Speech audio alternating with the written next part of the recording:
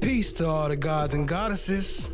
Back again with the vibes of the divine. I am the god Shango, and today, get ready to take another deep dive into this electrifying world of the Young Thug Rico trial. Let's get into it, family. Can we just, something's come up. Can we just take a brief comfort break just a second, okay? We'll be in recess. She did, and she knew what she was doing, and it's not right. You heard Mr. Steele. Mr. Steele said, Your Honor, I am willing to surrender my bar card and have her surrender her bar card if what she is saying is true. He wasn't wrong. She wasn't wrong. She was not candid with the court. And at some point, you've got to say to the parties, if I'd done that, I would expect you to say, Mr. Adams, don't do that again. Don't step up to me and lie to try and get me to rule or overrule something I've already ruled on. Don't do it again. You ought to say that to them. We're not playing games in this courtroom. These are these people's lives at stake. And like I said, sometimes you win a motion, sometimes you lose. But you don't get the court to address something or... Second year finishing, second year Georgia State. Does she have a name? Okay, well, that's usually how we start off. Name would be great. Your Honor. Okay. The young lady, young genius next to me is Amy, H-A-L-E-Y. Paul, H-A-L-T-I-W-A-N-G-E-R. Paul Wanger, and she is, I've been able to work with her for approximately a year and a half. We've tried cases last year before this case, so 2 years, I got 2.5. We've tried cases together, and she is really a rising star in the profession. She's accepted the job starting next fall with the DeKalb County Public Defender's Office for an internship. All right.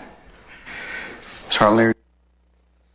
What up, peace fam. Welcome to the family. I see you, TSC, the child of Yah, Larissa McDaniel, Lady Justice is blind. Gloria, Everybody can get Lady L. Appreciate y'all being the first ones here. Let's get it in, family. Watch Glanville. Watch how smooth he talk with his little company in the courtroom. Remember everybody was talking about how he had the courtroom filled up? This was that day. Good morning and welcome. All right, and also this morning I have the privilege of hosting criminal justice cluster from Clark Atlanta University. Good morning, ladies. All right, they're here to observe, as this is a public forum, and all are welcome within this space. So, that shit crazy. What the boy doing? What one? Rapper boy. Oh, man, I just was talking to his ass, too. I just talked to his ass. Rapper boy. He ain't talking about shit. He ain't talking about nothing, man. Say he finna go out of town or some old shit. You ain't trying to give me no lawyer, man? Man, hell no. So, Hell no. Well, shit, man, I don't even know why you even think he gonna goddamn. Man, that man ain't. Well, if he is, he doing that secret. I don't know. So don't let me say he ain't tell me nothing about getting down. He ain't say shit about that. Now, I ain't gonna lie. Thank you. Now, What number did you stop at? 645 stop. Were you able to? Okay. And that was Mr. Jontavious Stevens speaking at first, saying what that boy doing? Is that the first voice? Yes. And then Mr. Allison said which one, and Mr. Stevens said rapper boy. Is that Yes. fair? Okay. And on that, Mr. Stevens asked whether you know that to be Mr. Williams, right? They were talking about Mr. Williams. Objection, Your Honor. That would call for speculation. It was already testified. Do you know who rapper boy was being referred to? If you don't, just say I don't know. Objection, foundation, basis, and speculation. Okay. We'll go with rapper boy. You don't object to the commentary? you can ask that question. Mr. Stevens asked whether he, being rapper boy, trying to get me a lawyer. You hear that? Yes, that's what he stated. And Mr. Allison said something like, no, he's going out of town, and if he is, he's doing it in secret. And don't let me say he ain't Lady Justice tell me is nothing blind. about it. Everybody He ain't say S-H-I-T, I ain't gonna lie. Something like that. Is that fair to say? Something to that effect, yes, sir. Any evidence to share with the jury that Jeffrey Williams is not Trentavious Stevens, a lawyer, he paid for a lawyer? No evidence at all. What up, Mary Lou Dwyer? I see you, family. We getting in tonight. Last time we did Gaither, you know, we was mostly focused on Shard. So this time we gonna tap into Steele. He about to tear it up. Hey, what up, family? I see you, FFS, creeping in. I see you, fam. What up? No, I stated that he did. No, you didn't say that. Oh. I'm asking, do you have any evidence? I've never looked into that, sir. Did you know that Mr. Trentavious Stevens used the public defender? Objection, Your Honor. I state objection. Chan, my black is golden. What up, family? I see you. Appreciate you being here. Let's go to 1420 on the same exhibit.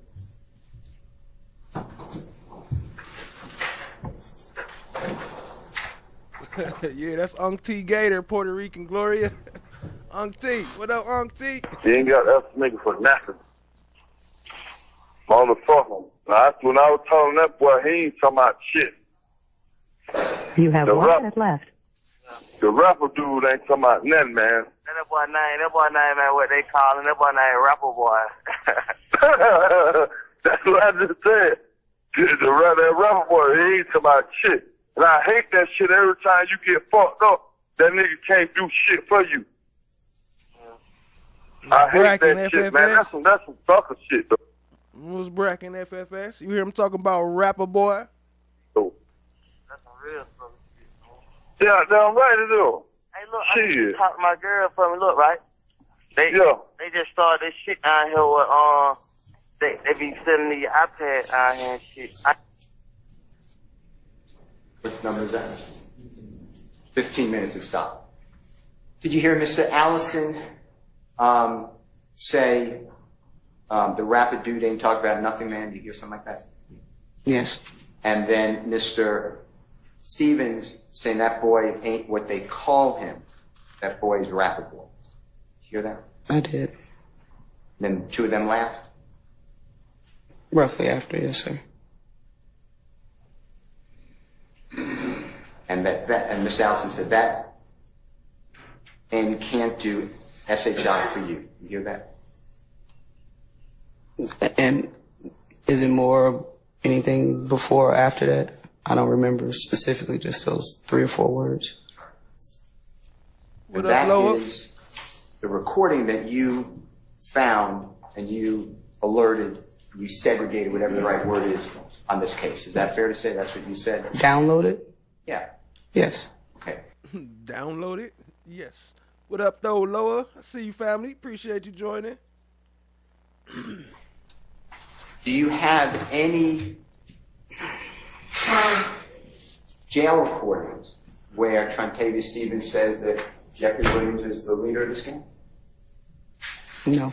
Jeffrey Williams pays for my lawyer. No. Jeffrey Williams, I do these crimes for Jeffrey Williams. No. Going to, and I, again, don't know the numbers, so I need help, but the Walter Murphy, remember that call with Erica? Yes. Now that would be July 15, 2015. Fair to say? Okay. Sound right? Sound about right. What number is that? Rainy Rain, welcome to the show. Let's get it in, family. Appreciate you being here. What number? Like, we gotta start a fundraiser or something. We gotta get me some more money so I can get a better lawyer, bro. It stopped. What number did it stop at? Did you recognize that as Mr. Murphy's voice? I did. And did you recognize him saying, you have to do a fundraiser or something, got to get more money so I can get a better lawyer? Yes.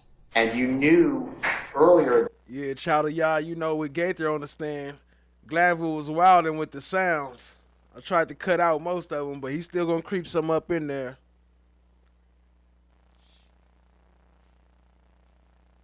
Appreciate y'all being here, family. Hit the like, hit the subscribe, tap in, share with a friend.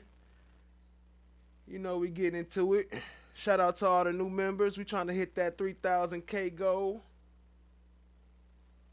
Appreciate y'all all, family. Let me pull this thing back up real quick.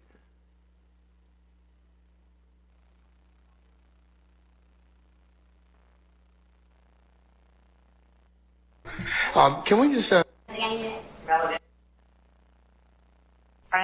honest, Ryan, ain't nobody finna be here for me, but I already know how this shit finna go. Like, either we gonna try to talk to Thug, I'm just gonna ask him straight up and down, like, start me a fundraiser. You know what I'm saying? Like, to really go on his page and start me a fundraiser. You know what I'm saying? And as Dora or somebody like that, to really be over it, or tourist. You know what I'm saying?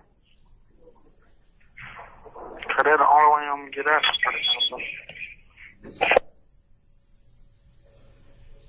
11:41 and stopped at 9. Were you able to hear that? For the most part, yes, sir. Okay.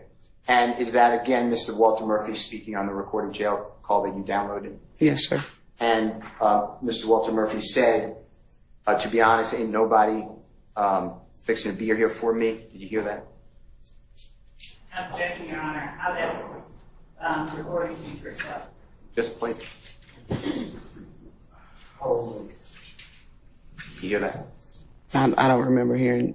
Yeah, that was DK saying, I'm going to see if I could get Thug to start me a fundraiser because I need to get out of jail. I need a new lawyer. That part. And either we're going to try to talk to Thug, ask him, just going to ask him straight up and down, start me a fundraiser. Did you hear that? Yes. Okay. And I'd really like to go on his page and start me a fundraiser. Did you hear that? I don't recall hearing go on his page. I don't recall hearing the page part. Mr. Steele, before you pause it, another question. I have it on good authority that we take a break, okay? Yes. All right, ladies and gentlemen, how about we take 10 minutes and we'll come back at... Clean. We got the cheat sheet. And I'm not casting any blame here. We got the cheat sheet. You know, Glanville and Jack got to have their comfort breaks. At 8:20 this morning. So, no, I'm not agreeing with it. And Okay, well, I'm just asking you because I'll make it for the record, and you can make an objection. And I'll go ahead and make rulings accordingly, should there be. But and I'm not agreeing with, and I'm objecting to. I know you'll do whatever the honorable court thinks is within the law. But this muting in front of the jury, you're hiding information from a jury. They should.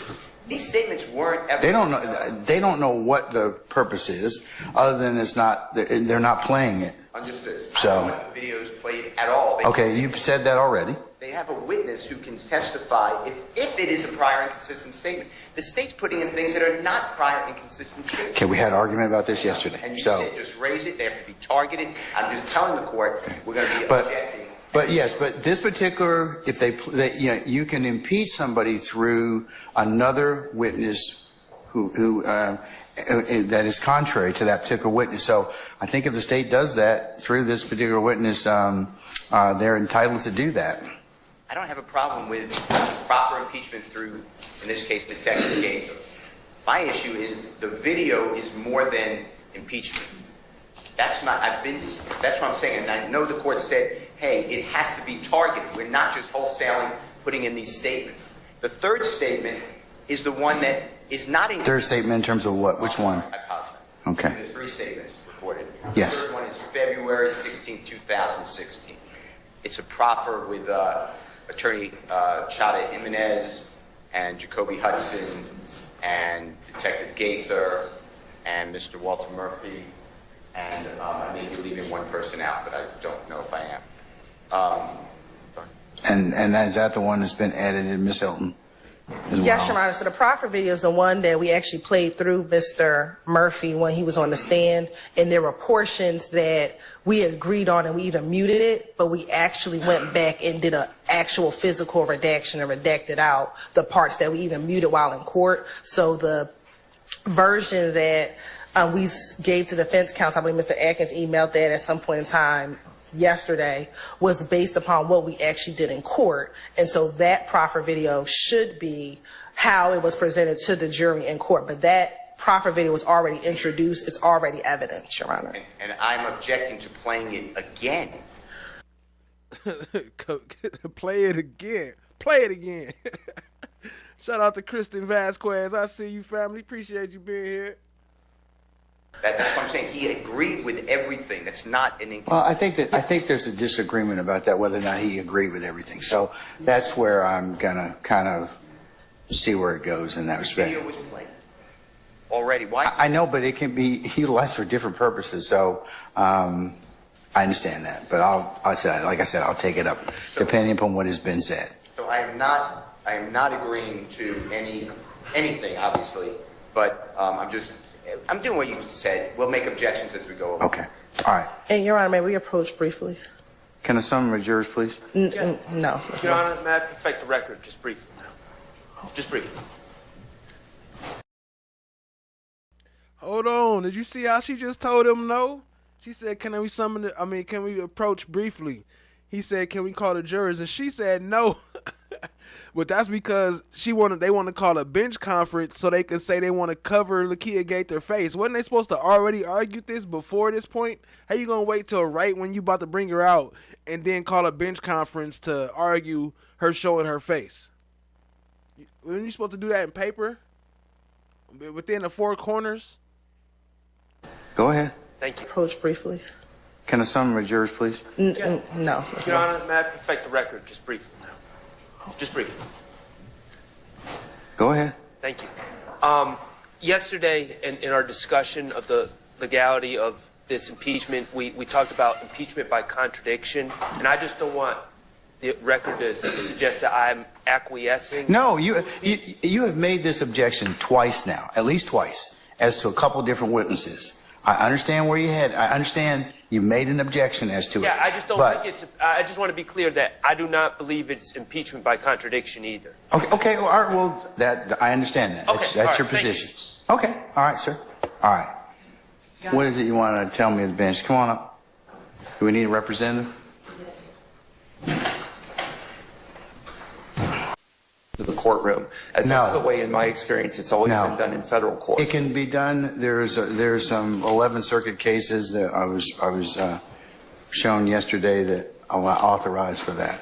So, I understand that you may be authorized to do that. I was just suggesting that the better practice may be to do it before the jury is present. You know, I'll be wondering too, when I be hearing some of them coughs in the courtroom, I'll be like, damn, dude, nobody in the courtroom know how to cover their mouth or, conceal their cough. It sounds like everybody be coughing with their mouth wide open. Should be disgusting, fam. Especially Glanville. Mr. Steele asked me that yesterday. Okay, thank you, Ron. Yeah, so I'm going to see if they qualify the witness using the Daubert standards in 702, and we'll let you all voir dire the witness accordingly, and then I will make a decision as to whether or not that particular individual is able to testify in that manner. Thank you. Okay. Your Honor, I just get a continuing objection. Yes. I don't believe the case, the 11th Circuit case. I think it's Ware. You're right. It is Ware. Thank you. Okay. All right. I don't believe it says it's done in front of the jury. It said it wasn't done at all, and you have the discretion to find someone. But No, it was done. There was no pre-admission. It was done in front of the jury because of the type of case it was. I mean, I think it was firearms or ballistics or whatever else. So I think the court just made that fine. Anyway, I'm objecting to it being done in front of the jury. I'm objecting not to have it dealt with heard outside the presence of the jury. Can I just have a continuing objection? Because I don't want to do this in front of the jury. Okay. Thank you. All right. Anything else? All right. Summon our witness, please. First. Yeah. I'll bring in the jury. Yes. Thank you. The jury. Good morning. Good morning. All right. Without further delay, we're going to continue with the presentation of the state's case. Tall Glass, what up? Appreciate you being here. See you, family. Appreciate you joining. I'll call your next witness. The state calls Investigator GAITHER to the stand. All right. Summon Investigator GAITHER, please. All right, madam, good morning. If you would come on up, please. Witness stand, once you get there, if you turn and face Sergeant Ingram, be sworn as a witness before you sit down. The gatekeeper. Raise your right hand. Swear firm testimony to give the truth, the whole truth, nothing but the truth. Yes, sir.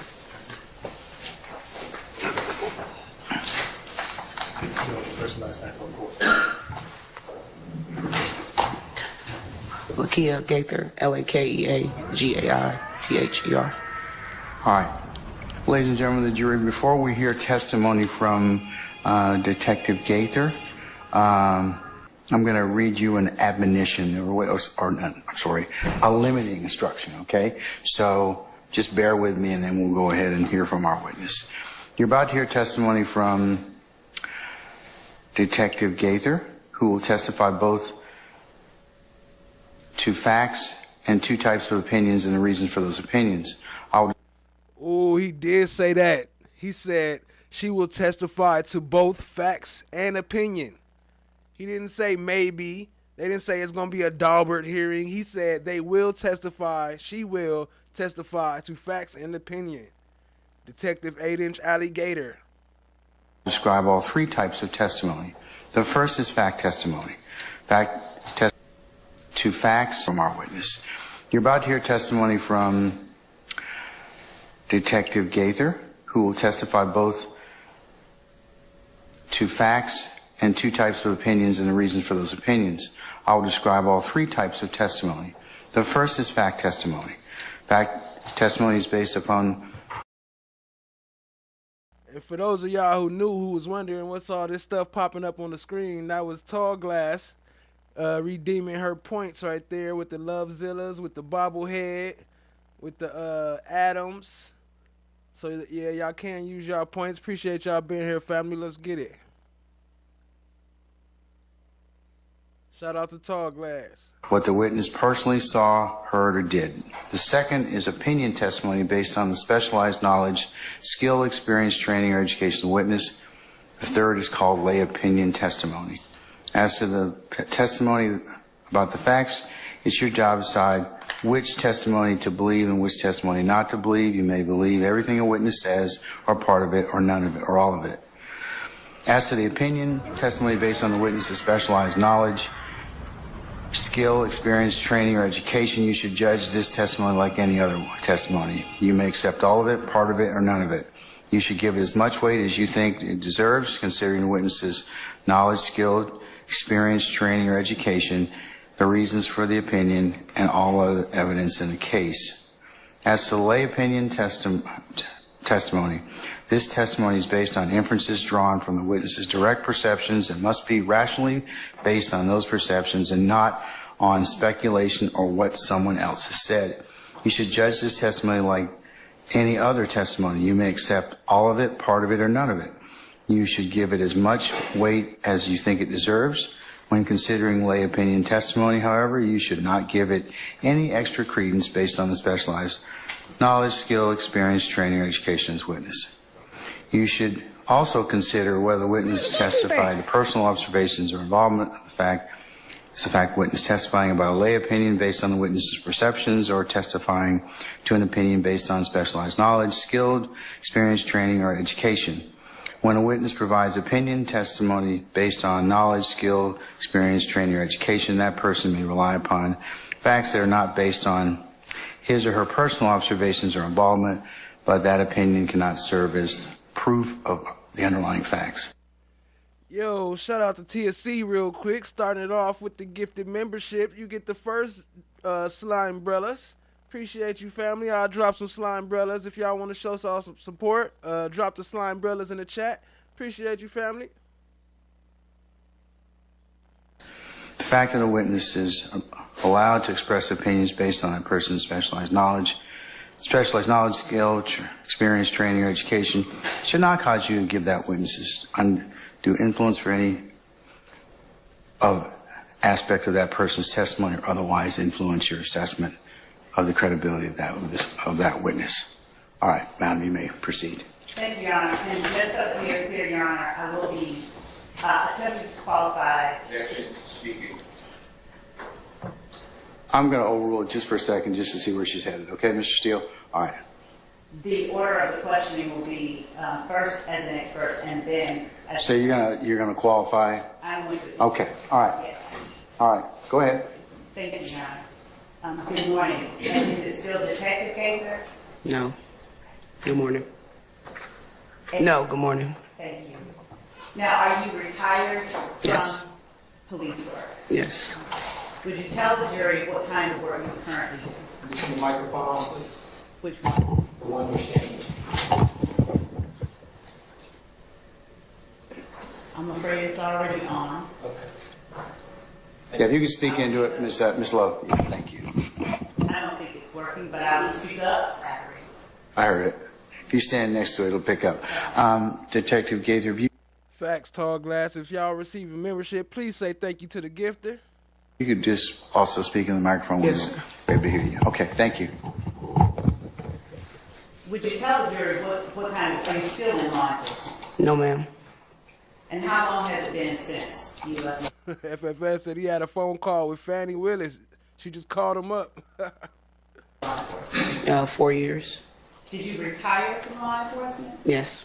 How long did you work in law enforcement? Almost 19 years. Would you please tell the jury where you were originally from? Chicago, Illinois. What part of Chicago, if any particular part? Objection, relevance. Your Honor. Overruled. Go ahead. South side of Chicago, Inglewood community. And is Inglewood E-N-G-L-E? E, yes. W-O-O-D? And did you grow up in Inglewood, in the Inglewood community of Chicago? Yes. I guess just to understand the law and what the law considered a gang to be. You know, it just kind of transformed into the work that I did and how I looked into, you know, my investigations. What type of crimes did you see being committed by this group? All type of crimes, narcotic sales. Like I said, the big thing then was the smash and grab robberies and burglaries. We had murders that we assisted with, the homicide unit with, aggravated assault, shootings. It was everything from A to Z. Fights in schools, vandalism, spray painting buildings and stuff. And property crimes. Did you ever see property crimes being committed by gang members? Yes, that's what it's meant. I'm sorry. She said. Ask and answer. I never been to property. I don't think she has. I'm going to overrule the objection, sir. Yes, property crime would be like a smash and grab, burglary. We also saw a lot of auto thefts, which would be considered a property crime. Vandalisms of buildings or apartment complexes with spray paint, putting up gang graffiti. That would be considered a property crime. Prior to your getting transferred to the gang unit, if there's, say, a drive-by shooting at a house and no one's hit or hurt, generally speaking, what happens to that type of case? Is it investigated further, generally speaking, before you got into the gang unit? Relevance and also vague. Which one are we talking about? I'll sustain this to vague. Thank you. I'll You can read the rephrase. phrase. Thank you. Was there anything that you noticed about property crimes that did not involve a person being hit that caused the Atlanta Police Department to treat those crimes differently after the gang unit began investigating gangs? Yes. After a while, we noticed, I want to say it was maybe 2015, 2014, that damage to property crimes were not being investigated. So we would get some drive-by shootings at residences, and if no one was, injured during that shooting, a police report would be generated by the responding officer, and it would be classified as a damage to property, whether a window was shattered or a car window or damage to a home or a door. It would be classified as a damage to property. Well, those reports are generated. They go to central records. We basically went back some months and found quite a few damage to property reports that were, what we later found out were related and just hadn't been investigated. Could you do me a favor? Could you speak directly in the I'm sorry. microphone? And use your outside voice so we can... This one? Yeah, that one. That's Okay. right, so we can hear you a little better. Thank you. Yeah. Yeah, so we essentially went back to investigate a lot of these damage to property reports, which we found were related to a ongoing bigger investigation. Actually, Mr. Jackson, Jackson of Stillwell, was claiming 30 deep, but he migrated to Young Slime. I'll overrule the objection. You may go ahead. He eventually migrated to Young Slime Life. When I first met Mr. Williams, incident occurred, I want to say it was maybe 2012, 11. That is when. No, just... Okay. I apologize. Yes, no problem. Mr. Williams and Mr. Jackson was still And by Mr. Williams, what was his name? Jeffrey.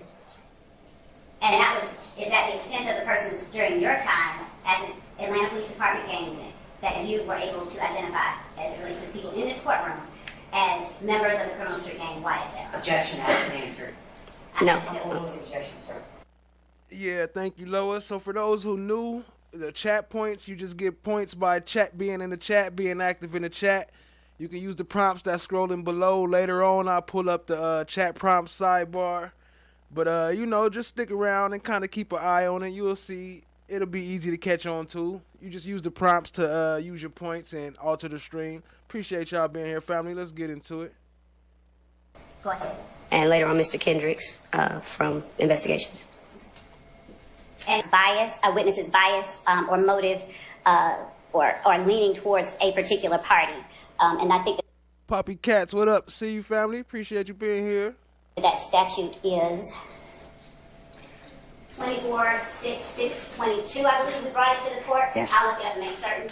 But we definitely confronted Mr. Murphy with those statements. He says, I could get killed just by being here. I could get killed for looking at this video. Okay. All right. I did rule upon that already. All right. Anything else, sir? I filed a motion in limine. We had good conversations. We had all the cases. I've already read them beforehand. I gave you all the 8 cases, I believe. And then the state asked one question. If it was Miss Hilton, the Honorable Miss Hilton, he said that he didn't remember saying that. Asked another question about fear. I asked approach. He said, move on. Sustain the objection. I don't know how it's now going to be played, and I'm objecting to it. The court has ruled, and it is character evidence, and they took out. The matter is bad enough for putting it in, but the state has redacted. I'm objecting. The only part, after he said, I could get killed for this, he said, but this has nothing to do with Jeffrey. That's, I don't know how. Somehow that's the only part that is redacted. In addition, the state did not redact and take out all of the information about the search. And I've said it now 4 times. And I will. I'm putting everyone on notice. And I'm not saying you're going to grant it, because I heard what you said earlier. You're not going to grant a mistrial. But this is out of control. This is an out of control part by the state. They constantly are ignoring the court's rulings. So I'm objecting. I put it on the record now. And then whatever happens tomorrow happens. I understand you could deny it. And then Well, I hope it won't come up. It won't come up because you do need to trim out that. And He already ruled on it, and they still arguing that shit. They always do that shit. What up, Lady Chameleon? I see you. Appreciate you, family. trim out those particular things about the search of Mr. Williams' home. Well then, you know, here's the thing. Why don't you all get together and make sure that it's done, and you see it. So, Mr. Steele and I have Right, you heard that? Saying he migrated to a different gang. He migrated to YSL. had a number of conversations about taking out the part of the search. Okay, let's break it down. So the search of the has the issue involving Mr. Williams' home been taken out? Yes. Yes or no? Yes. Big Homie will be referred to as someone that's well respected within the gang. What did you do once you got word from homicide that Donovan Thomas had been murdered? To a reasonable amount of certainty, I believe it happened on a Sunday, and I was off. I came into work. There was a witness there, I guess telling his side of the story to homicide, and he had requested for myself and investigator Dennis to come in. And by he, are you talking about the lead detective or the witness? The witness. Okay. Do you recall where it was that Donovan Thomas had been murdered? In other words, what area of the city? Yes, it was on. Rainy Rain, to get your points up, you just keep doing what you do. You already chat enough, so as long as you keep chatting like you chatting, your points will keep adding up. Appreciate it, family. McDaniel Street, just south of Northside Drive. And what part of the city would you classify that as? Mechanicsville, Summerhill? I believe it's more or less on the lines of Castleberry Hills, but it's just on the opposite side of I-20, which separates Castleberry from Mechanicsville. And the person who came forward on the night that Donovan Thomas was killed, without saying what they said, who was that person? Kenneth Copeland. Did you and Dennis speak with Kenneth Copeland that night? Yes. Did you all speak with him later on, again, about similar matters? Right. Without talking about what he said? YoungThug-YSL, can we approach?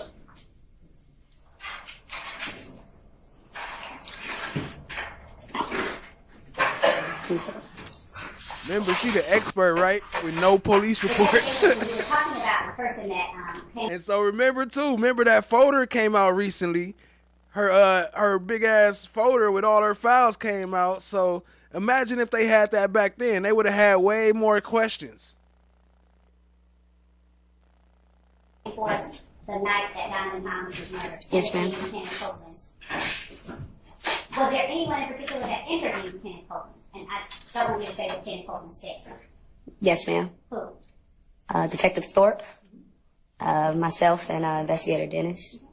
And were you Detective Thorpe and Investigator Dennis in a particular location at the time that you interviewed him? Atlanta Police Headquarters. And where in Atlanta Police Headquarters? In other words, were you in an interview room? Yes, Or an interview room. how many times did you all interview him? What up, Tuesday? Thank you. I appreciate that, family. Appreciate you being here. Not certain. At the very least, 2. And did that involve him getting up and leaving and coming back, or somebody leaving out the room and coming back? How did that work? I can't recall at this moment. Okay. That was a lot. Roughly the very next day after Mr. Thomas's murder, we began to get drive-by shootings left and right. I mean, they were coming in at a very high speed. Application log. Your Honor, I'm not asking what you want to say. I'm sorry, Mr. Jones. Oh, sir. Yes. As you investigated these shootings, were the persons involved associated with either IFGANG or YSL? The victims? Or Both, just in either capacity. yeah, we would see residents of both sides, YSL and IFGANG, their family members or friends or locations where they were known to frequent. We would see retaliatory shootings at both residences. We would also receive shooting calls of the wrong residence, which was directly next door to a location that we knew to be involved with a YSL or IFGANG member. So there was not only just those people, but there were also people that had nothing to do with regular citizens whose property was being damaged. During the time YSL? Yes, we had posts from both sides that, just Generally One speaking, sir. I didn't hear you. I'm sorry, that's the evidence rule. And here's it. for a post from both YSL and also IFGANG disrespecting each other online. Yeah, the 3-4 inch, 7-8 inch folder. Hearsay and what competition. That you investigate. Can you say the first part again, please? Were there individual conflicts between a member of YSL and a member of IFGANG that you investigated during your investigation into the murder of Diamond Thomas? Yes. Who were the individual members that you investigated conflict between? One in particular was between Mr. Kenneth Copeland, a.k.a. Woody, Lil Woody. Rainy Rain is game. G-A-M-E, game. I said game. Game. Shout out to Time. What up, family? I see you. Appreciate you being here. And the other one was with Kelvin Watts, known as Shell Kel. Kelvin Watts was a member of IFGANG and Woody YSL. When did that conflict occur? As far as I know, 2014, late 2014, that was kind of the start of all of this, to my knowledge. So late 2014. Did any other members of YSL get involved in that conflict that occurred with Kenneth Copeland? You're saying? It's speculation. I'll sustain this.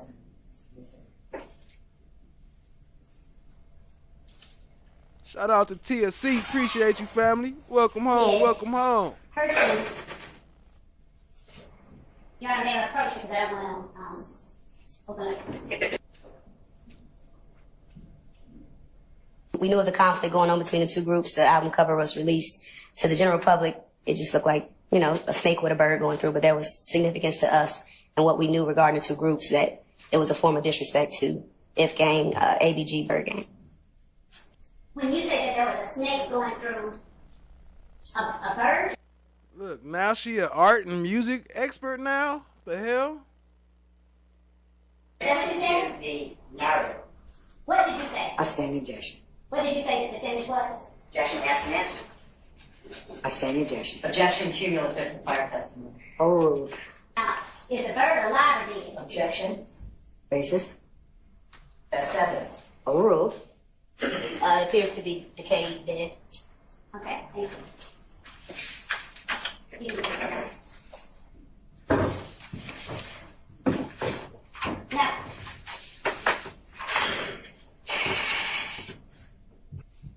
What you elicited is speculation. So I'll sustain that, but you can rephrase it. did you ever see the two perform again after that time together? Never saw. Never found Your it. Honor, Overruled, sir. did you ever see defendant Jeffrey Williams perform with Rich Homie Quan after that time? No, I didn't.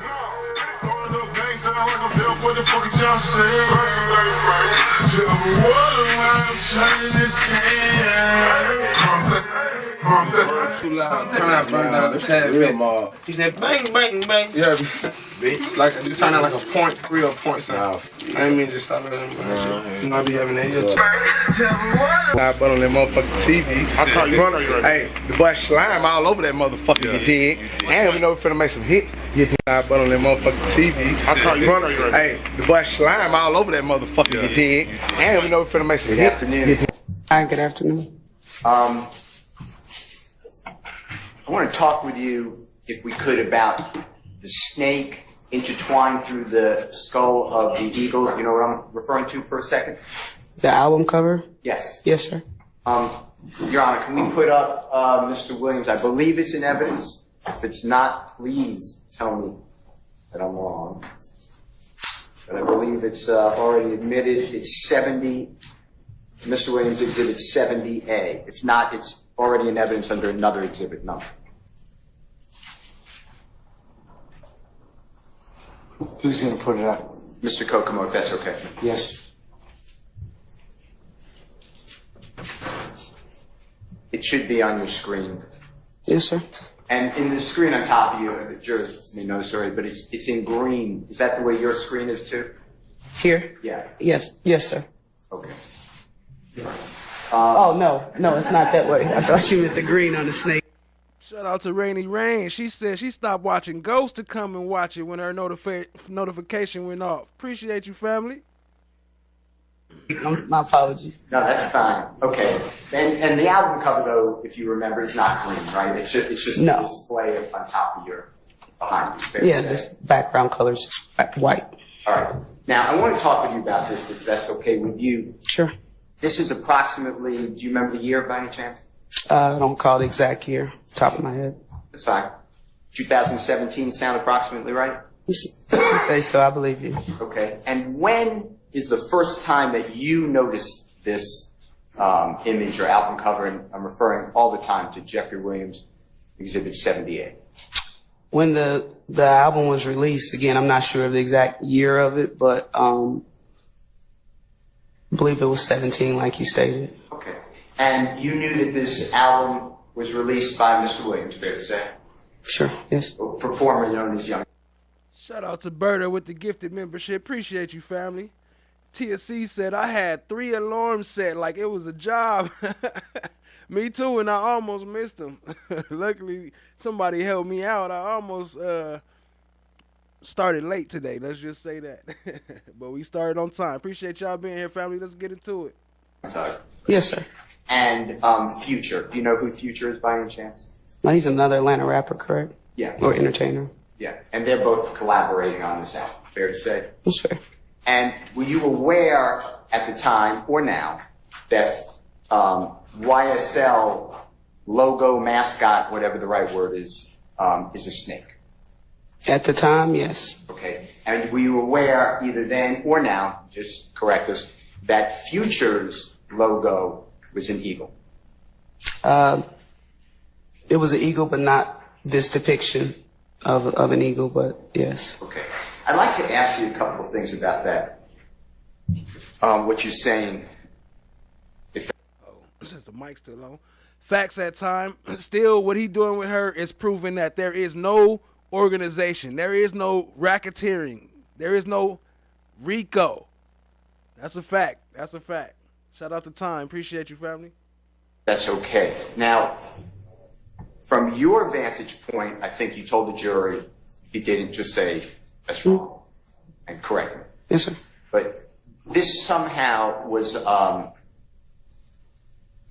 inspiring or... How's a RICO organization and DK crying for a fundraiser? exciting part of the gang war that he told us about. Fair to say that this picture, that's how you took it. It was insulting to IF. Objection, not a compound question. I stand this to form. You can rephrase her.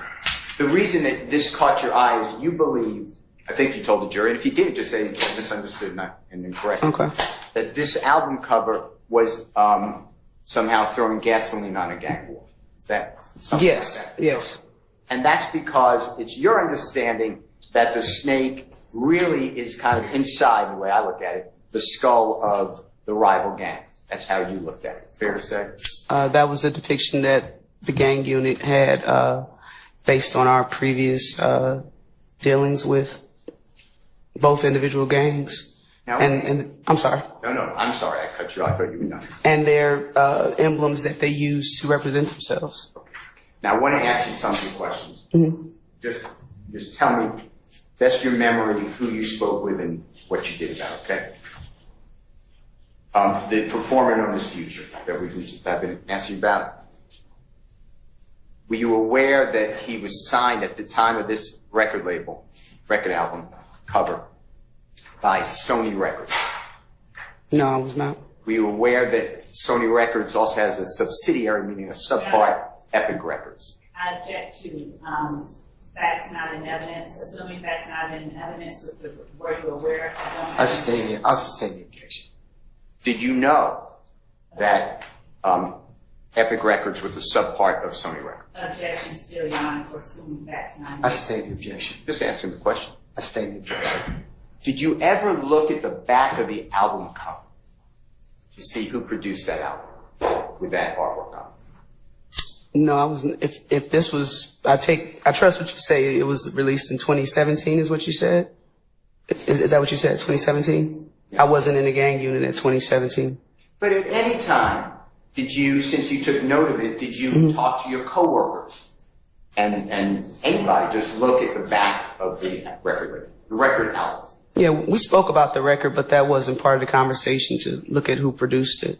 Did you ever attempt, and when I say you, I'm including your team, right? Okay? I understand. Ever speak with anybody? How you an expert and you ain't done none of this, what he about to ask her? He about to expose that she not an expert too. What up, no one? I see you, family. Appreciate you being here. To find out whose idea was that artwork. Objection calls for speculation. I'm not asking any speculation. The objection, Mr. Okay, don't speculate. Calls for speculation. Did you ever bother, and I don't mean that in insulting, just did you ever take the time to find out who did that artwork? Well, what's the relevance of who drew it? Just asking, did you do that? Objection relevance. It's the image that we've been talking about. I'll rule the objection. You can answer as you can now. Yes, it wasn't relevant enough that who drew it for me to ask or inquire. I'm sorry. I'm sorry. Go ahead. No, I'm done. I think I cut you off. You said it wasn't relevant who drew. Is that what you said? For me, it was not relevant, the artist. And how much input did Jeffrey Williams or anyone with YSL have in creating that artwork? Objection, foundation, basis, speculation. I sustain the objection. Is it important to know how much input Jeffrey Williams himself would have into that artwork? Objection made. I state the objection. How is it important to you as an investigator, and you've been qualified as an expert, and I'm talking about YSL, is it important to you to know whether Jeffrey Williams had any involvement in the creation of that album? For me, the creation of the album, no, but the message that can be interpreted by artwork is based on the individual viewer. And coming from the gang unit, you talk about free bands. I've never seen Future or free bands represent themselves with just the skull here. I've seen images of If Gang represent themselves with If Gang, ABG, with just the head of the bird, not the full wings like free bands. So my interpretation of it was disrespect. Since you interpret it like that, would it be important to know whether Jeffrey Williams had any involvement with that artwork? If he put his name on it, there's some level of involvement. The artwork, the cover? With what's being put out and representing his name. That's what I would conclude. How about YSL? Any members of the record label, or whoever you want to call it YSL, how much input did anyone with YSL have into creating this? Objection calls for speculation. I state the objection. Do you know Ain't she the expert though? whether anyone with YSL had any input at all? Again, I conclude that if someone put their name on something to be presented to the world and represent themselves, you would have some level of input on what's being put out to the world. Gatekeeper. Did you do anything to corroborate your belief? Objection noted. Oh, the objection. As in, Anything? no, it's not against the law to make a artwork. You know, it's not illegal. I was investigating crimes, not just So why y'all up here talking about it then? specifically artwork. Are you familiar with YSL putting out an album cover with an eagle holding the snake in its hand? Are you familiar with that? Not off the top of my head. I mean, if you can show me something, I can tell you if I've seen it or not.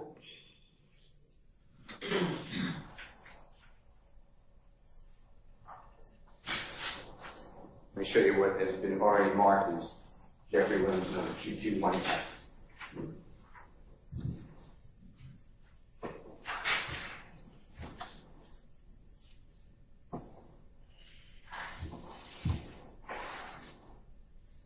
May I approach? You may, sir. Just show it to the stage. Thank you. I've already sent it to previously, and I get. I think I may have seen this. Yes. And does it look like what you have seen before? Meaning, is it accurate in what you remember previously? It looks accurate, yes, sir. Your Honor, I move for the admission of Mr. Williams' number. That would be 221F. Your Honor, I would object unless additional foundation is laid. This denote the Can I foundation. see it, please? I state the objection at this point. Well, how have you seen Mr. Williams' 221F? Say it one more time. How have you seen Mr. Williams' 221F? I may have seen it online. Okay. And what did you recognize it to be? An album cover. And I've already asked you this, I want to ask you again. Does it look similar to what you've seen online or identical to what you remember seeing online? In reference to the same picture? Yeah, it looks pretty similar. Your Honor, I believe a foundation has been laid. Okay, you have any further objection? No, Your Honor. All right. What's the number of these exhibits, sir? 221F. So 221 alpha, is that what you said? F. Oh, 221 alpha, okay.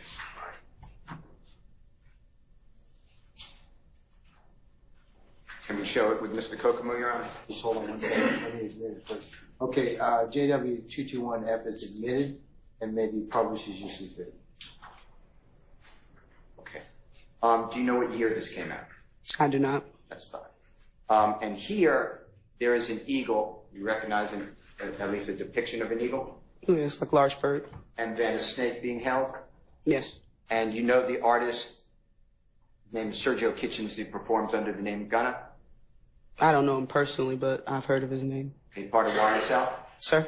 Part of YSL? Yes. And then Roddy Ricch, R-O-D-D-Y-R-I-C-C-H. Mm-hmm. That's a performer, right? Yeah, I've heard of him. Yes, sir. And they did this album that the judge admitted 221F. It's not the album, it's the cover, the artwork of the album, right? Correct. And in this one, you notice that there's a snake. That's a symbol of YSL, right?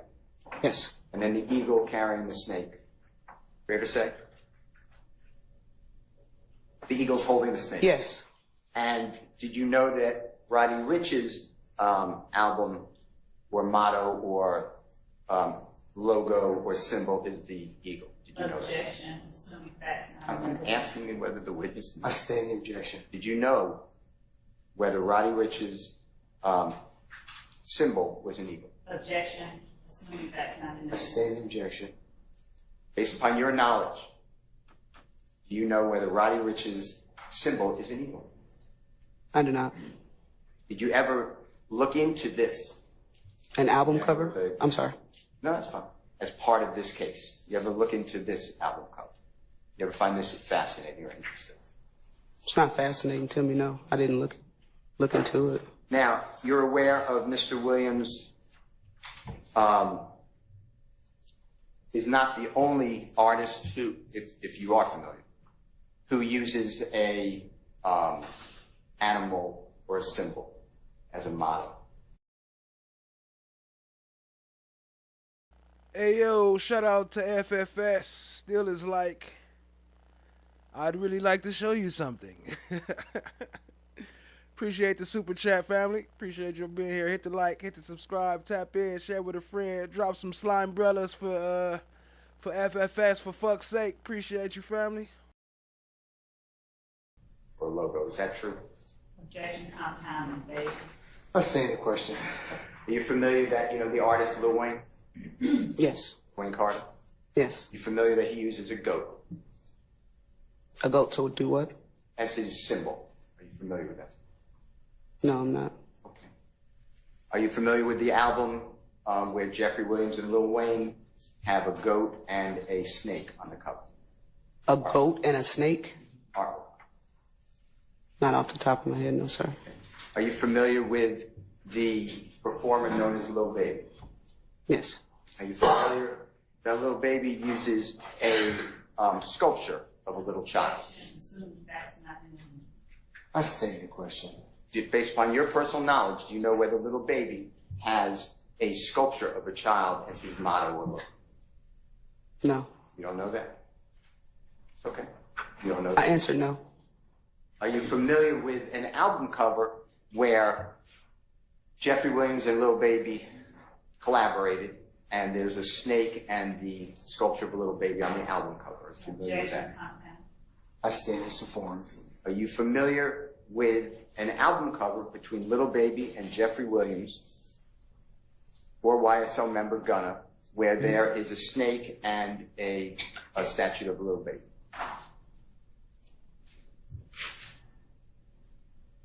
No.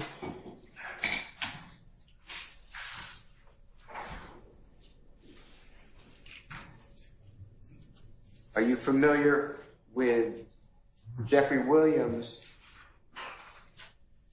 and Future doing another album cover where there are two eagles and a snake? Are you familiar with that? As far as album covers, no, I'm not familiar with the artwork. Let me just show you this. This refreshes your memory. And if it doesn't, just say it doesn't. Okay. May I approach, Your Honor? You may, sir. Showing you Mr. Williams 2212.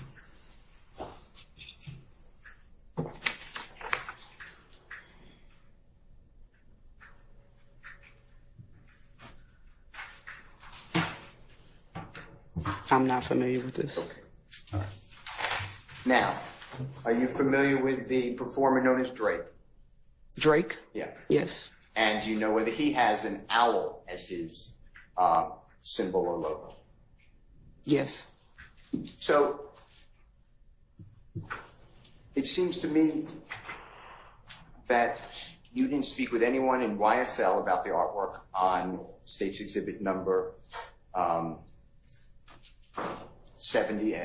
right? I stand objection. You didn't speak. Did you speak with anyone with YSL? Any of the artwork people there? Any of the managers? Anybody? Jeffrey Williams 70A, it should be in front. Stand the question. You didn't speak with anyone with Futures people, Sony Records or Epic, about 78 to see how that artwork was developed or created, right? Again, the artwork is not illegal to do. And as well as I wasn't in the gang unit in 2017 and thereafter when this stuff allegedly came out. Let me ask you this.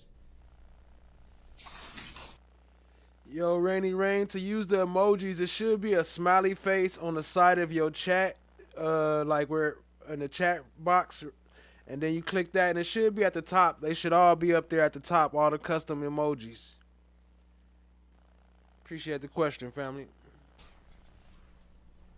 Is it possible, from your expertise, That is, unless you're on the iPhone. I don't know. iPhones act a little different, so I'm not sure how it works on there.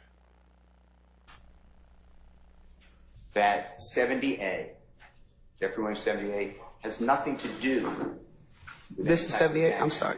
No, it's the one with the skull of the eagle and the snake going through it. Okay. Your Honor, I object to that question based on speculation. That is not the truth. I'll sustain the objection. The Detective GAITHER said, I sustain the objection. So you can rephrase it more.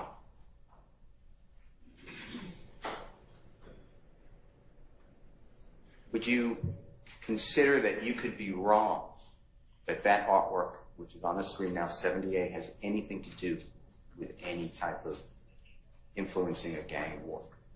Could you be wrong? Could I be? I think anybody on this earth can be wrong about something, but if you're saying artwork is left up to the interpreter. And as far as the gang unit and the back and forth shootings that we were working, it appeared relevant at that time. I want to talk with you about the back and forth shootings. Yes, sir. I would have been like, so who did you interview that said they shot somebody or got shot because of this album cover? Stupid.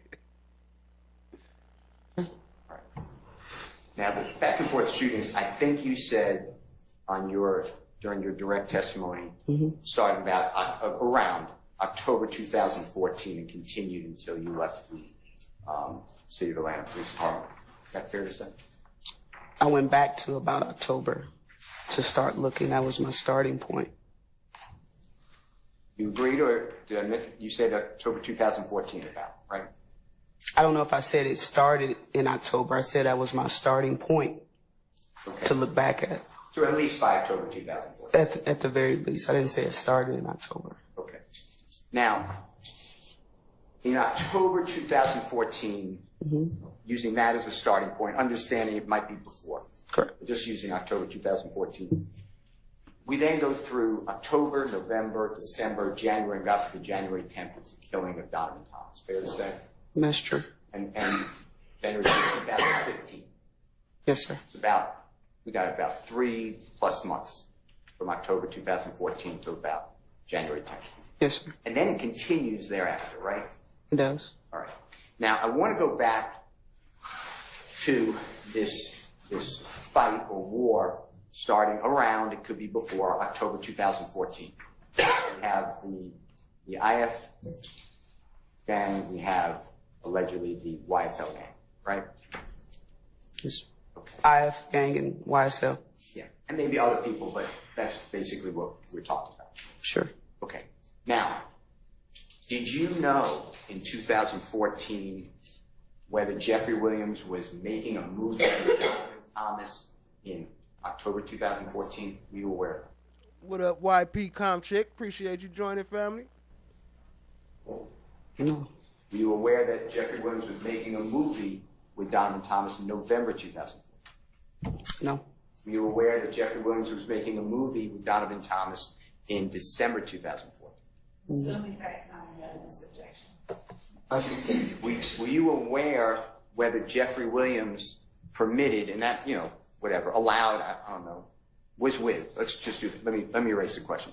Were you aware that Jeffrey Williams was with Donovan Thomas in October 2014 during his musical concerts? Objection, vague. I'll rule the objection. No. That's right. Were you aware that Jeffrey Williams was with Donovan Thomas in November 2014 at Jeffrey Williams concerts? Your Honor. Facts. You just gotta focus on what she wanna object to the worst, and those the important points. What up, Kingdom of Kush? I see you, family. Appreciate you joining. Object, facts not in evidence. Assuming facts not. I sustain the objection. Did you know whether Jeffrey Williams was with Donovan Thomas in November 2015 while Jeffrey Williams performed live shows? No. December 2014, were you aware whether Jeffrey Williams was with Donovan Thomas in December 2014 when Jeffrey Williams was performing shows? No. Were you aware that Jeffrey Williams was with Donovan Thomas on New Year's Eve of December 31, 2014, going to January 1, 2015? Basis. Assuming facts not in I evidence. sustain the objection. Did you know whether Jeffrey Williams was with Donovan Thomas or Donovan Thomas was with Jeffrey Williams on New Year's Eve on December 31, 2014? No, I was not. Going into, obviously, January 1. New Year's Eve to the New Year's Day, no. Okay. Did you ever look at Donovan Thomas's postings on the social media promoting Jeffrey Williams' music? Objection, assuming facts not in evidence. I'll sustain the objection. Based upon your work, did you ever look at Donovan Thomas's social media in October 2014, November 2014, December 2014, January 2014, promoting Jeffrey Williams' music? Objection, compound. I sustain this to form. Hey, so members on the iPhone, y'all don't get to see the emojis, or y'all gotta go to the Chrome browser to see the emojis? That's crazy. I didn't know that. You can rephrase, sir. All right, we're going to break it down into month by month. Did you ever look, and then tell the juries if you did, what you found, October 2014, No. Thomas's social media promoting Jeffrey Williams? No. The same question, November 2014. What No, up, sir. Swizzle? Same question, December 2014. No, sir. Same question, beginning, obviously, God forbid there was a killing, but beginning of 2015, January. I believe I saw, Hey, Steph JK, what up? Welcome, family. Appreciate you being here. well, after his murder is when I first saw Think I see Melissa name down there pulling up. What's up, Melissa? Appreciate you being here, family. Mr. Thomas's social media page. I hadn't seen it before. And I was inarticulate in my question. I don't care if you look backwards. I'm saying, do you remember October 2014? Specific dates, no. I know that I first saw his page was after his murder. You have a great memory right now of where you can pull out and tell us. In other words, I'll show it to you. Donovan Thomas promoting Jeffrey Williams' music. October, November. I don't. I sustain the objection. I don't think it was vague at all. I understand you still there. I'm Okay, sorry. I'm moving on. Okay. All right, I'm going to ask you again. At any time that you reviewed It was not vague at all. He ain't gonna ask the same question. Donovan Thomas's social media, okay? Okay. Did you find in October 2014, do you remember him promoting Jeffrey Williams' music? I can't recall the exact date. I do believe he may have posted a picture or something of Mr. Williams, but to give you an exact date or what the context of the photograph was, I couldn't tell you. Let me show you a couple of things. Sure. Your Honor, may I step back for a minute? Yes, sir, you may.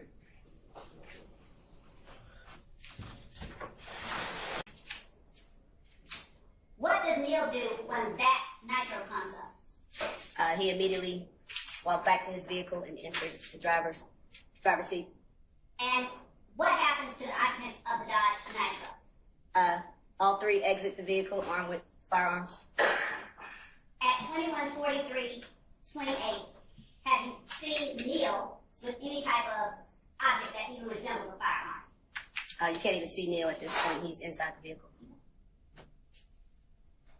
At 21:43:32, got into his blue vehicle and closed the door. And what about the occupants of the Nitro? What is happening at 2143, 32, and 823? They're walking into the parking lot armed with firearms. At 2143, 37, where is Neil? Inside the driver's side. So, you know, the D'Angelo DK situation that we've been covering on the last couple episodes, this is some clips from that video. Just the important clips from that video. Seat with the door closed. Has anyone from the Nitro done anything in relation to Neil's car at this point? You can see this guy here, later identified as Walter Murphy, walking up towards the rear of their vehicle.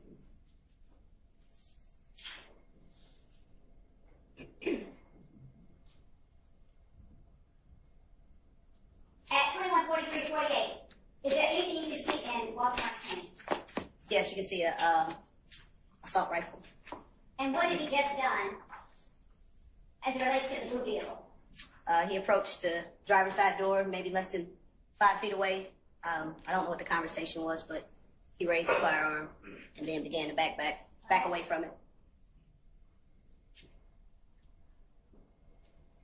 Is his face covered, Mr. Murphy's? No. All right. And what is he doing at 2143, 51? He's attempting to conceal the rifle into his jacket. Okay. And where is he walking? Towards the front entrance of the food mart. What is the blue vehicle doing? Break. Puerto Rican Gloria says, ¿Qué pasa? Lights came on, so it appears that it's putting in gear to leave.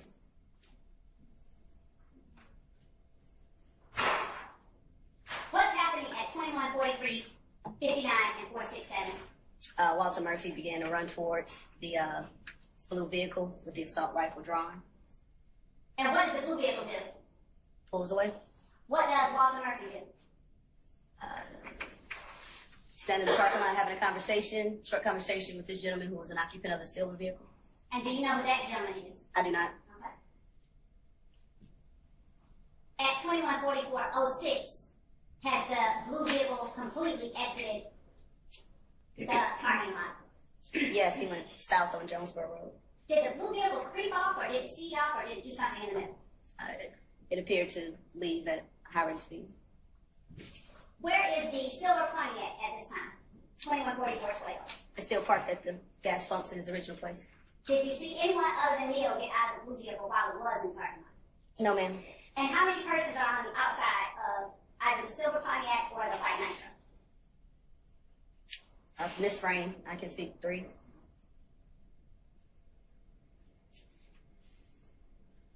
All right, so we're back down for the day. Yes, Your Honor. I stopped for the record at 21. And I appreciate it. And now that you've heard this recording, can I just point out 3 things I'd like you going forward to reconsider your ruling? When this was played, this being, and I don't remember.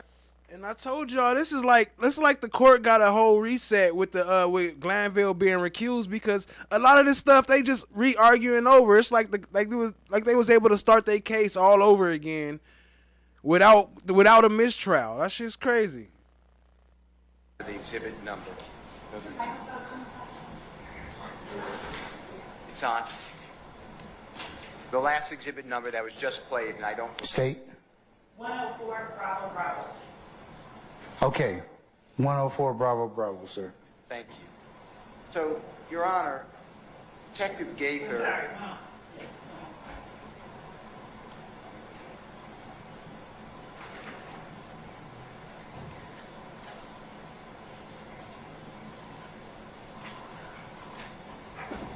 Appreciate y'all being here, family.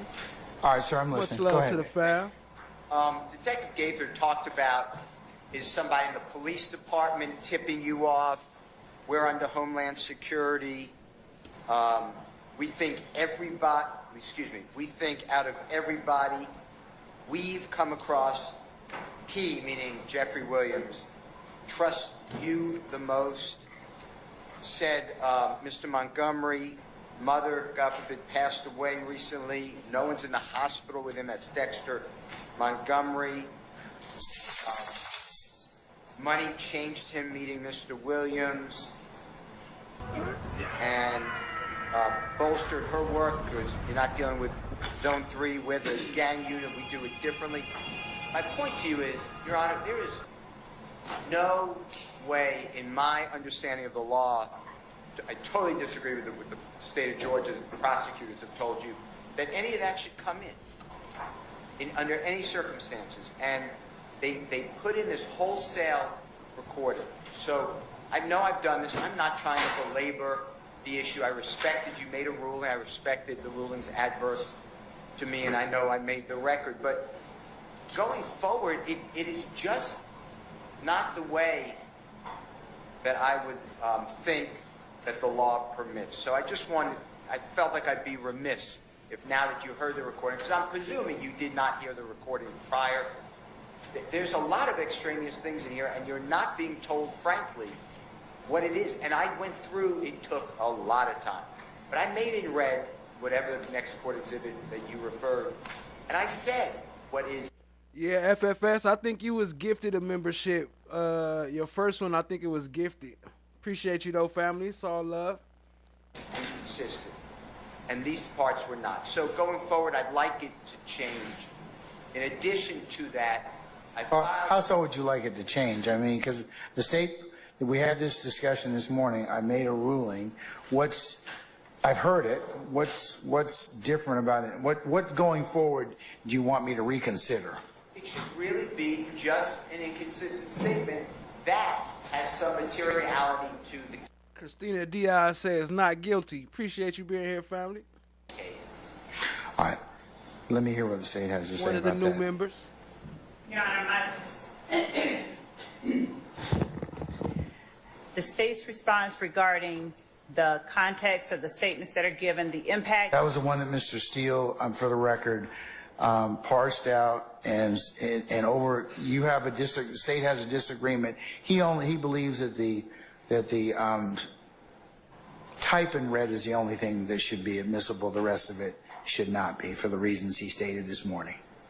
Mr. Steele pointed out to the court that per his understanding of the law, the only inconsistent statement inside the interview with Walter Murphy on July the 15th, 2015 were the parts that he highlighted in red. GAITHER said, no, you're not going home right now. And he said, is there anything that I can do to go home? And she said, you can't help me. You know, you might want to help yourself, but right now you're not going home. I already know the truth. And the only thing you can do to help yourself is to be honest. So what he said during that interview also pertains to his fear, not just of retaliation from people who were YSL members who may have seen him interacting with the police. There's no direct threat that there is intimated from anybody. So the prior case law that was cited by his counsel doesn't apply in this case. It's his overall feelings towards the party. And as to Mr. Murphy's assertion that he was false flagging, inside this interview, they talk about Mr. Murphy's relationship with a very high-ranking and well-established blood that Mr. Murphy would not have been false flagging around. He talks about his relationship with him and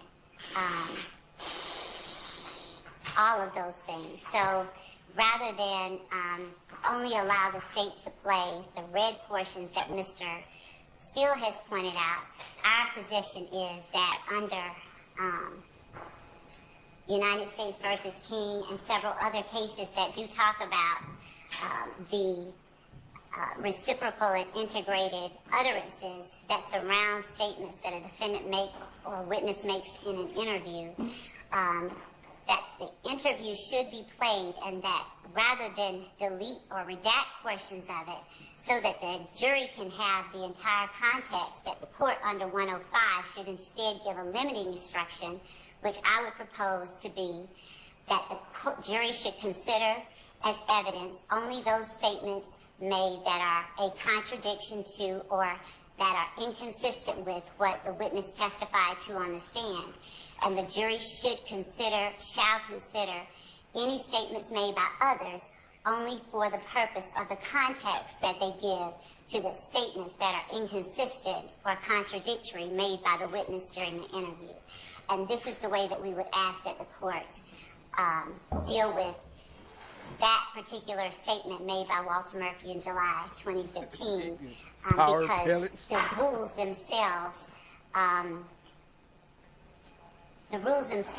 rules of inclusion, and 105 is meant to remedy those circumstances where there's not an agreement as to what part is admissible evidence and what part is not, rather than to redact the context around the statements that the Much love, Steph JK. Appreciate you stopping by. Hope everything all right. Stay safe. witness made. All right. Hold on 1 second, please.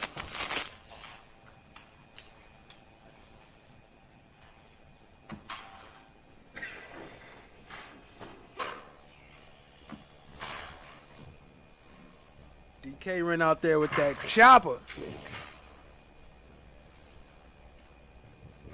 How they even know that was DK though?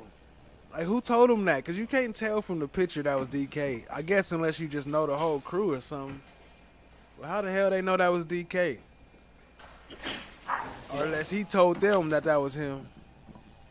But no, cause during the interview, we gonna play some of it. He didn't even know what situation they was talking about at first. Your Honor, I took a lot of time to go through what is inconsistent. That's what I said to everybody this past Saturday. I truly Much love, Steph JK. being played and then leave up to the jury to decide what is inconsistent. I'll be moving for Game. Or grant, game. but I'll protect the record. Game. And I don't think that the court should be giving a limiting instruction to tell the jurors decide what is or isn't inadmissible. But here's the entirety of this recording. I also particularly and strenuously, I'm not waiving anything else, but I strenuously object. We had a hearing before Your Honor report about witness intimidation. There is zero evidence that Mr. Murphy was intimidated, said he was intimidated by Mr. Jeffrey Williams. You granted that. I gave to the court and the parties cases that say, well, even if it's not a party, if it's that person's feeling, and that's why that person didn't cooperate or come forward or was not forthright, then that's also admissible, even though a threat does not come from the accused. But here, Mr. Murphy did cooperate fully. Within 30 days, it might be a little more. So from July 15, 2015, it's now August 18, 2015, so approximately 33 days. Mr. Murphy reaches out through his lawyer to the prosecution, meets with Detective Dennis and Detective Gaither for hours. And he informs them things about who was involved in YSL. He talks about several things, including April 12th, April 26th. April 12th is the Mr. Dexter Montgomery, Your Honor, I apologize for using the date. April 26th is the tour bus shooting. He talks about the history of YSL as he knows it. He talks about what it's like in jail. Several months later, maybe 6 months later, it's now February 11, 2016, the Honorable then former prosecutor Chada Jimenez is now on video audio with, again, the lawyer. All good, Steph JK. You know mama duties come first. We'll be here. Appreciate you, family. Mr. Hudson, Mr. Murphy, Detective Dennis, Detective Gaither, and there's a sheriff deputy, I don't know the name on the video, I don't believe speaks at all. And again, he's cooperating. So to get in that he believed he'd be killed and threatened is just the state's way of trying to, and they've already gotten it out of witnesses, that they won't cooperate, that they feel threatened, that there's a stranglehold on them. You heard it last time that Detective Gaither testified over objection. You heard it with Detective Belknap. So I hope that the court would grant the motion. Love need to cover up that ball stop and stop lying. Hell no. Which I thought you granted, that these are targeted issues. This is not a free-for-all, play the recording and then somebody else will make a decision. The court makes a decision what can be impeached for prior consistent statement. And then please exclude, my request is again, which I believe you granted, exclude any mention that Mr. Murphy was in fear, because it goes to tremendous prejudice. Well, I think that the case law that you indicated, I agree with you about, but I think that the state's rationale as to why he was making those statements is different. But that is none of that is determination what they want to consider. Well, respectfully, and I mean, respectful. I mean, respect, I'm not trying to bump up against the court's thoughts, but I just respectfully disagree, and I will maintain what I gave you, and if you could mark it as as a court exhibit. I went through, that was a lot of work, went through in the red, which I believe. Hell no. FFS said she going for the Weinstein look. Hell no. In good faith is the only inconsistencies. Now the state wants to play the entire tape. I never expected that to happen. I never thought you ruled it that. No, I don't think the state wanted the entirety of the statement as well. But I believe that under U.S. versus King, that's what they're saying, or they're asking the court to play his statement for that purpose. So, to that extent, I'll let it be played over your objection. I'll give you a continuing objection on that issue, okay? All right. Mr. Sharp? Yes, sir. Yes, Your Honor. 3 things. Shout out to TSC with the super sticker. Appreciate it, family. The ice cream, that must have been for Steph JK, huh? I think, because that's what we call her, ice cream now, huh? Just the ice cream emoji. But if not, if it's just for the dropping a super sticker, either way, we appreciate you, family, and thank you, TSC. Y'all drop some slime umbrellas for TSC. She making it rain up in here tonight. Appreciate the love, family. Hit the like, hit the subscribe, tap in, share with a friend.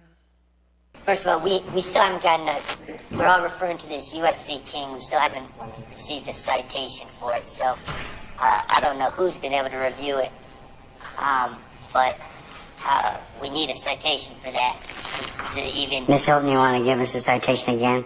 Yeah. It's only a Westlaw Lexus site, is that right? 93, correct. F 4th, 845. 93 F 4th. 845. 845. Oh, my fault, y'all. I appreciate that, FFS. I appreciate you asking, because I be forgetting sometime. I forgot to change it.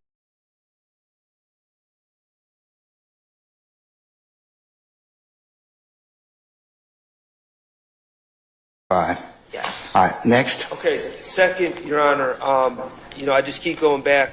We're talking about exposing the jurors to a plethora of information that's not admissible under the rules of evidence, and then just suggesting... What rules of evidence are you talking about? What are you saying is not admissible?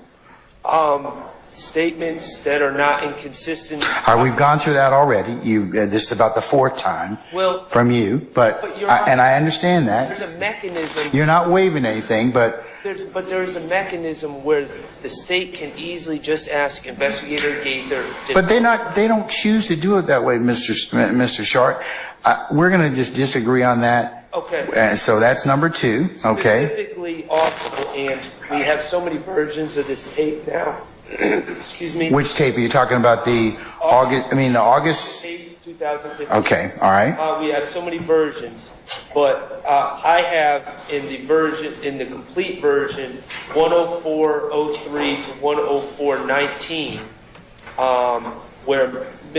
so I don't know what the time frame is on the redacted version. Mr. Murphy explains to Investigator Dennis how different members within the crew, I believe in context, he's talking about The YSL crew have their own gang backgrounds, some being Bloods, some being Crips. Therefore, there is sometimes a bit of an in-house competition. Mr. Murphy says he believes Shannon is the most on the go because he believes Shannon wants to prove himself to Mr. Williams without letting other members, specifically Crip members, get all the credit within the crew. He explains this dynamic exists even though... Shout out to TSC. Yeah, you see, both of the emojis y'all requested last time made it in. So y'all wanted Woody and y'all wanted Kokomo. So I brought both of them to the game. Appreciate y'all, family. It is all within YSL. That is a lot of speculation. That is also bad character evidence. I don't know. Again, we've gone back and forth with suggestions. I don't know if that was previously flagged, but I have it as 104.03 to 104.19 on the original recording. I believe that would be completely inappropriate to play in front of the jury. It's not inconsistent with anything Mr. Murphy testified to, and it also runs afoul of other rules of evidence. And so, however the state is silencing or redacting when they're planning on playing this tape, I would ask that specific passage. Let me drop some slime brothers for TSC one more time, making it rain up in here. Appreciate the gifted membership. If you got a membership from TSC, please say thank you. Be redacted as well. Ms. Hilton and Ms. Love? Yes, Your Honor. We asked specifically Mr. Murphy on the stand. I think I even asked him, what does on go mean? I believed I asked him, who is the most on go? And he said, I don't know what you're talking about. I don't know what you mean. And so, Your Honor, that statement would be direct contradiction. Excuse me. It's ensue. Ensue. Impeach most on go, and he said, I don't know what you're talking about. I don't know what you mean. And so, Your Honor, that statement would be direct contradiction. Excuse me. Impeaching him by a prior inconsistent statement. What he says is based on his observation, who is the most on go. So that's not speculation. That is, in this interview, his observation of who is the most on go out of the crew. And that is what he was asked and what he said based upon his relationship with the parties. This is something else we have to prove in the conspiracy. It's his party, it's his crew, and he made an observation based upon his relationship with individual members of his gang. Your Honor, they cannot... And it shows the existence of the... Appreciate that, Loa. The enterprise, Your Honor, and so that is something we have to prove. That's something I specifically asked him in court. He denied it, and therefore the state believes we can play his statement that he gave to police when his gang members weren't in the room with him, when he was by himself. Yo, shout out to Christina Diaz with the super sticker. Appreciate you, family. Y'all show some love. Drop some slime emojis for slime brellas. I keep calling them slime emojis. Slime brellas for Christina Diaz. Appreciate you, family. With his police, with the officers, and with his counsel. Your Honor, they cannot just bootstrap wholly inadmissible, prejudicial, bad character evidence in just by asking about a statement previously, it being denied, and then saying, okay, now we get to play it. Like, if Mr. Murphy said, I believe Joe is a murderous maniac who killed 5 people in Iowa, that would be wholly inadmissible in this trial. But they can't just say, didn't you say Joe was a... Oh, no, I didn't say anything about Joe. Okay, now we just want to play it. It has to have a basis in admissibility. And they're just trying to say everything's a prior inconsistent statement, and if it's inconsistent to what he testified before, automatically it's in. That's not the way the laws... No, it's impeachment. It's impeachment by contradiction. But, Your Honor, just because as well. Something fits into one rule, if it's inadmissible under other rules, well, that's why I rule on things. Okay, I mean, so yes, I understand that. Okay, well, how is this bad character evidence against Shannon Stillwell being entered into this case just because? It's not, you may think of it as character, but it goes for another purpose, and that's to what the state just told you. And Your Honor, when I'm looking back at the transcript, and I believe this is the transcript. He said it goes for a different purpose, and that's to what the state just told you. I sent over to Mr. It goes for another purpose, and that's to what the state just told you. And Your Honor, when I'm looking back at the transcript, and I believe this is the transcript I sent over to Mr. To everyone. Matter of fact, the state actually redacted that portion.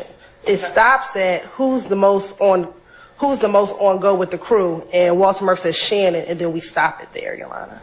All right, so. Well, I still think that's inappropriate, but. Okay.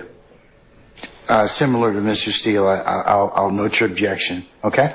Okay, thank All you. right, thank you, sir. Big slime shit going on around here. Yeah, medics. As soon as I moved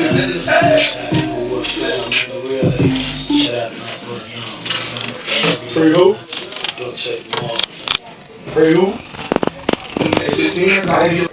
So, state laid the foundation for Detective Dennis to testify as an expert. The court also read the admonition as to an expert and fact witness before this witness testified. I gave all of you the opportunity to voir dire the witness. I gave all of you the opportunity to voir dire the witness. Shout out to FFS making it rain up in here. Appreciate you, family. Drop some slime brothers. He says, plot twist. Someone needs to tell Max the jury is only physically there. Mentally, they are checked out. During that ex parte meeting, tell me I'm wrong. Appreciate that, family. Nah, you absolutely right. You absolutely right with that one, family. Appreciate the super chat. Y'all show some love to FFS. Drop some slime brothers. Witness before the court made a determination of whether or not she would be tendered and qualified as an expert. None of you took the court up on that because up to that point in time I had not ruled that she could be qualified as an expert. So, Mr. Steele, I'm in possession of your motion. I don't believe it's timely. I believe it's waiver. I believe you still have the opportunity to cross-examine Detective Gaither about anything that she may have in terms of her investigation of this case. So, for that reason, I'm going to deny the motion at this point in time. May I have a moment? You may have two. Your Honor, I believe that the court is misunderstanding the sequence in paragraph 5 of my motion to strike Detective Gaither's testimony. The sequence is as follows. The court, outside the presence of the jury, I believe the night before, maybe earlier that day, I don't remember, did exactly what you just read and denied outside the presence of the jury, Daubert hearing. I did. Then what happened is... And that was because we're allowed, or in the court's estimation, even though we may disagree, I believe that gang expert testimony and this particular witness's background would lead her to be qualified. But the state still had to do that in front of the jury for me to make an expert determination. So my understanding of the way I understood it is different. The court made that determination without the hearing, and then Which I didn't need to do, and you all disagreed. I get it. So, anyway, the way then, sequentially, this honorable court, as Detective Gaither was about to testify, gave that instruction, which you gave 2 times previously, about Detective Belknap, saying that this is a dual witness. I don't have to repeat it. I presume you know what I'm talking about. Yes, sir. Expert witness. When you did that, and then the state is qualifying Detective Gaither, I, Brian Steele, stand by. I'm not accusing this court, and I'm certainly candid, always, God willing, with the court, but I took that as... No, but that wasn't. You had the right to voir dire the witness before before the state proffered her or accepted, the court said she was an expert. You had the opportunity to fully examine her, because you know what would have happened if they would not have qualified this witness pursuant to Dauber and 702. I would have excluded her. You would have probably moved to have her excluded as a witness, an expert witness, which I would have granted. But that didn't happen. And I asked all of you whether or not you wanted to take advantage of that. So What I'm trying to say, you waived that issue at that point. what I'm trying to say is to ask the questions in front of the jury, the probing questions that this honorable court has allowed on every other Daubert witness. But why didn't you do it? I mean, because you could have done that, and that was the danger for the state asking me to do that at that point. Because had they not gone ahead and qualified that witness, FFS said if he was a juror, he would have been there like, wait, I can't feel my right arm. I can't feel.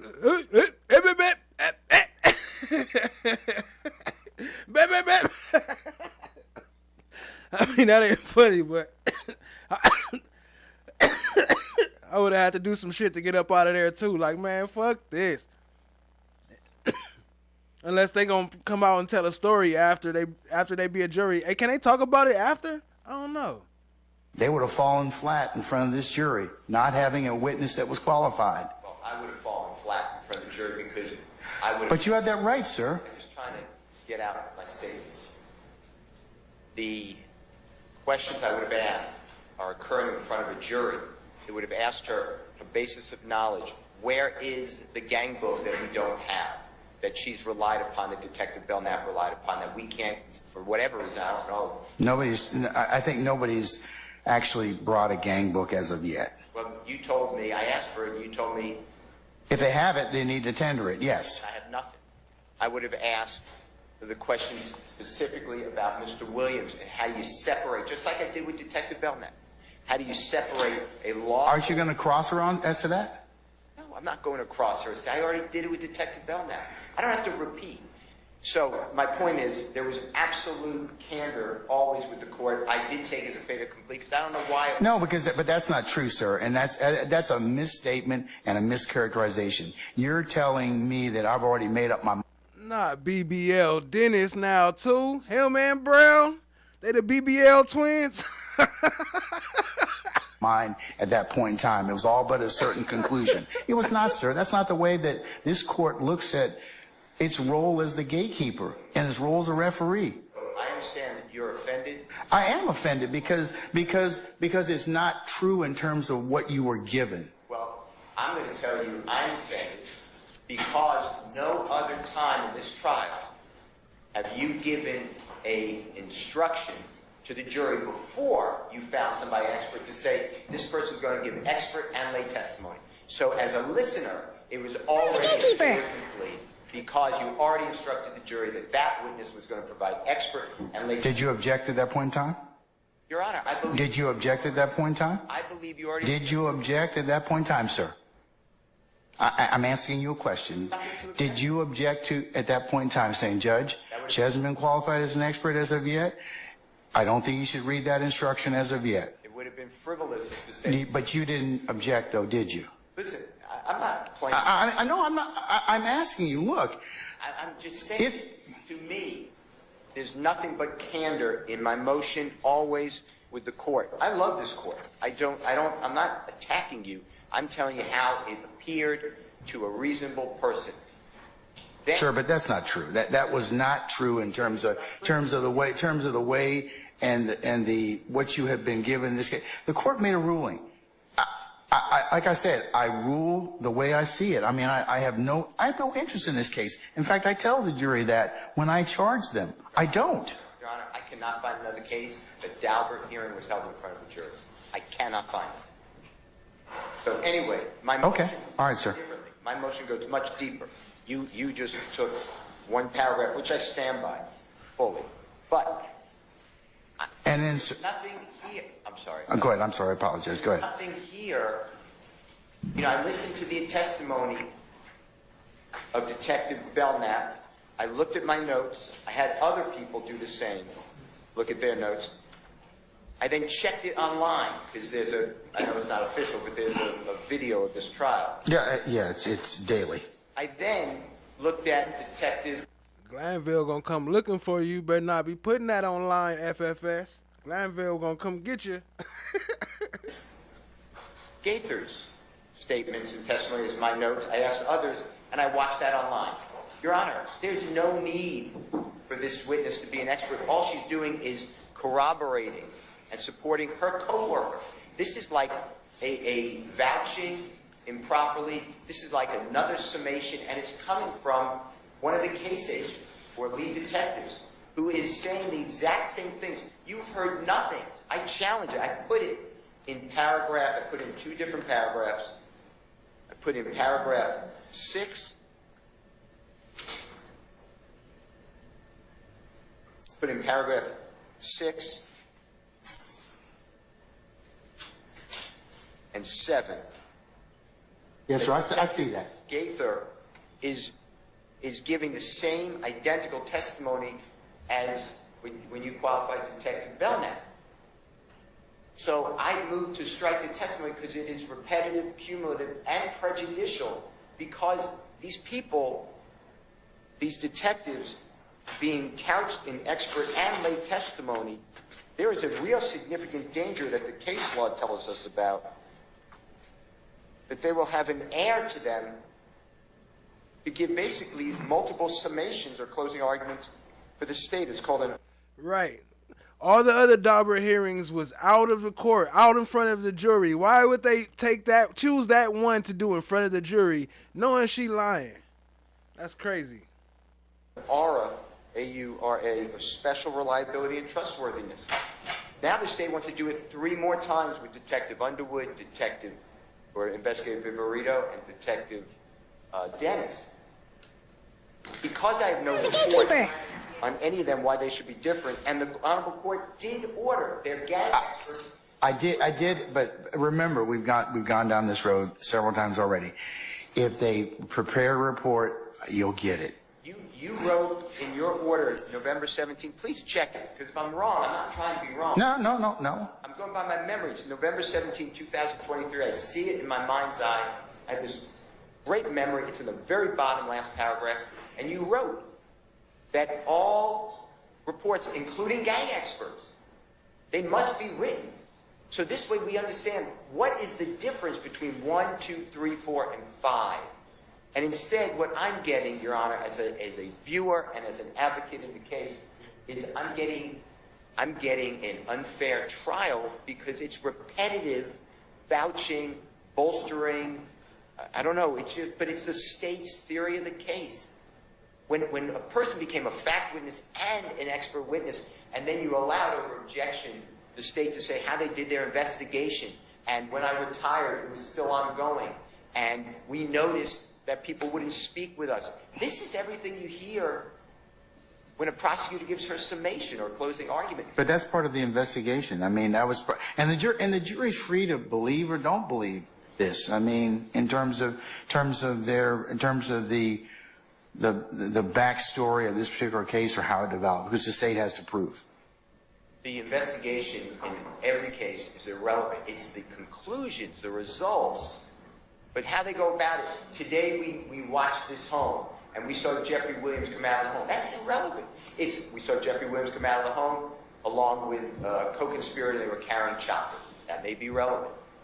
But that's not what's going on here. We saw this uptick in crime. There's a war going on. I'm objecting to these things, but the jury hears them. That's my position. Okay.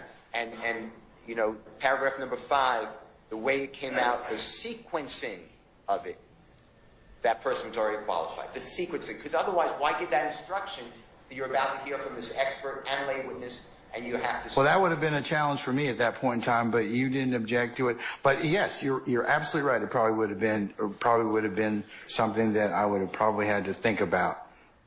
So yes, but I still gave you the opportunity to voir dire the witness and make that particular record prior to my ruling. And I waived that opportunity intelligently, knowingly, because the jury was here. But I did ask you if I could have a out of the presence of the jury hearing to determine expertise, and you said no. And it's all on the record.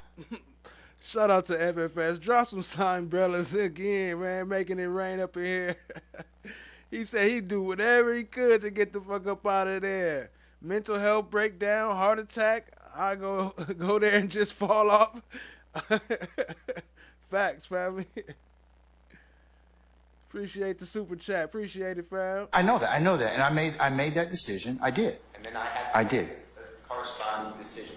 And Your Honor, with that being said, I would like you to strike the former detective Gaither's expert testimony. It is nothing but cumulative. And I would ask you to please put on your docket time that we can understand why are we going to have potentially 3 more similar experts.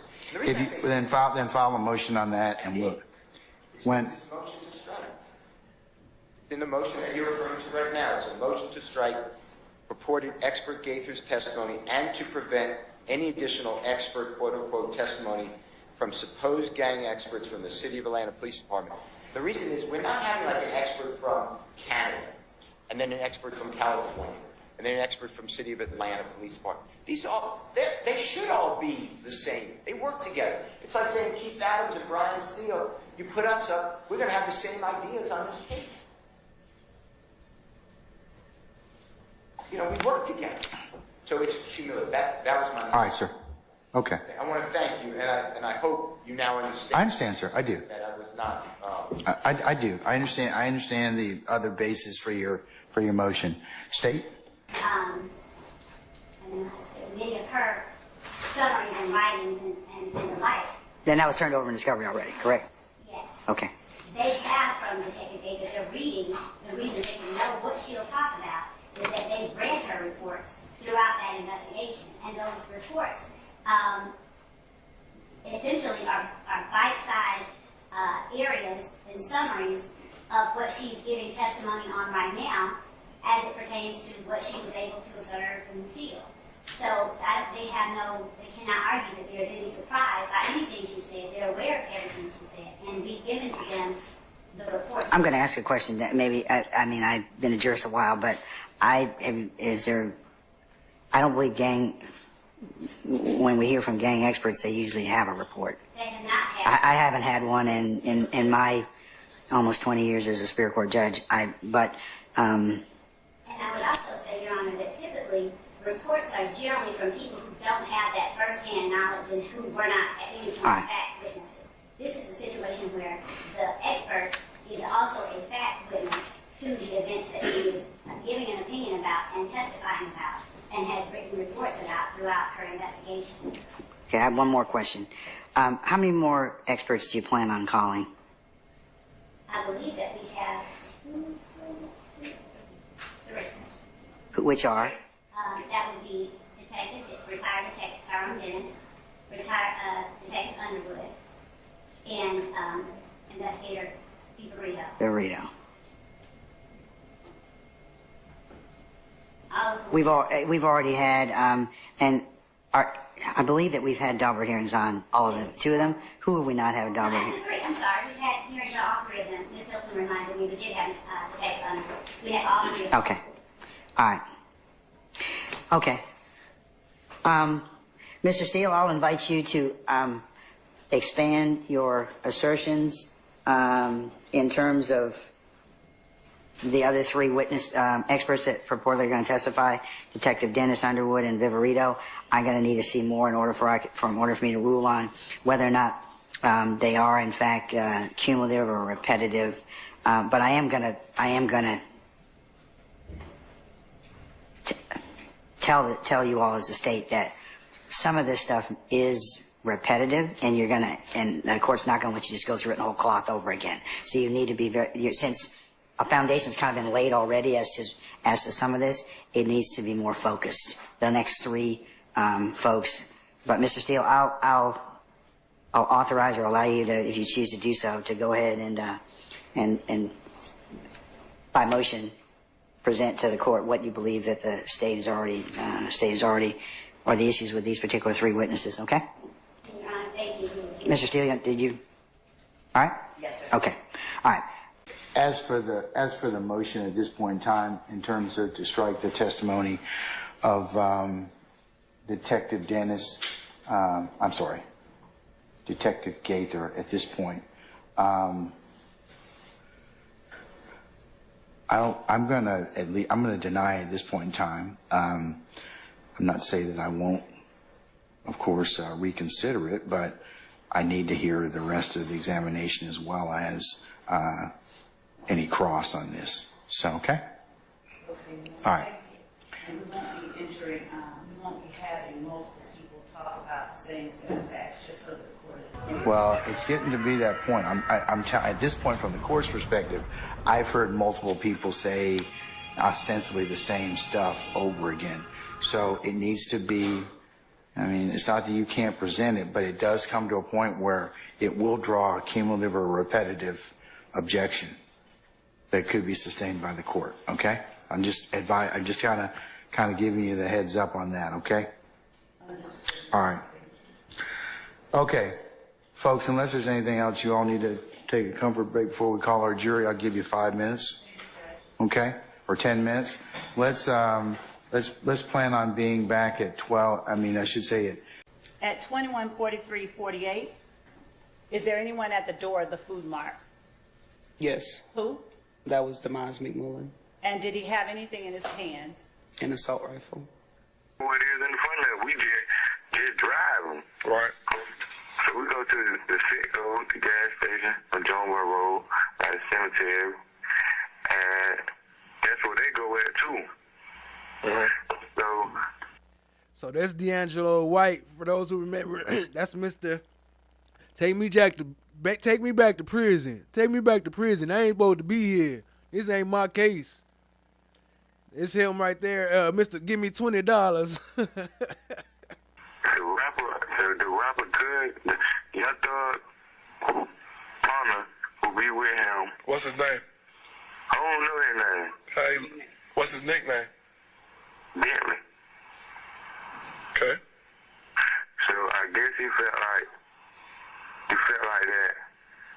Everybody know that on his Instagram name OG Bentley. So he felt like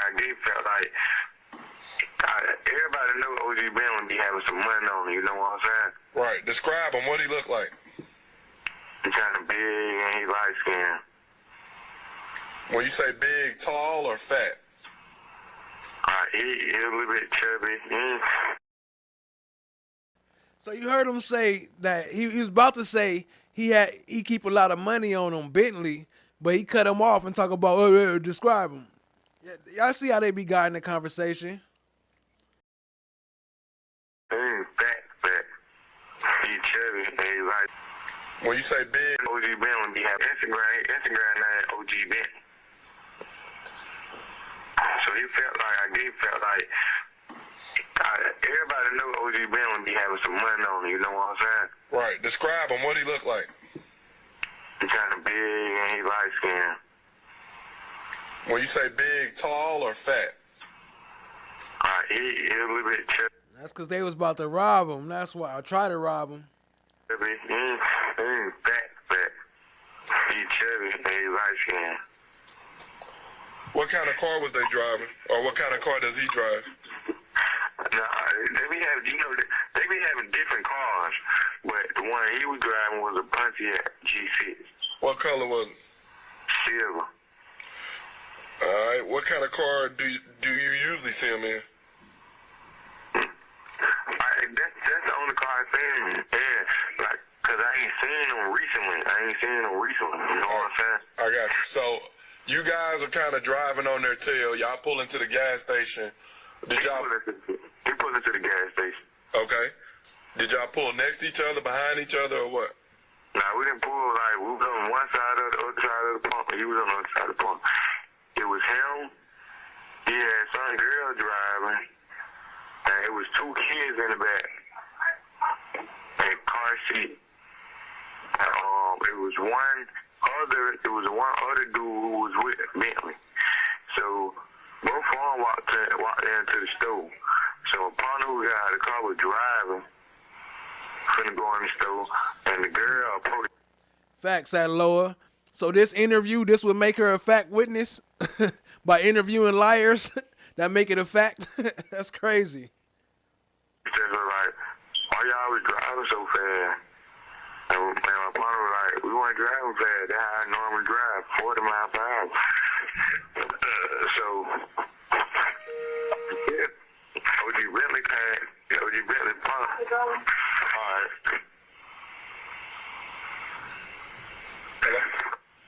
Hold on. Listen to what he say right here. Watch. Got like $8 on me. So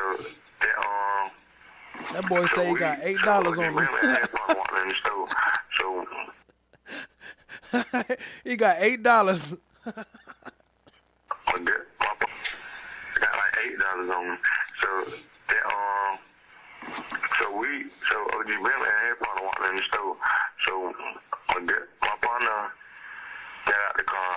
He was finna go into the store, but the girl was talking to him about how they felt like we was on their tail. And so when OG Bentley partner came out the store, he seen my partner and the girl talking, so he felt like they were, trying to get at each other. Was they arguing, or what did your cousin or whoever say to them? Was it like an exchange of words, like anything negative, or what? The girl and my partner was not arguing. It was just a normal talk. Like, she was like, dang, y'all pushing up. I was like, it was seeming like I was on our tail. And so he was like, he felt like we was on his tail. So when OG Bentley partner came out the store, he went back in the store and told OG Bentley was like, such out here. What you mean, such and such? Like, give me word, like, what was said? I don't understand, man. I wasn't in their face, so I went in OG Bentley's face or his partner's face. He was like, he went back, he came out, OG Bentley's partner came out the store, look, boom. He seen my partner and the girl who was driving talking. So I guess he thought they was doing exchanging numbers or trying to get at his girl. So he went back in the store, told OG Bentley that what was going on. OG Bentley stayed in the store for like a good 10, 15 minutes. I didn't come out. And then after that, about 5, 10 minutes later, a white Dodge. Appreciate that, Melissa. Yeah, so you got to go under the Chrome browser. I don't know if you could do it on the phone, but on computers or something, you would have to get a Chrome browser to do it. Appreciate you trying, though, family. Much love. The white Dodge Nitro G, the 4x4. They pulled up on the side of OG Bentley's car, and they got out the car with AKs and sticks and powders and shit. They came to our car. Like, they were like, what's poppin'? All that. So, and my partner started pump faking. They were going to go to the car, pump faking like they were from pull up, shoot. You know what I'm saying? Pull out like they from the shoot. So, my partner, he drove out. See, he was saying pump faking. That's why she was trying to get YoungThug to address the pump faking word, because so she could try to connect the two right there, I think. Everybody in the car, they ducked their head off because we thought they were going to shoot. They were pump faking. So when he drove off, by the cemetery, right? We drove down there by the cemetery way, boom. And that trucking company on the left. Yeah, I know. And we turned down Harper by Dodge Elementary, right? We came down all the way down Dodge Harper Elementary. We came down Harper Street. We came to that stop sign. We had to stop at the stop sign because it's a stop sign. The way they was coming back down the street the other way, like going towards Gulfport way. And so I guess they seen us, that they were us, and they fired shots. Boom, boom. They didn't hit nobody with one person. It was a person in the passenger side. I don't know what kind of. Hey, I got a question. Wasn't Hilton pregnant? I don't know. Am I tripping, or was there some info going around of Hilton pregnant? Because I do got some pics of her looking kind of pregnant, but I don't know if she was just, eating good or drunk a 40 that night, or I don't know. Really, he got shot with, but everyone after the shooting got going on, everybody was in the car like, everybody all right, everybody all right. So everybody started checking themselves. Nobody wasn't bleeding, nobody was shot. The driver wasn't shot, but the passenger wasn't saying that. So Yo, no one. If you don't know who that is, you gotta watch my my Brady training video, the cartoon. If you don't know exactly who that is, you gotta watch the Brady training video with the fanny pack. Appreciate y'all being here, family. Hit the like, hit the subscribe, tap in, share with a friend. and we driving, his head started leaning to the side, like dozing out. And so we were like, pooh, pooh. He wasn't saying that, so we thought he was dead. What's his name? I don't know his real name, but I know his nickname, Pooh. Like P-O-O-H? Yeah. Who was driving? Neil. Neil? Neil, N-I-E-L. It's Cornelius, all right. And where were you sitting at, bro? I was sitting in the back, me and my other two partners. Were you sitting behind the driver? The passenger? I was sitting behind the driver. My other partner, he's 16. He was sitting in the middle. And my other partner was sitting behind the passenger who got shot. He's 17. What's his name? What's their name? Fuck. I don't know the one in the middle name. I know his nickname is Crucial. Is it Christian? Crucial, like Crucial. I got you. And then the other one would be I don't know his last name. His name Terrion. Describe Crucial for me. Crucial, he's short. He's like 5. I'm taller than him. I'm like 6 feet, 6'1". Crucial is we about 5, 6, 5, 6. Dark skin or light skin? He dark skin. And describe Terrion. Terrion, he got dreads. At first, at the time, he didn't have dreads. He had like a temp afro. And then he had dreads like I had dreads. Well, my dreads were longer than his. But now his dreads, they kind of growing now. So you have dreads now? No, I ain't got dreads now. I just got out of Clean County, so I got my hair cut.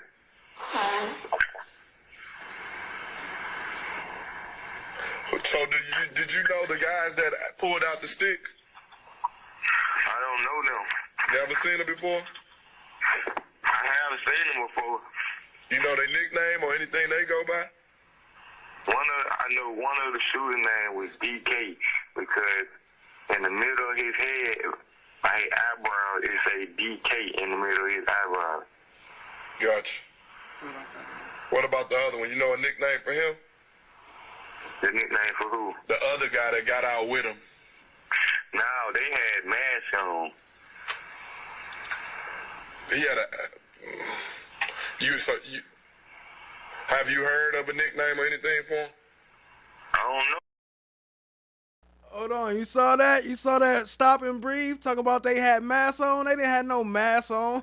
That's why he stopped and thought about oh, push the button. 151.57.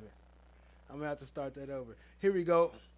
So here's the Brady suppression video. It's called How to Suppress Brady Evidence.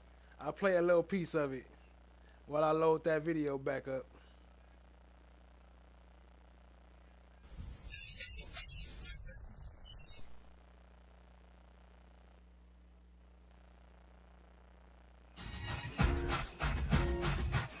Welcome, Chief, Deputy, Assistant, District, Special Ops, Attorney, Fumble Lips, Slip-On Hilton.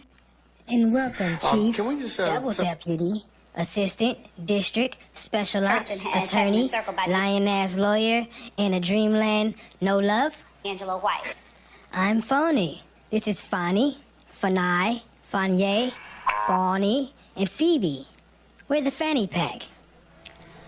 Welcome, ladies, to the fine art of Brady.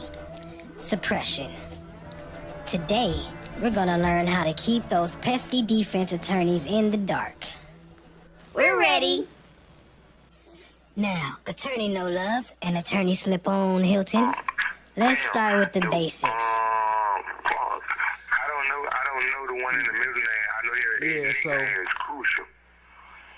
Yeah, so that's a little bit of it. Y'all go check that out. Appreciate y'all, family.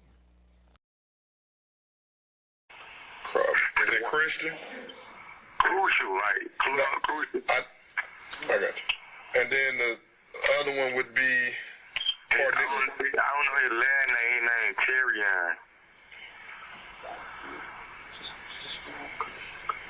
Describe Crucial for me. Crucial, he's short. He's like 5. I'm taller than him. I'm like 6 feet, 6'1". Crucial is we about 5'6", 5'6". Dark skin or light skin? He dark skin. And describe Terrion. Terrion, he got dreads. At first, at the time, he didn't have dreads. He had like a temp afro. And then he had dreads like I had dreads. Well, my dreads was longer than his. But now his dreads, they kind of growing now. So you have dreads now? No, I ain't got dreads now. I just got out of Clayton County, so I got my hair cut.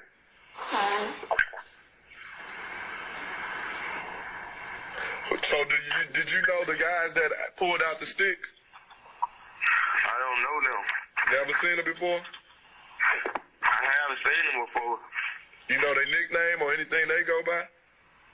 I know one of the shooter name was DK because in the middle of his head, by his eyebrow, it say DK in the middle of his eyebrow. Gotcha. What about the other one? You know a nickname for him? The nickname for who? The other guy that got out with him. No, they had masks on. He had have you heard of a nickname or anything for him? I don't know. I don't know them. The only person I know for sure is DK because I stay on Cleveland Avenue. That's where they stay at, but where I hang out at in my hood is late. It's all good, Lowell. I think that was a much needed break. Appreciate it. We're in Jonesboro Road. Uh-huh.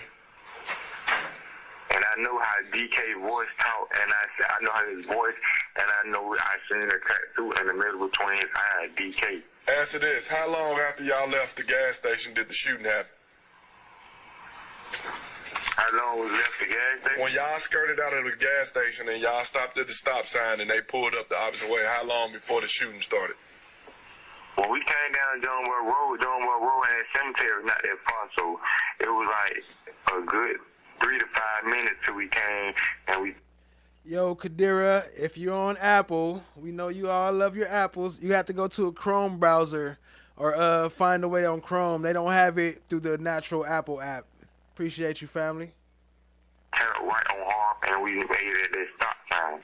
And then stop sign, boom. We went down there, stopped at the stop sign, and the way they was coming, it's no stop sign where they coming at. Mm-hmm. So they've been recognized. Yeah, the link is at top of the channel info. It should work.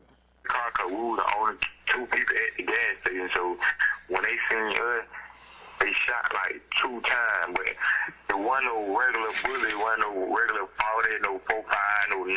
It was some chopper bullet. They shot 2 times. One of them missed, and one went through the windshield and hit my partner Pooh in the head. All right. Did y'all stop anywhere after leaving that gas station?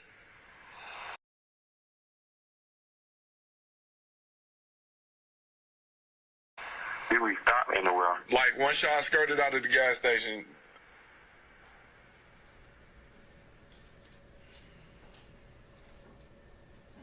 The only time y'all stopped was when? We never stopped. After we left the gas station, we skated past the gas. We went another way so they wouldn't follow us. But then we turned down Harper where we were going. And he said they went to the sit-go. Remember, halftime said they never made it to the sit-go. Going back to where we be hanging out I call them halftime. I don't like to call them half-head. I call them halftime. in Lakewood. And so we came by the stop sign. They started shooting. Boom. And then that's when I said, everybody here, I made sure everybody was straight. Woo, everybody was straight. Everybody was like, yeah, they good, they good. Then Pooh head started sliding down. And then we rolled up the street to my near responder house so we can get them call the call. And we called, and we got Pooh out of the car. He was still talking, even though the bullet was in his head. He was still talking, and the blood was coming down. He still talking though. Answer this. What up, Snapper Slapper? I see you, fam. Appreciate you being here. Did you see where the shots from the other vehicle came from? Like, did the person, which side of the car did they lean out to shoot? It had to be either on it couldn't be from the goddamn, it couldn't be from the passenger side or from the back passenger side. It had to be either, it couldn't be the driver neither. It had to be the person behind the driver. Gotcha. Driver. Answer this question. If I showed you a photographic lineup, you think you can identify the one guy you were saying, DK? If you would show me a picture of him? Yes, sir. Yeah. Okay. What's your location? Location. Well, I'm saying though, but I'll tell you all that, but you think me put my name in there. Bro, do you understand have you seen your partner Pooh, man, since this happened? Do you know that was actually part of the recording? That little guitar sound? Who put that in? That's actually part of the actual recording. Where did that come from? I ain't here, but you think me put my name in there. Bro, do you understand have you seen your partner Pooh, man, since this happened? I ain't seen him ever since then, cause I stayed over there. I started coming over there for about 2 months after all the machines was going on. I started staying over there. But what I'm saying is, we need, man. Otherwise, this guy's walking the streets. Your partner missing half his head because of this person, man. All right? And the only way we gonna be able to put him in jail is somebody step up to the plate. We know you're not the only one. I'm hoping that all of y'all will step up for your boy, man. I mean, yo, I would like to make more of those cartoons. I am gonna make more. I'm still working on them, but you know, the math ain't mathing right now, so I gotta figure something out. You know what I'm saying? I gotta make them better or figure a way to get them more views, cause the math ain't mathing. But we gonna make it happen. Appreciate y'all, family. When you talking about putting numbers on? I can pull up within the next half hour. Well, shit, I'm gonna have to, where everybody be at, who was in the car with me, be in Lakewood, so I'm gonna have to walk to Lakewood and you can meet me in Lakewood. Give me an address. And goddamn, show some love to TSC. She making it rain all over the place. Drop some slime brothers for TSC. She still got it dripping up in here. Appreciate you, family. Yes. That's good. This is what we call a photographic lineup.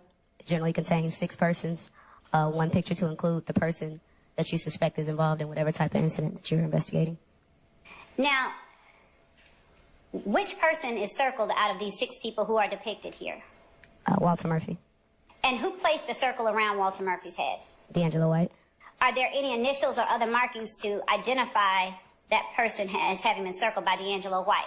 Yes, he put his initials here, DW, and circled them right under Walter Murphy's photograph. Did you personally see him place his initials there? I did. What is the number next to case number at the bottom? That's the date that we met with him and he identified Walter Murphy. All right. And that case number, to the right of the words case number, if it's 151022458, is that the number for this particular case? Yes, that's the case number signed by APD. All right. When you asked D'Angelo White to look at the photographs in that 6-pack, what was your understanding of how well he knew Walter Murphy? From what he told me, he knew him pretty well. He had been close enough to him to see a tattoo on his face. He knew the area where he hung out. the guys we hung around with. And it's just whatever you tell us, we don't go by what you tell us, and based on our facts that we have, and we see where we can go from there. But we're not by any means, in a way, just going off what just anybody's saying. You know it don't work like that. Right. I work for the gang unit. You ain't down in zone 3 precinct. So you know, 9 times out of 10 when you come to this building, it's about something serious, you know what I'm saying? So I wouldn't bullshit you by no means, Mr. Murphy. So I try to contact her. So basically I'm going to jail for gang all that too. Well, right now you probably go to jail. You can read this top part because I didn't get to explain it all to you. See 5 counts. All right, so real quick, shout out to Snapper Slapper. He say Stethoscope is the best mod on YouTube. Hey, you right, man. She be killing the game. She killing the game. I appreciate everything Steph JK do. She be killing it. Hey, and appreciate the super chat too. Y'all drop some slime brothers for Snapper Slapper. Appreciate the super chat. Hey, but pay attention to this part right here, right? Listen to how they play him, and he don't even know they charging him with the shooting. He ain't even read none of the paper, but they asking him, can he read and all this, and just watch. We gonna spend a little time with it, maybe about 10 minutes or so. Appreciate y'all being here, family. Plus the gang charge. Plus the weapons assistance. That's what you're facing right now. That's what you're facing. We can go on. Now, if you requested your attorney, either you want to speak to us without him, and you can call your girl later and say, hey, let my lawyer know I got locked up for this, that's on you. But if you say I want my lawyer and I want him here, I can't question you after you requested your lawyer to be here. Sure. Yes, sir. Nah, it's no question. It's totally your right. Come on, let's go. I would say get doing that. Okay, that one that we were talking about, if you don't have enough money to employ a lawyer, that you may have one appointed to the court to represent you free of cost. You understand that? And have that lawyer here with you before you make. And we all know he had a lawyer, because remember his lawyer is the one that had his hand wrapped around his arm. Statement. And also, if you request, or as we're talking, and you say you want a lawyer, I have to stop questioning you. You understand that? Can you read and write English? Yes, ma'am. What's the highest grade level you completed? 7th grade. What was the last school you went to? You didn't go to high school at all? No. I went to Crayon. That's Open County Jail. Considered high school. It's still high school. But I understand what you're saying. I can't read it right. Yeah, I can't get it right for my baby. I mean, that's the way shit happens.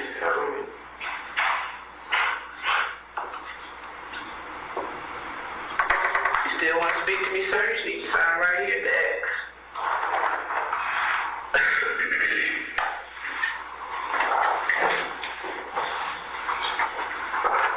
Alright. That's it, sir. That's the witness here right here. This case that we're speaking of, it happened on April the 12th at the Sitco gas station right there at Brownsville and Jonesboro. And what day? April the 12th, 2015. Do you remember that day? What you did that day? Yeah, I remember. Appreciate you, no one. Appreciate Let me know that. what happened. What you remember? I just remember being at the stuff, man. You know what I'm saying? I know what happened. You can go on. That's what I asked you. What happened? How did it get to that point? Huh? How did it get to that point? I don't know how I got to that point. I know why. You know what I'm saying? I just was there. Tell me what you remember about being at the gas station. I remember pulling up to the gas station. What were you in? What was I in? Yeah. I was in I think a black Pontiac. I think it was. I can't really remember. I do. Okay. Tell me what you remember. I think it was in black. It was black. I don't want to say the wrong name. I mean, it was a black car. It was black.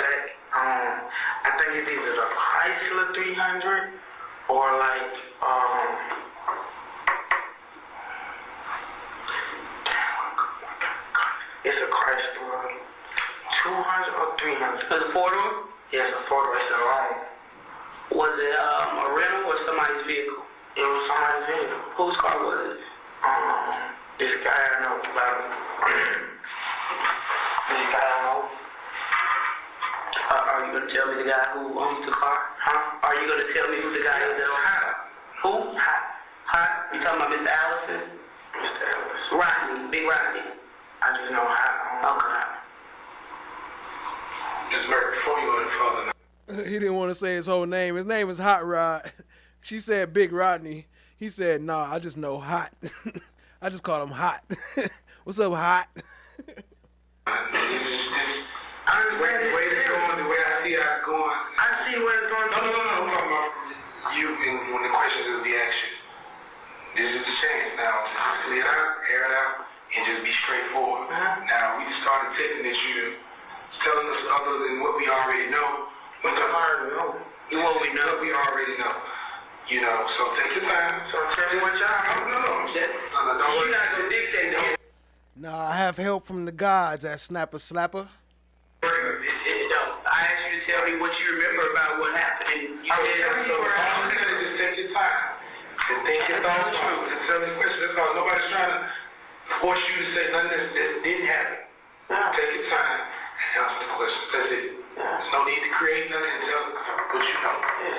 I'm saying about Who all were you with? Because you said we. I was with. Who was I with? I was with Bentley. You know, I actually tried to make some animated emojis, but YouTube wouldn't. They animate on my screen, but they don't animate on y'all's. I don't know why. Bentley. What's Bentley's name? I don't know your real name. Everybody knows. You worked with Bentley. We have video from the gas station. Very, very good video. You weren't in the car with Bentley. Oh, how are you? You weren't in a black Chrysler. Bentley was in another car. Okay, so look, he talking about two different situations. He don't even know what she was talking about right here. And he seemed high too. Sorry if I'm being like if y'all feel like I'm being dishonest, yes, or saying y'all being dishonest. You know what I'm saying? I ain't saying that. I'm saying like I really do join it, and after a while, the nights started to feel the same. You know what I'm saying? So was there more than one incident where somebody was shot at that gas station or leaving the gas station? Shot? No, I didn't know nobody got shot, man. And that's on my right hand to God. Let's let him. I did not know nobody got shot. Yes. The man, half his freaking head is gone. And he looks got shot with a chopper in the head. Oh, yeah.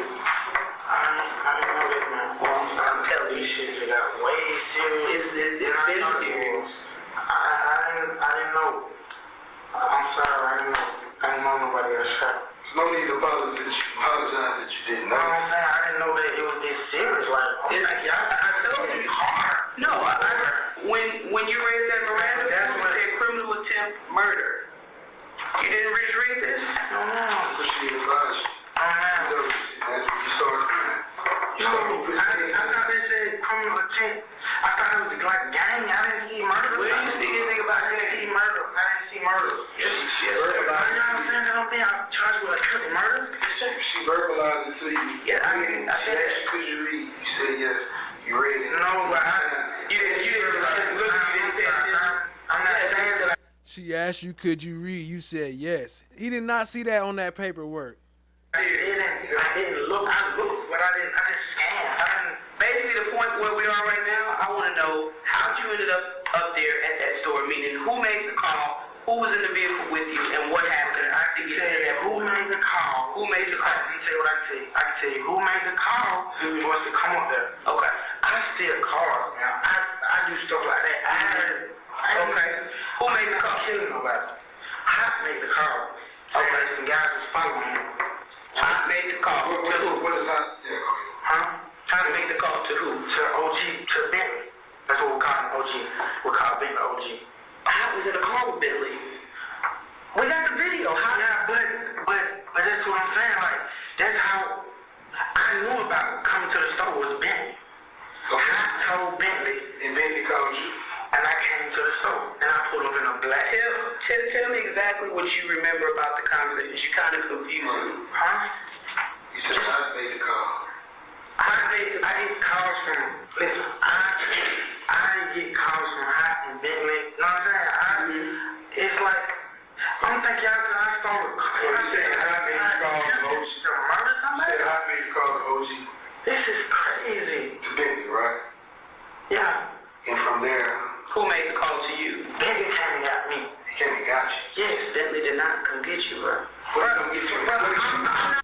Chatty Cathy says, "Is that Gaither with the file?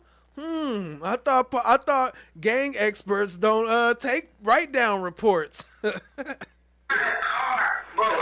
According to Glanville for 20 years. Just listen, just really, really listen to me, okay? We've reviewed this video a lot, okay? We've showed this video to a lot of people, okay? Bentley did not come get you, okay? Bentley was in the back seat of the vehicle. That Hop was in the front seat. Hop was in the front passenger seat. Bentley was behind him. So a young lady driving. There was a couple of boys in the back seat, okay? You and two other people pulled up in the... I just showed you a glimpse, though. But that's fine. I'm just telling you, we had to tell us what it is. That's fine if you in the back seat, but I need you to be honest. Yes, I pulled up with Hot and Bentley. You did not pull up with Hot and Bentley. You pulled up in Bentley's white Dodge Nitro. I pulled up in... I never... All right, well, how about this? I'm going to stop this myself. I'm going to terminate the interview. Because I don't want to spend hours going, just spinning the wheels when it's certain things that I know. I know it because I have eyes and I can see it. Okay? So you said I pulled up in Bentley.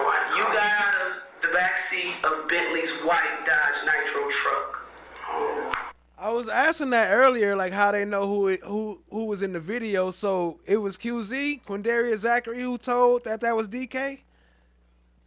Okay, you say no. I'm not gonna argue it. That's fine.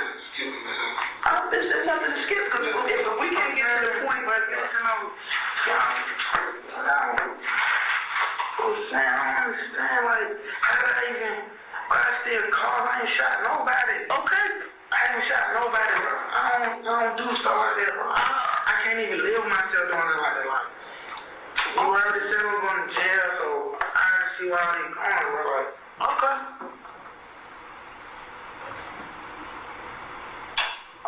Stupid shit going, bro. What you see doing the wrong people at the wrong time, and say that, y'all. And say that, but you giving me a story that I know isn't true is totally crazy. Yeah, but okay. I mean, like you in this situation, you need to be helping yourself. That man putting that mask on and throwing out, bro. Just what now? Just that'll get me killed, bro. Him putting that mask on and throwing out, bro. Just that'll get me killed, bro. So I mean, y'all saying this like, bro, I'm just like linked to these people, bro. Like, bro, I'll be killed in a week, bro. Like, this is what I mean, man, bro. Like. I don't even know what to do. Like, I don't even know what to do with myself right now. Y'all saying this man, like, I know what happened that day. Okay, Hot Rod called somebody called Bentley saying that these folks following him. Okay, yeah, we pulled up. Bro, I ain't know nobody got shot. He got shot right here. Listen, he got shot right here. I still call, bro. His skull is gone. And he's in a rehabilitation hospice center right now. And they're waiting for his brain and his skull to heal a little more so they can put a metal plate so he doesn't have a big droop in the side of his head because his head is just like sunk in. It's just gone. I understand where y'all coming from. If I was shot, I would hope y'all do the same thing for me. You feel what I'm saying? I would. No matter what you do, nobody deserves that. Nobody deserves to be treated like that. So, I mean, you can stop the thing, y'all go up and put me in jail, bro. Yes, sir. But, I mean, murder. I ain't saying that. I'm just saying, she said I'm going to jail before we even started this. Right. And you asked me for what? And I said, this is what you're facing. Huh? You asked me what? No, I just said, lock me up for criminal that I was facing. Okay. I mean, because I ain't did nothing, man. Why I need to steal cars? I steal cars. Like, that's the only thing. I'm on probation. I haven't done it one time. Got locked up. I'm on probation for that shit. Like, I don't do that, bro. That shit out of my league. Like, it's over my head. You see what I'm saying? Like, it's over my head. Even, bro, by y'all even, by me even knowing that happened now. But the funny part is, like, I'm getting smoked, bro. Even in jail. Bro. Now by me being at that, you just showing that I then they did that one. I'm dead. Cause now they feel like y'all do it. They feel like y'all talk. You see what I'm saying? They didn't do it. Y'all did. I don't condone killing people. He's not dead. I don't condone any man playing like that, bro. Because God depends on who come home and who don't, bro. You see what I'm saying? Or who go to hell, or who come to heaven. I don't. That's not my choice. So I'm not obligated to kill you and say go to hell or heaven. That's God's choice. So some people try to be actors. I don't feel like that. Well, like I said, I'm not in the business of begging and pleading people. I mean, if it's, like I said, it's your opportunity to say what it is. You choose not to, and you gave me your version. You think this, you think that. Can you tell me what jail I'm going to? You'll be going to Fulton County Jail. You'll be going to Fulton County Jail. Right now, you haven't said anything. I mean, I don't got to listen to what you listen. When this get in the courtroom, man, I need you just being at the stove. What's wrong with that stove?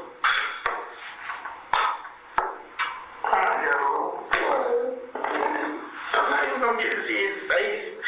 Like, bro, my girl 8 months pregnant at work right now. She probably getting off.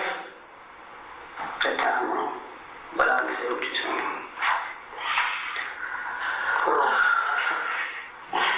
Like, I'll go home, y'all kids, y'all spend.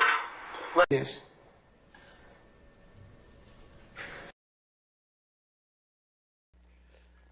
He got a lawyer, but he want to talk to her so he can use this fake information to get out of jail. That's cold. Appreciate y'all being here, family. Hit the like, hit the subscribe, tap in, share with a friend. I think that's it for the questions that I have for the witness, Your Honor. All right, ma'am, you can step out, please.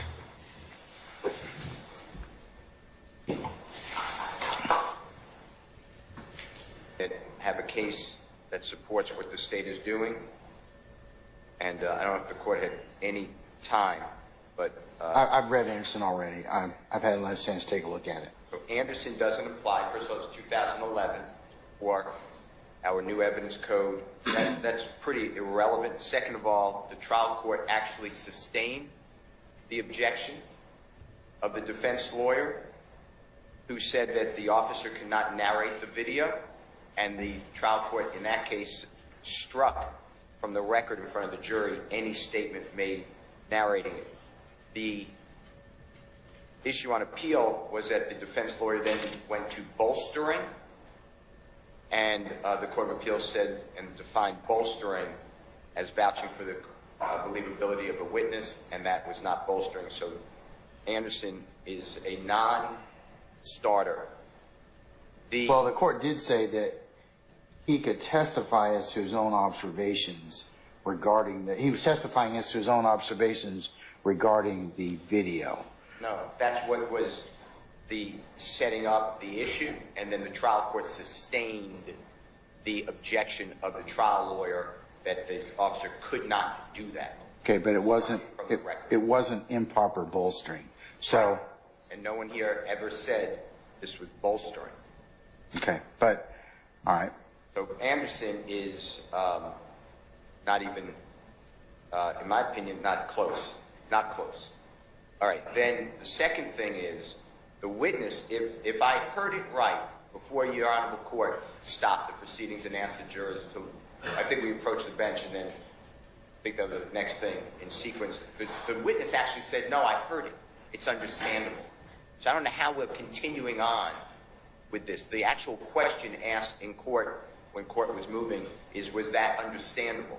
And the witness, to my ears, obviously, whatever, you can look it up in your real time. I believe that the witness said it was understandable. So I thought we were just moving on. I don't know how we're now backtracking. And then the third thing is this was never asked of Mr. Murphy. He's the speaker. It doesn't matter what this witness believes was said. It matters what Mr. Murphy said, and confront Mr. Murphy, and then it becomes a prior and consistent statement for this witness to say, no, that doesn't make sense if that was said, because here is... My bad, real quick. Shout out to Nameless. I heard trial might not be on Monday either, but I'm not sure. I don't know. We'll see. Conversation in context. The state never asked Mr. Murphy, just like most of this recording, about that segment. In addition, Birdman, you heard that earlier in the proffer, maybe at the bench. I can't remember. It was either at the bench. Mr. Chart saying it's at the bench. He's not mentioned in here at all. That was inputted by the prosecutor. And that's Brian Williams, if you don't know who that is. It's a record producer, works with Rich Gang. You may remember the band or the group. Anyway, he's not mentioned at all except by the prosecutor's mouth. So to me, I am still maintaining my objections.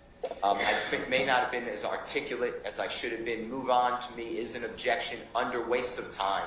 It's a 403, or excuse me, 403. But I'm the person that decides that. You aren't. Decide everything. Yeah, I know, but you aren't. So it would be an improper objection for you to make.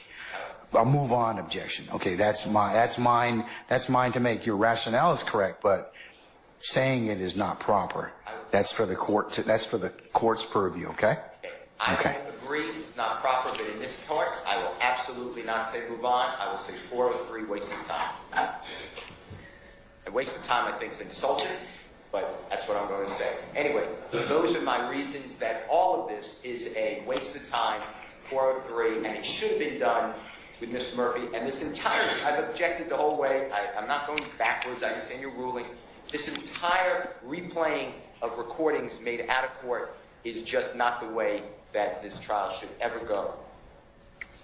Those are my positions. Yes, sir. Thank you. All right, Mr. Sharp. And by the way, one more. I apologize. Yep. Can I say one more, add one more? Yeah. The state has not given the court a scintilla of statute, constitutional provision, or case law that this is a proper way to get in out-of-court statements. All of the case law is the opposite, unless it's a prior consistent statement, and you already told us that. So that's all of my objections in summary. There you go, crunching in the mic again. Glanville's so disrespectful, it make no sense. I don't know how the hell he became a Supreme Judge. I guess they like that type shit.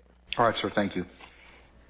Your Honor, first, I'm just going to echo Mr. Steele because I think it's that important that this was not, Mr. Murphy was not confronted with these statements. So I think we're in an entire area of improper impeachment using prior inconsistent statements. But regarding this issue specifically, I would like us not to lose track of what the state said. The state said that they need to play this for Investigator Gaither because she was there and she has some specialized understanding about what was said. And what did we just watch? Like, let's just deal with reality for a second. She sat at the witness stand and the state played the tape 5 times and she couldn't really understand. She's not getting any information. She doesn't have any specialized knowledge from being there 8 years ago. What she's doing is she's listening to a tape and she's doing her best to figure out what Mr. Murphy was mumbling about. And the reality, Your Honor, is that's not her job to do that for the jurors. The jurors are, this tape is in evidence. The jurors are going to have the ability to hear this tape. They're going to have the ability to say, when they're deliberating, Your Honor, they're going to write a note, Your Honor, we're having trouble with this tape. Can we replay the tape? And then they can make their own determinations as is in their province as jurors of what was said. But having someone else, not because they were there, but having someone else just listen to a tape and determine what they think is said and then tell the jurors what they believe was said after listening to the tape themselves is wholly improper. The jurors are supposed to listen to the tape and determine what was said. That's their job. It's not Investigator Gaither's job. Thank you. Anybody else? All right. That was me, Your Honor. Say again, I'm sorry. That was me. I was just going to give the court 2 more cases. And I was going to point... Anderson doesn't kind of hit the mark in that. Right. I was only going to point out with respect to Anderson that the court there said the trial court should not have kept out that portion of the testimony. Full understanding as to what he was saying. So whatever the jury's going to have to kind of think about it is their, I would agree, Mr. Short, I think it's their purview. I think if I let her comment on this, bless you, they're... I'd like the cite to say that this is not spilling the beans and the person doesn't have to be a member of the conspiracy. Because if they're not a member of the conspiracy, then the person's just bragging or pontificating, or courts say spilling the beans. And I'd like to have that cite from the prosecution. Somebody said Monday was a voodoo holiday. Is that true? To support their last premise about the authority under case law. And, Your Honor, in response to Mr. Steele, I did not say that Mr. Allison was not a part of the conspiracy. Indeed, I said he is a co-conspirator. I said that the law is clear. He does not have to be a named member of YSL. And I said that the formal conspiracy does not have to be charged for him to be a co-conspirator. But in our case, there is a formal conspiracy charge, which is count 1. And under the court's direction, and I'll do so just as a courtesy, provide Mr. Steele with the case law to that effect. You can just send that via email to everyone. Yes, Your Honor. Okay? All right.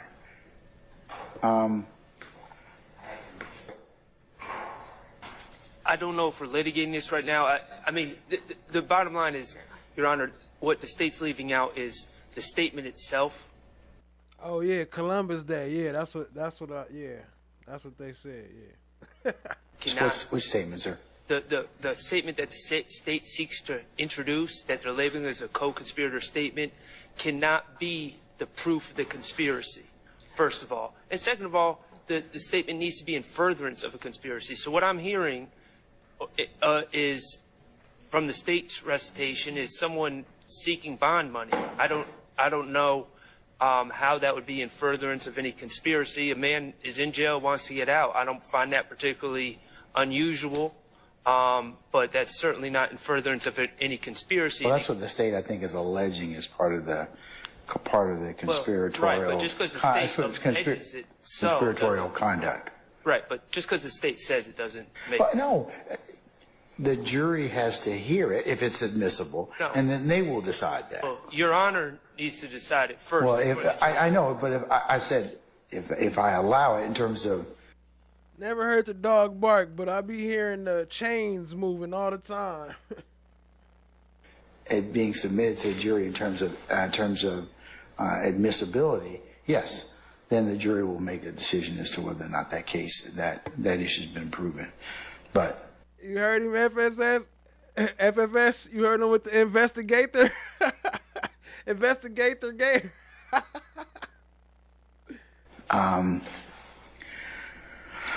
Okay, I'll listen. I'm going to listen to it because I believe I was sent that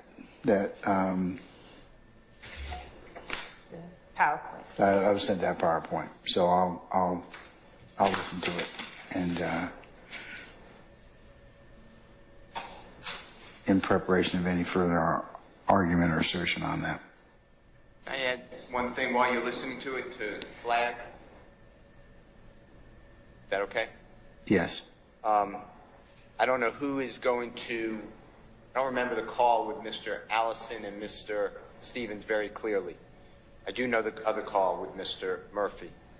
But I heard that there may be coded language. I didn't hear anybody be qualified. I don't get any notice. Well, that's foundation if they can lay it. And my objections based upon that is Mr. Stevens was a witness. He should have been asked this. Mr. Murphy was a witness. He's on the call. And now we're going totally, creating this, well, they're not here, but we're going to play their statements when we didn't even ask about it, didn't ask about prior inconsistent statements, didn't ask them whether they ever made these calls, and now all of a sudden they're popping up in our case. Yeah, what's the foundation state for the for these calls, anyways?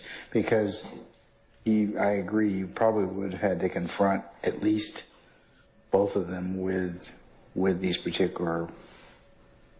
Your Honor, if we were introducing them as prior, but these they're not used, so it's not. There's no confrontation clause. Murphy, and also, Your Honor, in addition to being co-conspirator statements or impeachment by contrary parties, Mr. Stevens and Mr. Murphy had cut ties and gone their separate from Jim's by early 2000 that Donovan and impeached those assertions. And I will take the calls off of the PowerPoint and send them to everyone individually so that the court and everyone has ease of access. It is very clear. Ladies and gentlemen of the jury, good morning. Good morning. All right, without further delay, we're going to continue with the examination of our current witness. Investigator Gaither, you're still under oath, madam? Yes, sir. Okay. And remember, speak in the microphone. Ms. Love, you can, your colleagues as well, speak into the microphone. Thank you, Judge. All right. Thank you, Judge. It wasn't you, were you pointing to Ms. Renard? That's terrible. If you got an iPhone 15 or something like that, maybe I need to confiscate it, because I got like a real old phone. Yeah, I said, they're locked up all of them, man. Ain't number 2 of them locked up?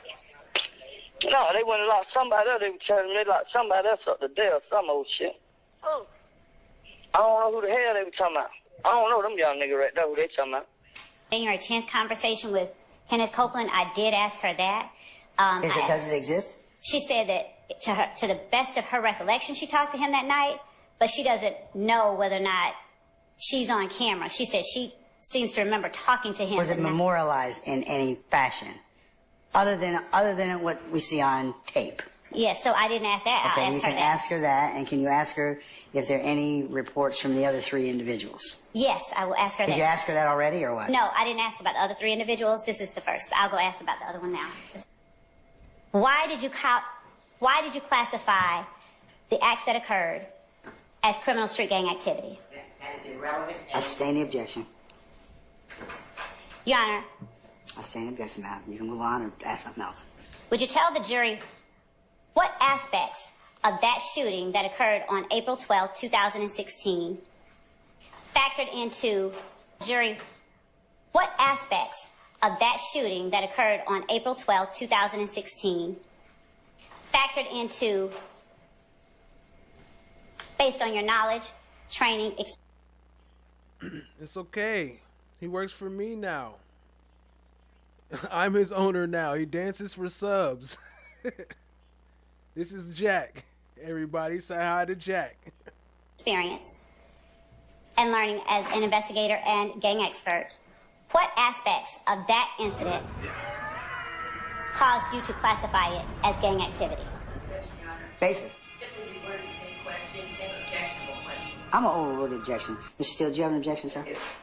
Under Parcell, it goes to the intent, which is not for this question to be answered. I sustain the Your Honor, objection. this is an expert, and this is the I portion. sustain the objection, please.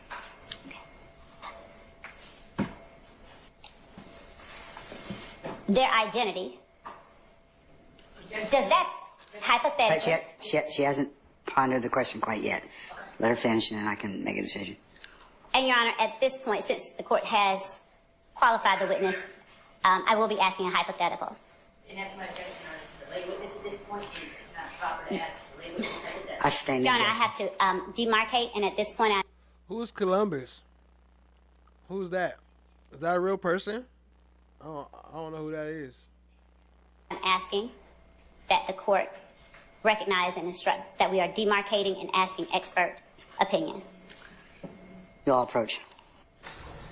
11th Circuit said under Division A, in order to introduce a recording at trial, the government must establish that it is an accurate reproduction of relevant sounds previously audited by a witness. Plainly, the government carries the burden of proving the competency of the operator, the fidelity of the recording equipment, the absence of material deletions, additions, or alterations in the relevant portions of the recording, and that the identification of the relevant speakers. But even if one or more of these requirements has not been satisfied, if there is independent evidence of the accuracy of the tape recording admitted at trial, we shall be extremely reluctant to disturb the trial court's decision to admit the recording. These are all foundational. That's why you... I didn't mean to turn my back. I was standing back to the computer. That's why you told me, over my objection, I could not get in the lifestyle recording. It's a song by Rich Gang. When I had Trentavious Stevens on the phone, or on the stand, you said to me, he doesn't know. You said you can get it in with someone else. It's Mr. Williams' words. You're showing that it's not a member of a gang, that it has a real lawful purpose, but you have the wrong witness. Okay, why wouldn't, I'm just asking this question, Mr. Steele, why wouldn't just when it boils down to it, the statements purportedly made by your client, why wouldn't those be admissions of a party opponent? They need to be identified as to when they were made. It's a repost. What you're being shown is a repost. Are they the same statements? People change things all the time. Like the state was going to redact here. In the background, we start out with the state saying you only hear yeah, yeah by other identified persons. You clearly hear the person saying, I'm going to lie on God. Snitching, I'm not going to say it, but B-I-T blank A-C-H-E-S. F, and then the two speakers. There's multiple speakers that right now the state may be able to get it in. It's just like you told me. I'm not saying this may not be evidence that's important to the case. What I'm saying is there has to be the same foundation that the state lays, that you're making me lay, and that's what the case law supports. Now, if you let it in, an appellate court, they may say it was error, harmless error, it wasn't an abuse of discretion, it was an abuse of discretion. We understand that, but we're here now. The state cannot lay the foundation. They need a different witness. They don't have the time. Just like in the last series of jail calls. You had to say what the date was. The witness was able to provide the dates. They have the dates here. They know a reposting. They don't know if it's the accurate statements. They are taking something off of the internet. It is exactly what you have told me. In the other cases that the state has cited, the witness was a member of those conversations, heard them live and said, those are the conversations. I don't know the other people, but that is exactly what was said. That goes to weight. Here, they don't know what was said. They know it's a repost. That is my statement. All right, sir. Thank you. Thank you. Anybody else? All right. Let me take a few minutes out, and I need to take comfort, and I'll think about it, and we'll come back. Your Honor, can I give the court? No more sex, okay? I'm going to take my break. Everybody should No. Me and Jack got to take our break. Makes the evidence that the state... What up, fam? Appreciate y'all being here. Let's keep it rolling. Allowable. And we ask. Okay. All right. I'm going to allow the statement, allow the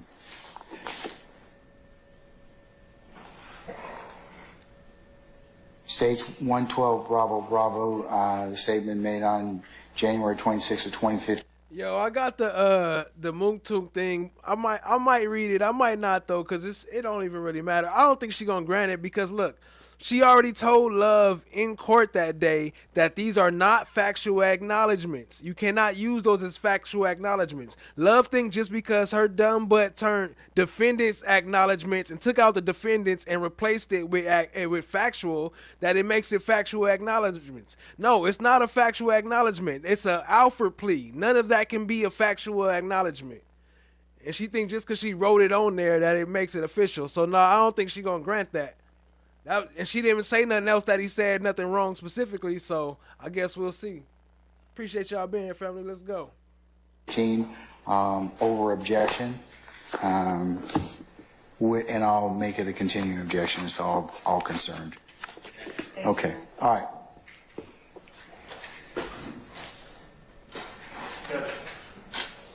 right. Yes, sir. Before the jury comes back in, can I have about 3 minutes of course time? I'd like to address something. else? Your ruling's done. You've already ruled. That's fine. We accept that. But I do want to address something that occurred at the bench that I want the court to address. Sure.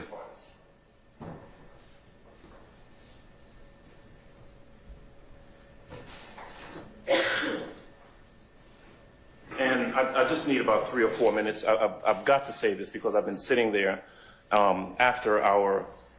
Get him, Adams. Uh-oh. They didn't let the Panther out. Get him, Adams. He about to pull the Black Panther out on him.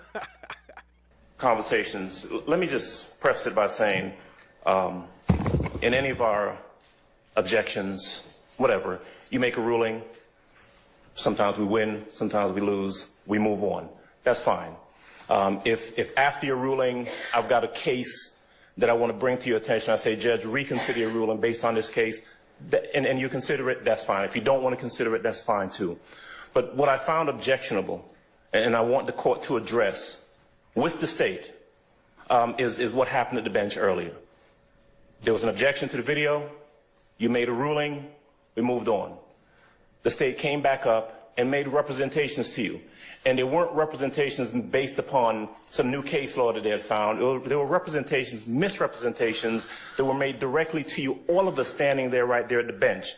She said something very, very fact-specific in an attempt to get you to readdress the issue again. Madam Prosecutor said, I want you to listen to the 17-second video, because what you had based your ruling on was that the parties in the background couldn't be identified. All right? And Madam Prosecutor said to you, and was not accurate, and I'm going to be charitable and say that she was disingenuous. What she said was, these people in the background, the only thing that you hear are people saying, yeah, yeah. That's it. When Mr. Steele corrected her and said that's not true, she said, Mrs. Steele is not accurate. What Mrs. Steele just told you is not true. The only thing you can hear in the background is yeah, yeah. And actually, when she stepped up there, it was in an attempt to act as though she didn't know what your ruling previously was, because their attempt was to go ahead and play the video at that time, despite your previous ruling. My point is this. After you decided to reconsider, you want to hear the video yourself, you had a chance to hear it. You had a chance to hear what we had already heard, what we knew it said, what they knew it said. And there are at least 5 or 6 different things on that video audio that were in contradiction of what Madam Prosecutor said. On God, snitching bitches, I'ma tell a lie on God. That's what I'm talking about. No back and forth with you, bro. Fuck nigga. And I'm not just saying that for emphasis. I'm saying that because what she said to you was inaccurate. At some point, Your Honor, I'm asking you to, we've had this conversation. Yo, get him, Adams. Yo, hey, brother, no space between the exclamation point and it's Fanny with a Y. Appreciate you, family. Conversation about candor with the court over the course of the past number of weeks. 3.3. Yeah, we've had that conversation about it.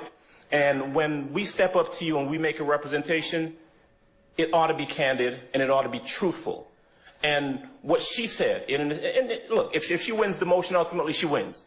But you don't do it by standing there 3 feet from you in your face and lying to the court. And that's what she did. And she knew what she was doing, and it's not right. You heard Mr. Steele. Mr. Steele said, Your Honor, I am willing to surrender my bar card and have her surrender her bar card if what she is saying is true. He wasn't wrong. She wasn't wrong. She was not candid with the court. And at some point, you've got to say to the parties, if I'd done that, I would expect you to say, Mr. Adams, don't do that again. Don't step up to me and lie to try and get me to rule or overrule something I've already ruled on. Don't do it again. You ought to say that to them. We're not playing games in this courtroom. These are these people's lives at stake. And like I said, sometimes you win a motion, sometimes you lose. But you don't get the court to address something or readdress something like that. That's all. Say something to them is all I'm requesting. All right, sir. May I speak? You may. Your Honor, I would not have asked the court to listen to the 17-second video But what you did tell me, Ms. Love, wasn't the entirety of what was purportedly on states 112 Bravo Bravo. It did have other statements on it. It's different if you'd have told me, Judge, there are statements on there. Probably need to listen to them for yourself. Not just yeah. Your Honor, my recollection, and I'm going to speak candidly because it's been. I would hope. Facts, real quick before they get into it. Yeah, time earlier. Yeah, when he made that ruling for her, she was like, "Thank you." Crazy. There would be nothing less than candor. And Your Honor, that's what I've been pushing for all along. There have been times, as the court is aware, that we have been at the bench and misrepresentations, bald misrepresentations have been made, and the court has seen my reaction to them. I am the one that's constantly saying I have a duty of candor to the court. All of you do. We do. And when Mr. Adams just read those series of things that he read, those half of what he said, I didn't catch. The part that I did catch and remember is the part I kept repeating just now, snitching bitches. And I didn't even recall that part was there. But what I did know was that the relevant portion and the relevant speaker was Mr. Williams. And Your Honor, I'd ask, we can do this in chambers or wherever, but Your Honor, I believe that certain requests and comments to the court have risen to a level of being not true motions or requests based on legal analyses, but more leveled specifically on a personal level, which I've attempted to stay away from. They have the written reports under the 2 APD case numbers. The memo on APD letterhead authored by Detective Dennis,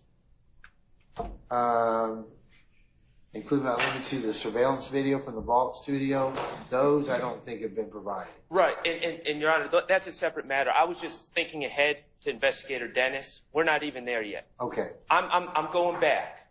On Wednesday, I inquired about reports that Investigator stated she had written. And and the state and Investigator Gaither stated they didn't have the reports on Wednesday. And that's fine. I accept that. All I'm asking is, has there been any change since Wednesday? And I think Ms. Love, by not answering it. Yeah, I caught that. Reports are generally from people who don't have first-hand knowledge. She has first-hand knowledge, so she doesn't need a report. Like, she was there. First-hand knowledge means you was there. Answered it. No, there's no when it happened. Change since Wednesday. We still don't have the reports. And that's fine. That's all I wanted to know. Okay. And Your Honor, so that I want the record to be clear, if Mr. Sharp could please elucidate exactly which reports that he is referring to so that we don't get here and have a... Madam, you're still under oath, okay? Yes, sir. All right. Cross. Mr. Sharp. Good morning, everyone. Good morning. Good morning. Former Investigator Gaither. Yes, sir. Good morning. Good morning. Good morning. All right. Okay. I represent Shannon Stillwell. My name is Max Sharp. I'm going to ask you a few questions here. If you don't understand the question I asked, please ask for clarification, okay? Sure will. All right. Great. First of all, I just wanted to touch briefly. Lady Justice is blind. Everybody get your it. background. You said your law enforcement experience is solely with APD, correct? My longest tenure is with APD. Okay, and how long were you with APD? Almost 19 years. 19 years, all right? And when you left law enforcement or left the police force, you were an investigator, correct? No. Okay, what were you? I was a sergeant. A sergeant, okay. You mean with Atlanta? Yes. Yes, I was a sergeant. Okay, sergeant. As a sergeant, were you no longer working as an investigator, or is that as completely separate job duties? I'm not understanding what your question is. as a sergeant, would you still investigate crimes? I would assist my investigators. I was in charge of investigators, so we would assist each I other. understand now. So you were supervising investigators. My last assignment, yes. Okay. Mondo already in the trap. I still ain't got the splat yet, but he already inside. An investigator. How many years were you an investigator? I believe I made detective in 2013. I made sergeant. The official rank, I believe, in 2013, and I made sergeant in 2016. So 3 years. 3 years.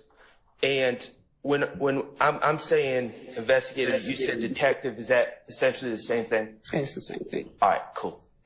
And in your time as an investigator or detective, is it fair to say that you investigated complex cases, complex investigations?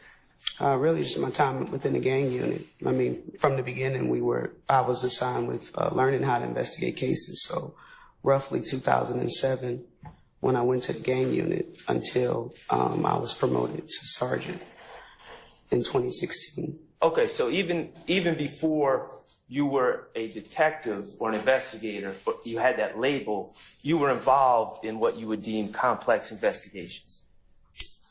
I mean, complex in any type of investigation. Really, I don't just narrow it down to just complex. I mean. Okay. All right. As an investigator, or even as part of an investigation, you want to determine who committed an alleged crime, correct? Okay. Is that correct? If I want to find out who committed the alleged crime? Yeah, as an investigator. That's part of an investigation. Okay. How an alleged crime is committed, that's something you'd want to figure out, correct? Sure. And also, why an alleged crime is committed, correct? Motive is always good. Okay, and that's something Always you look something for. you find out. That's something you look for as I a. would object and ask that the lawyer allow the witness to finish her answer clearly on the record before I interject. All right, Ms. Cheryl, let her finish first before you pose the next question, okay? Absolutely, sir. No problem. Did you get my answer? If you could repeat the answer. Yeah, motive is something you would like to find out, but you don't always get it or understand it. And that's something, motive is something you look for as a gang investigator, correct? Motive? Yes. It doesn't always appear, but, you know, it's something that you would like to understand or know why something happened. Right. It doesn't always appear, but that's part of your investigation, is at least try to figure that out. For the most part, yes. Okay. In searching for these answers, who, how, why, details are important, correct? Yes. I stated questions of form. In your investigations, you seek out the details. Is there a specific type of detail that you're Well, we'll talking get into about? that. Are details important? Yes. Okay. When you're speaking to witnesses, you want to get as many details as possible, correct? Yes. Okay.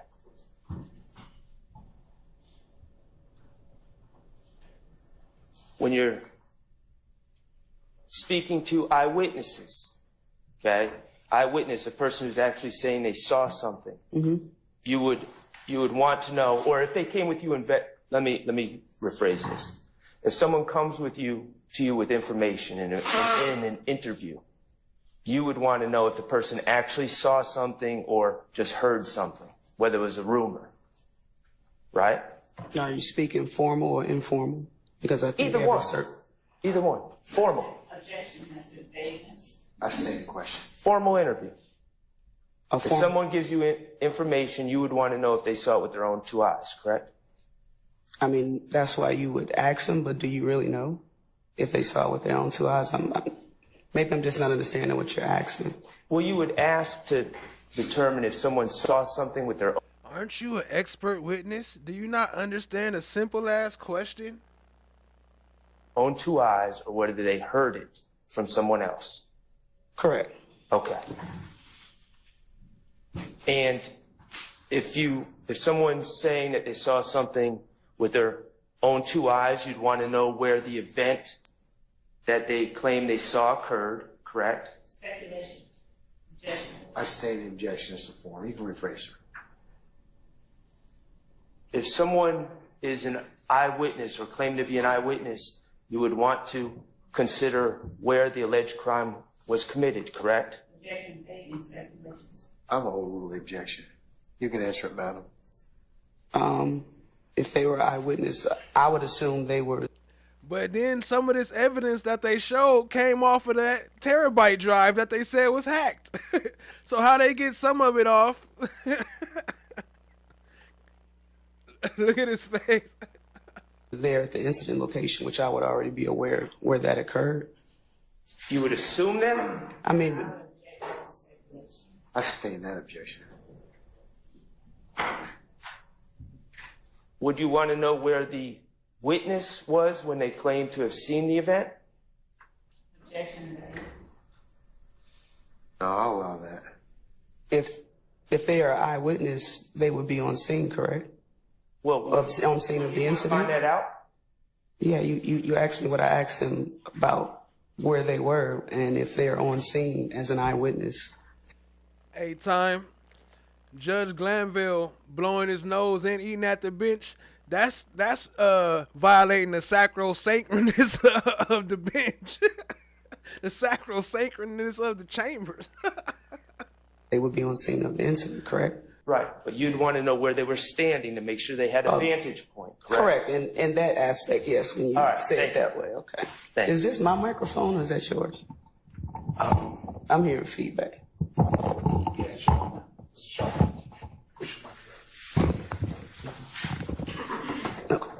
Tell me if you hear more feedback. Absolutely. All right. I was talking about the Mondo Racer pupper, not the real Mondo in real life. Because vantage point would help assess whether the witness could have actually seen what they say they've seen. Sure. Okay. We talked about details. Let's talk about reports. 19 years with APD. Almost. You were trained to write reports? Yes.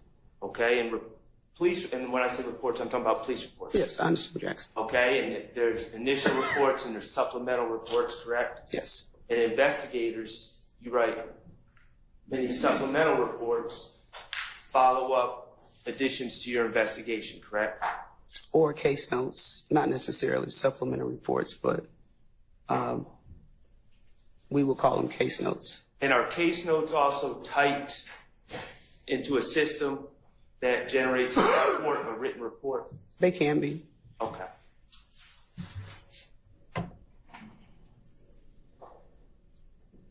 What up, Sasha? I see you. In these reports or case notes, you memorialize events or your investigation in a timely manner, correct? Can you ask that one more time? I'm sorry. You know that at some point down the line you may be asked to testify about events, correct? Correct. And one of the purposes of reports is so you have the facts and details down when they're fresh in your mind so you can refer back later on. Yes. Okay. And in these reports you want to put as many details as possible, correct? Yes. And you want details and you also want accuracy, correct? Yes. All right. And you've been trained to write reports? Yes. All right. And you do write reports as part of your job, or you did when you were with APD? I did. Okay. And that's expected of you as an APD officer, correct? To write a report regarding a specific incident, or are we generally talking about investigations? To write reports to accurately memorialize your investigations. Yes. Okay.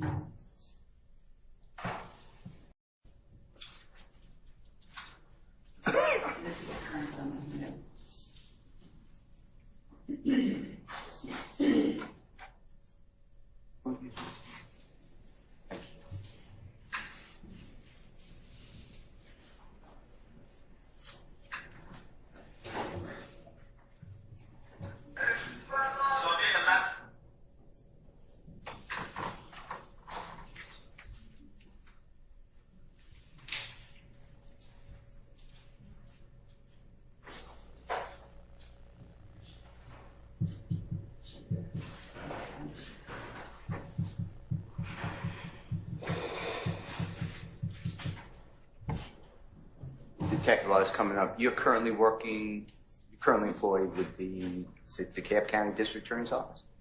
No. That's wrong, right? Yes, sir. Were you ever employed with the DeKalb County District Attorney's Office? Was. When did that end, I guess? Almost as soon as it started. It wasn't for me. When did it start?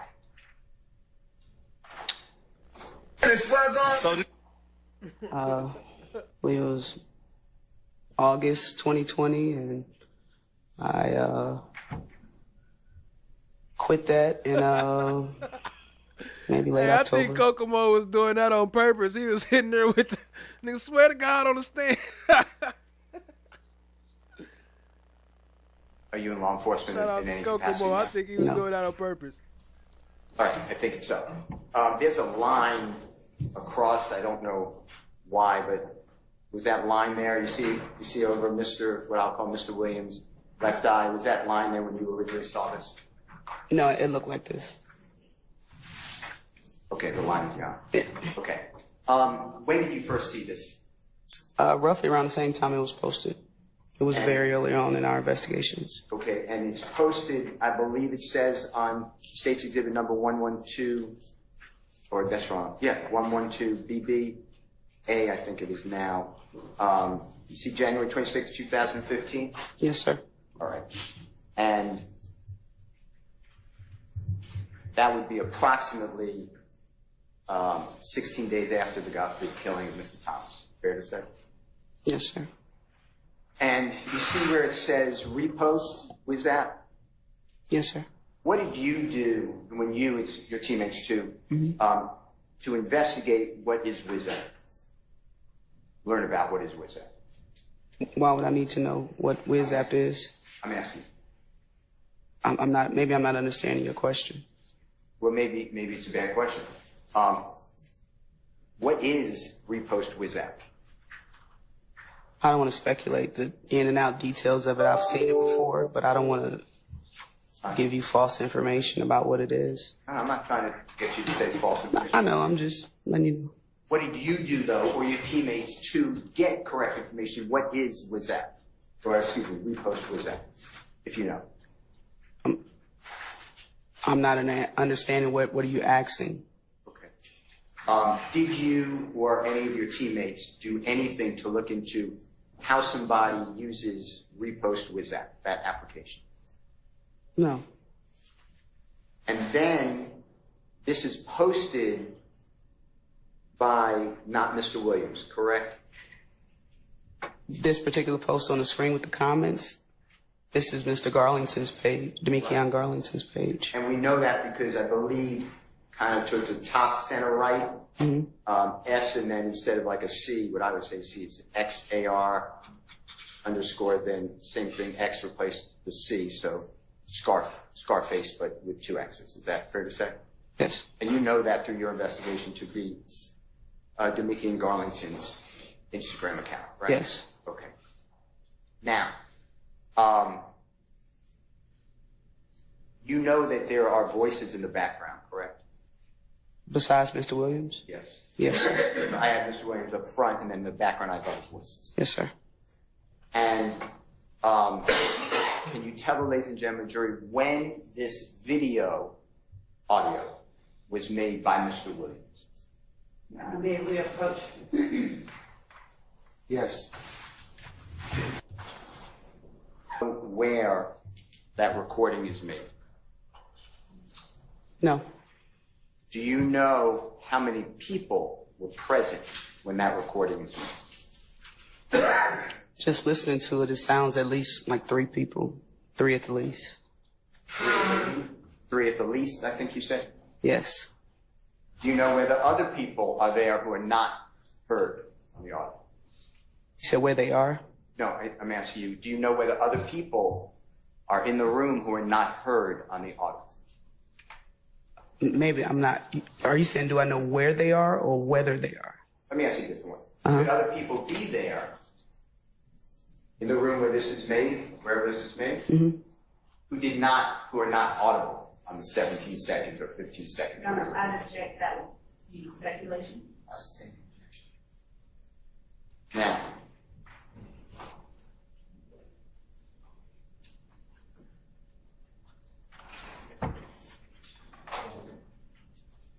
January 26, 2015, is it fair to say that that's the date that YFM Lucy mother, Mr. Rashawn Bennett's mother's house was shot into? Well, I call it drive-by shooting, but whatever, was shot into from outside. I don't know an exact date. I know her house was shot at least 3 times, and she was shot once. 3 separate incidents, excuse me. Do you have any evidence? Any evidence at all of anything? Anything at all ever happening? That Jeffrey Williams encouraged or consulted with Mr. Garlington to do this repost on January 26, 2015? If he consulted with him? Yeah, or encouraged him to do it. No, sir. Now, what we hear here, it starts in the middle of talking. Is that your understanding? I don't know where it starts. Shout out to FFS with the super chat. Appreciate you, family. All right, well, let's listen to the, if we can just, we're going to go a couple of times in this, if that's okay. I know it's sure.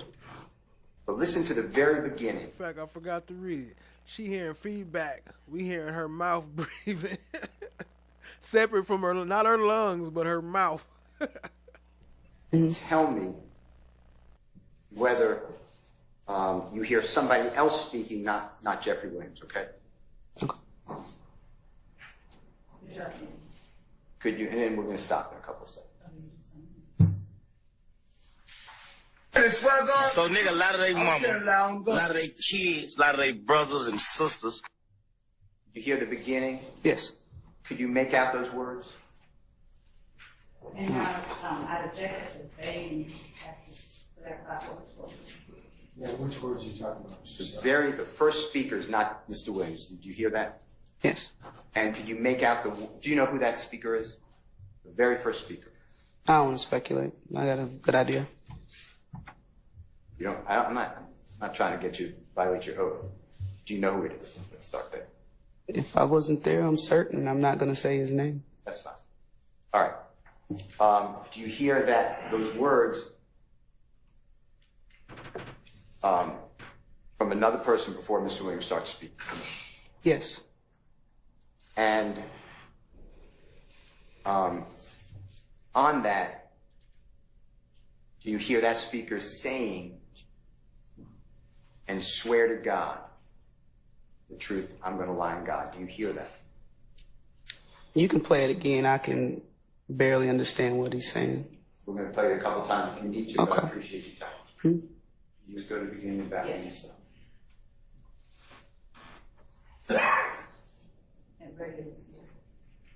But you can slow it down if you want, but that's up to Detective Gaither. So, nigga, a lot of they mama, a lot of they kids, a lot of they brothers and sisters, they didn't get ready in the courtroom. Did you hear the first speaker, not Mr. Williams, and swear to God? Yo, TSC, she a security guard for the Atlanta Hawks. Well, she was. I don't know how long it's lasting because she getting a lot of complaints right now. We don't know. We'll see, I guess. The truth, I'm going to lie on God. Did you hear that? I heard something to that nature. I heard the on God part. I really couldn't understand what he was saying after. We'll do it one more time, and if you don't, we're just going to move on, okay? Okay. But that's it. Just the very beginning, if you don't mind.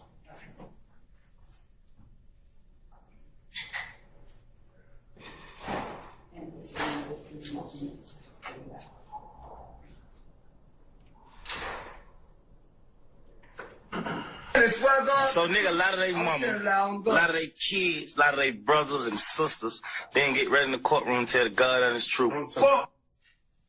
Did you hear that first speaker say something to the effect of, I swear to God, the truth, I'm going to lie on God? I heard, I swear to God, and something about a lie. I didn't hear what you heard. And when you take an oath and other people take an oath in a courtroom, is it tradition that we raise one hand, the right hand, and then we take an oath to tell the truth, the whole truth, nothing but the truth, to help you God? It goes to this video. All right. Do you know that when people testify in a courtroom, generally, they are sworn to tell the truth? Objection, Owens. In relation to this video. Yes, sir. All right. And did you hear that speaker number one talk about, I'm going to lie on God? As I stated, I didn't hear the last portion of it. I heard him say swear to God and something about lying. I couldn't understand the last portion of what he said. We're going to do it one time and then we're going to continue. I've heard it 3 times, Mr. Steele. I don't understand what he's saying, the last portion. Then Jeffrey Williams, if you need to hear it, just let us know. He starts saying, so an N, I'm not going to say the word, lie to their mama, lie to their kids, lie to their brothers and sisters, and get right in the courtroom and tell the God's honest truth. What up, M. Shannon? I see you. Is that fair to say? Close enough? Something to that effect, yes, sir. So Mr. Williams is talking about people lying to their mothers, brothers, sisters, kids, right? Your Honor, I object as to the speculation of a witness as to what Mr. Williams said. I didn't ask for intent. Mr. Williams said, I'm not talking about intent. He said, he's talking about people lying, right? Or an N lying, right? Your Honor, I object and ask for the video to speak. I state objection. You heard on video that the jurors just heard Mr. Williams say 3 different times, people, the N lies. For their mothers, brothers, sisters, kids, right? Your Honor, I object to the video. All right. Did you hear Mr. Williams then say, and then gets right in the courtroom? Remember, Velasquez was the head of security. He said that he was the head of security for the Atlanta Hawks when he was on the stand. Velasquez, Quinn partner. Tell the God's honest truth. You hear something like that? Yes. Now, did you hear a different speaker? The one who admitted to erasing statements that said, yeah, I've done that. I erase statements. I decide if it's a lie or not.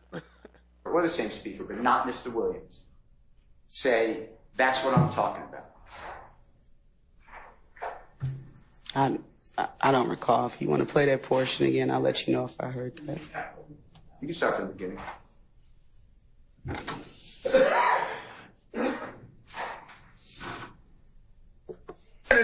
So nigga, a lot of they mama, a lot of they kids, a lot of they brothers and sisters, they ain't get ready in the courtroom and tell the God and his truth. Fuck, nigga. Don't get it. Y'all niggas need to get fucking killed, bro. You dog.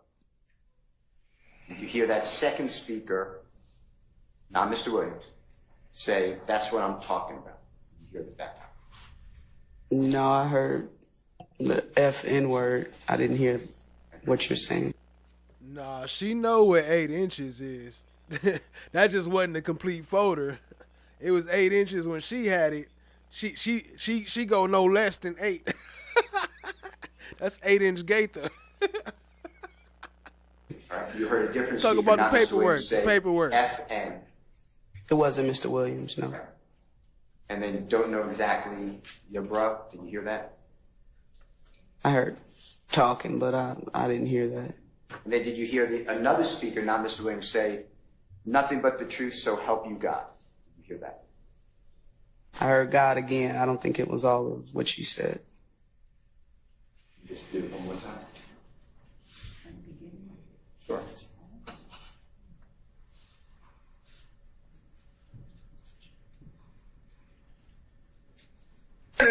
So nigga, a lot of they mama, a lot of they kids, a lot of they brothers and sisters, they ain't get ready in the courtroom and tell the God and his truth. Fuck, nigga. Don't get it.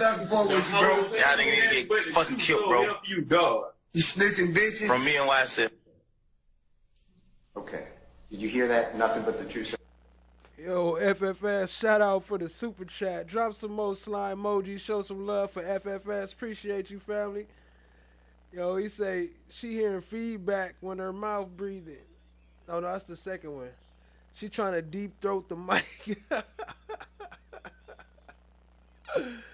Oh, no. Don't do it. I don't think she deep throat nothing. She looks like she's more of a carpet munch flavor type person. Help you God from someone not Mr. Williams. Something to that effect, yes, sir. All right. And then Mr. Williams said something like, don't get it, y'all ends need to be effing, I'm not saying the words, kill bro. Hear that? Yes. And then you snitching bitches, someone else said, not Mr. Williams. True? I don't believe that was Mr. Williams. And then Mr. Williams ends it with, from me and YS. And it cuts off. I thought he said YSL, but if you say it cut off, okay. Your Honor, I would object that the witness is uncertain with respect to her testifying. Now, All right. Much love, Steph JK. Have a good night. Appreciate you, family. what was being discussed during the time that Mr. Williams made that recording that's now memorialized in that exhibit? This one here? I mean, at that time, we were seeing a lot of posts from both sides, putting up information about each other. So our main goal was to memorialize stuff, was to save it. Tell the jury what. Did I cut you off? I apologize. Go ahead. Did I cut you off? I'm not sure. No, it's fine. Go ahead. Tell the jury what trial. Talking about lying on God, lying. I'm going to lie on God. Whatever you heard. You know, people lie to their kids, lie to their mother, all that. Mm-hmm. And ran to a courtroom to tell the God's honest truth. Mm-hmm. What trial was going on around 2014, 15 that you knew about? It was a lot of. I'm sorry. Go ahead. Yeah, they pretty much one and the same. They do everything together anyway, so you probably mostly right. Pimpin' Queen. There was a lot of cases going on in 2015. Are you speaking specifically for this date, January, or just 2015? It was, I want to say 32. 32 what? Shootings. Yeah, but who was testifying around January 26th when this repost was done? I'm not certain. This was very early on in the investigation, so I don't believe anyone was arrested for anything just yet. Have you spoken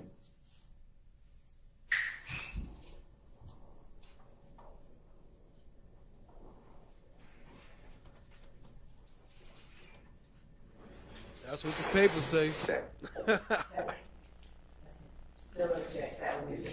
That's what the papers say. I'll stay in front of that shit. I'll stay.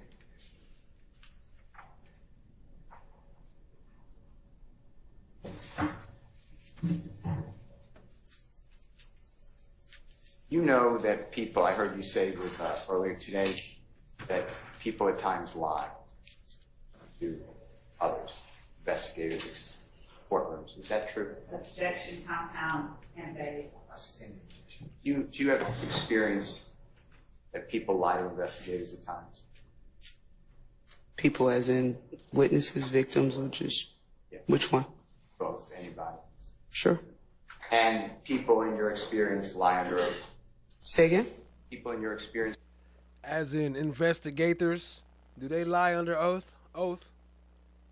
And break their oath? Come in courtrooms and lie? Your Honor, I'm going to object having the witness. Are you familiar with people who come into courtrooms and lie? Objection.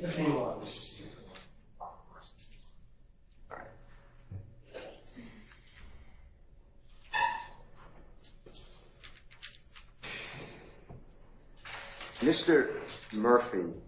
All right, YP. Have a good night, fam. Appreciate you.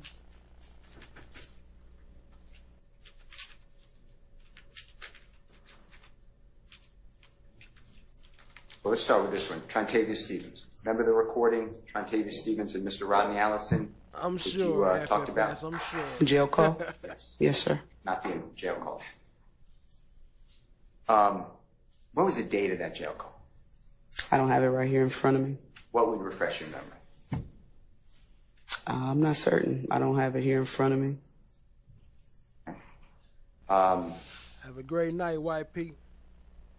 Do you remember during that jail call that there was a communication between Mr. Allison and Mr. Trontavious Stevens, also known as Slug or Tick, about Jeffrey Williams? Yes. And do you remember them calling Jeffrey Williams rapper boy? I do. You remember them laughing at Jeffrey Williams? Laughing at him? In what regard? I'm sorry, mister. I don't know if I can hear you or not. Can you? I can barely hear what you're asking me. Let's do this. What is it? You have this, what exhibit number? When we broke, I was asking you about whether you heard Mr. Murphy say to Erica, the woman you know as Erica, right? Mm-hmm. Yes, sir. About, gotta ask Thug straight up and down, start me a fundraiser.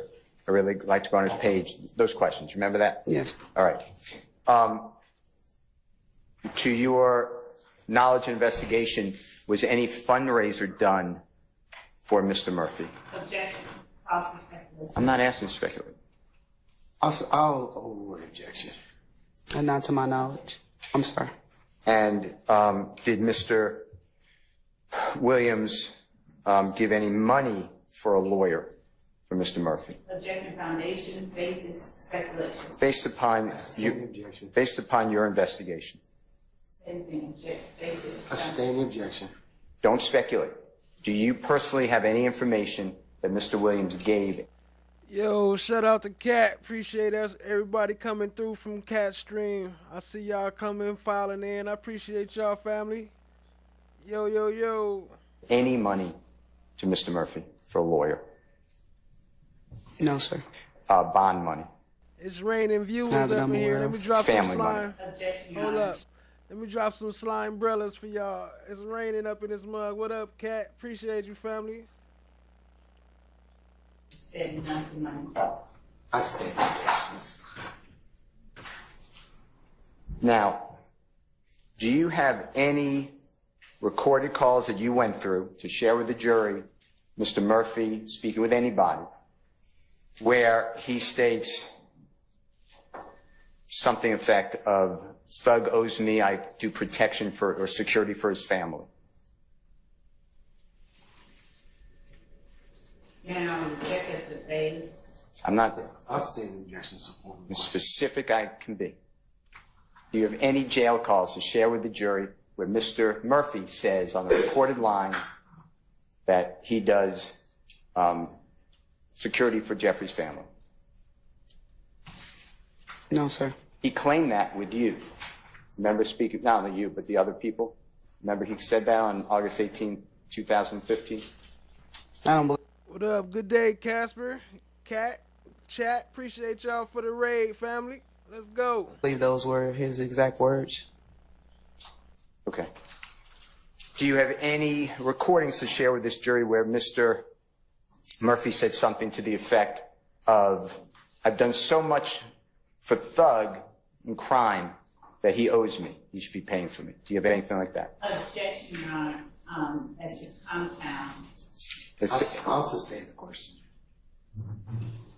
Do you have any recording to share with this jury while Mr. Murphy's on a recorded line that he said anything to the effect of Mr. Williams owes him? As in jail calls or any type of recording? Let's do jail calls first. No, sir.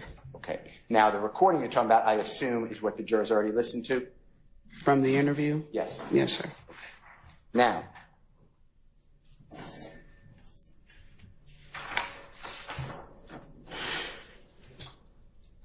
does it refresh your memory that I asked you if you said on direct examination that the jail call recorded between Mr. Stevens and Mr. Allison was a certain date? Remember you said, I don't remember the date? I said, I don't recall at this time the date. Does August 1, 2015 sound familiar? I don't recall it at this date. It may have been, I think, the 2nd, maybe. I'm not 100% sure. That's my answer. That's why you're supposed to have your reports and notes, Miss Expert Witness. Ain't you an expert witness? But I don't recall.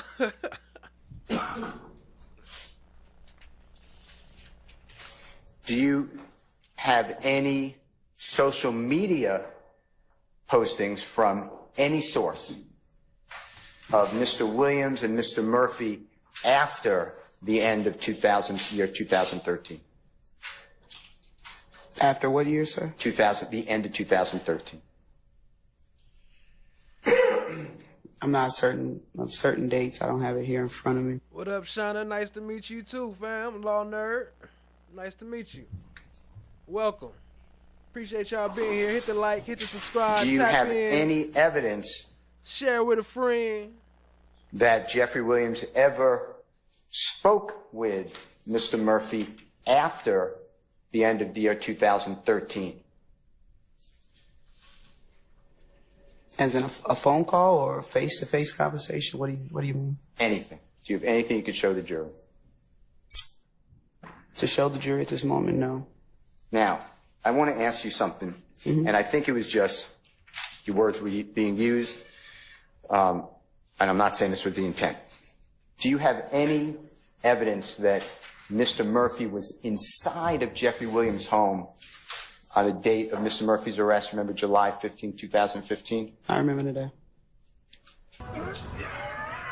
What's your question, sir? Do you have any evidence that Mr. Murphy was inside of Jeffrey Williams' home? You know what we're talking about in Sandy Springs, Georgia? Mm-hmm. All right. On that date. I never stated he was inside the home. And I wasn't trying to say you did. In fact, Mr. Murphy was arrested outside the home. Is that fair to say? That's what I stated, yes. Outside the crime scene tape. Fair to say? Yes. And do you have any evidence to share with the jury that Mr. Murphy was ever inside of Jeffrey Williams' Sandy Springs home? Why would there be evidence to say he was in the house? I never stated that, implied that. Fine. That he was inside his home. All right. Now, Jeffrey Williams did host or a fundraiser, had a fundraiser for Jimmy Winfrey. Is that fair to say? Remember that Free Roscoe campaign you talked about with the hat? Yes. That Mr. Murphy was wearing? Yes. And that was on Mr. Williams' social media posts? It was on a lot of YSL members' posts. And it had a lot of, I'm not limiting to this, but shirts were made? There's a lot of merchandise made. Yes, sir. All right. Nothing like that for Mr. Stevens, right? Mr. Stevens? Yeah. Not that I recall. Nothing like that for Mr. Murphy? No, sir. All right. Now, shout out to TSC. Y'all drop some slime, brothers. Appreciate it. She's still making it rain up in here all night. Appreciate you, TSC. Want to go back, if you don't mind. On the what up, Michelle Warden? Music videos, you said you saw Jeffrey Williams' music videos, or some of them at least. Are you speaking specifically I will about speak something? specifically. Yeah. Are you? Do you remember seeing a music video entitled "Blood" where Donovan Thomas was in that music video?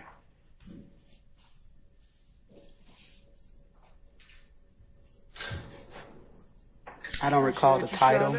Blood. Shanna? You showed me the Shanna, I'm video, saying Shanna. but I don't recall it. My bad. Is that Shanna? It say Shanna, huh? Appreciate you, Shanna. The actual title being Blood. Okay. We'll do that in 1 minute if that's okay. Okay. Let me just ask you a couple of questions, okay? Are you aware that Mr. Thomas was in a music video with Jeffrey Williams dated December 29, 2014? Objection, Your Honor. As to the date, whether it was posted or made on the I'll stay as the form, Mr. Steele. You can rephrase, sir. Okay. Are you aware of a video made the day prior to December 29, 2014 and posted on December 29, 2014? Shout out to Casper. I'm going to have to make a little link so when you hit that I menu, it just pop up, huh? Appreciate it, family. Shout out to Casper. Of Blood, Mr. Thomas, Donovan Thomas, and Jeffrey Williams video. Are you aware of that? I think you just asked me if I saw the video Blood. Are we talking about the same video? Yes, and I'm going to show it to you. I can't comment on that because I'm not sure of the video that you're speaking of. All right, I'm going to show you two videos just to save time. Yes, sir. But I'm going to ask you the same question first, and then if you need to see it, we're going to show it to you, okay? Okay. Are you aware of a video that was made just prior to, and when I say that, within the day or two, November 20th, 2014, freestyle, where Mr. Donovan Thomas was in Jeffrey Williams' video, music video. And Your Honor, I'm going to object to some facts not in evidence and to a compound portion. Sustained objection. Are you personally, have you personally observed a music video rather, Jeffrey Williams, freestyle, Donovan Thomas was in? Is this the same video you were talking about previously? Second one, different song. I don't recall the title. If you show me the video, I can tell you if I'm familiar with it. Do it. And that would be made, because I would get an objection, just days prior to November 20th, 2014. Does that help you? I would object based on the witness's lack of knowledge, self-foundation. I'm trying to refresh your memory. I'll sustain the question. Does it refresh your memory that that video was made 2 days prior to November 20, 2014? It does not refresh my memory. You need to see them.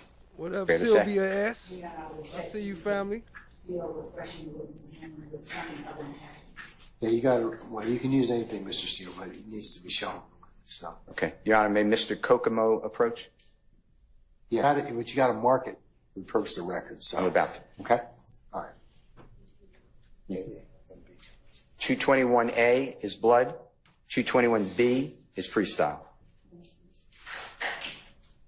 What up, Felicia? I see you. Tamika, 904. What up? I see you, family. Appreciate you joining. Movie named Gangsta Party being made in and around January 2015, beginning January with Mr. Donovan Thomas. Joanna, Jeffrey what up, Williams. family? I'm not aware of a movie made with Mr. Williams and Mr. Thomas. He's going to show you the... Yes, sir. And you can watch the whole thing if you need to, but I have if you want to, I have a certain... Not commenting. I'm asking a question. We are, but you just, until she says that's something else, you are. Where you are. Glanville always on their head. As soon as she speak, he jump on them like a pit bull or something. Yo, shout out to Michelle Warden. Sub to your channel. Appreciate all the new subscribers, all the new people here, y'all. Appreciate the love. Let's go. Okay? So, just give me a minute. Give her a minute. Is that the same video? No, this is the second one. Oh, no, I was saying okay to the judge when he said let him know. I wasn't done. Okay, have you seen 221 Alpha already, madam? This second one, I think I've seen. The first one, he switched to the second video. This is the first one, 221A. Can you play it a little more, please? Yep. Okay, let us know when he finishes playing 221 Alpha. I don't recall this one. The second one I did. This one I've seen before. This is 221B. Okay, so Detective, are you moving to 221B at this point in time? Yes, the second video I've seen. The first one I don't recognize. So 221A you do not recognize? If that's the first one, yes, sir. Okay, 221B Bravo you do recognize. Your Honor, and I apologize, made an error. It's 222, not 221. I apologize. All right. Shout out to FFS. Drop some slime emojis in the chat for SSS. Some slime brellas. Appreciate you, family, with the super chat. Don't be degenerates. Hit the like button. It's free. Appreciate that, family. That video was made and displayed around November 20th. Which one, sir? Which one? The B. I thought that's the only one that we're talking about. Okay. The second one, the one that you recognize is what I'm Yes, talking sir. Did you know or recognize that as being made and displayed on YouTube November 20th, 2014? I don't know what date and time, year. Would it refresh your memory to see the date and time? You can show me, but I don't recall it being around that time. I'm not sure of when it was. That's fine. Okay. Do you know Donovan Thomas to be in that video, music video? Did you see him in there? The clip that this gentleman just showed me? Or from your memory, or we'll show you the clip. I don't remember him being in the video. When he showed me, I remember seeing the actual video. Keep them going. Spam the chat with the Slime Brellas. Nameless coming through. Thank you for your donation. Appreciate you, family. Before, but to say Mr. Thomas was in it, I'm not certain. Okay. Your Honor, can we play 222B? Well, I move to admit it into evidence, first of all. Yeah. Madam, any objection to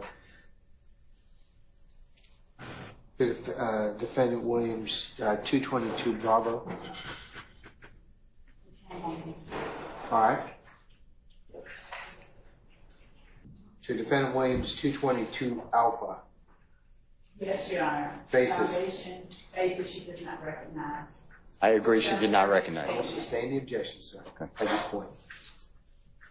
Okay. It should come up on your screen, and I'm particularly interested, and I'm going to ask Mr. Kokomo to stop. We can watch the whole thing, but at 20 seconds. So it'll just be the first 20 seconds, and then I want to ask you if you recognize Appreciate you, family. people in that screen, okay? Appreciate you, Cat. Yes, sir. We'll just start at the beginning just for consistency. By the way, before it even starts, are you familiar with where this is filmed? No. Okay. Mr. Kokomo, starting from the beginning, Your Honor.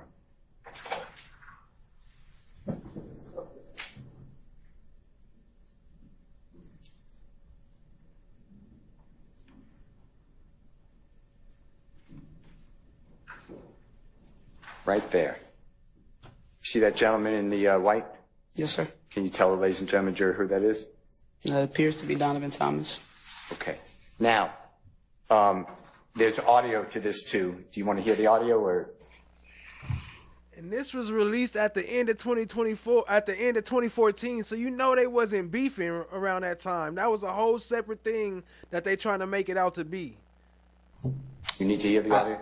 To identify Mr. Thomas? I guess No, not. I don't need to hear the audio. Okay.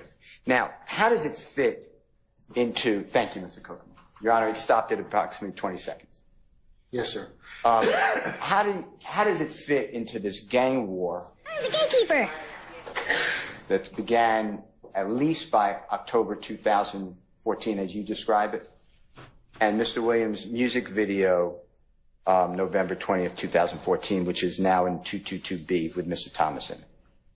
Can you explain it to the jury?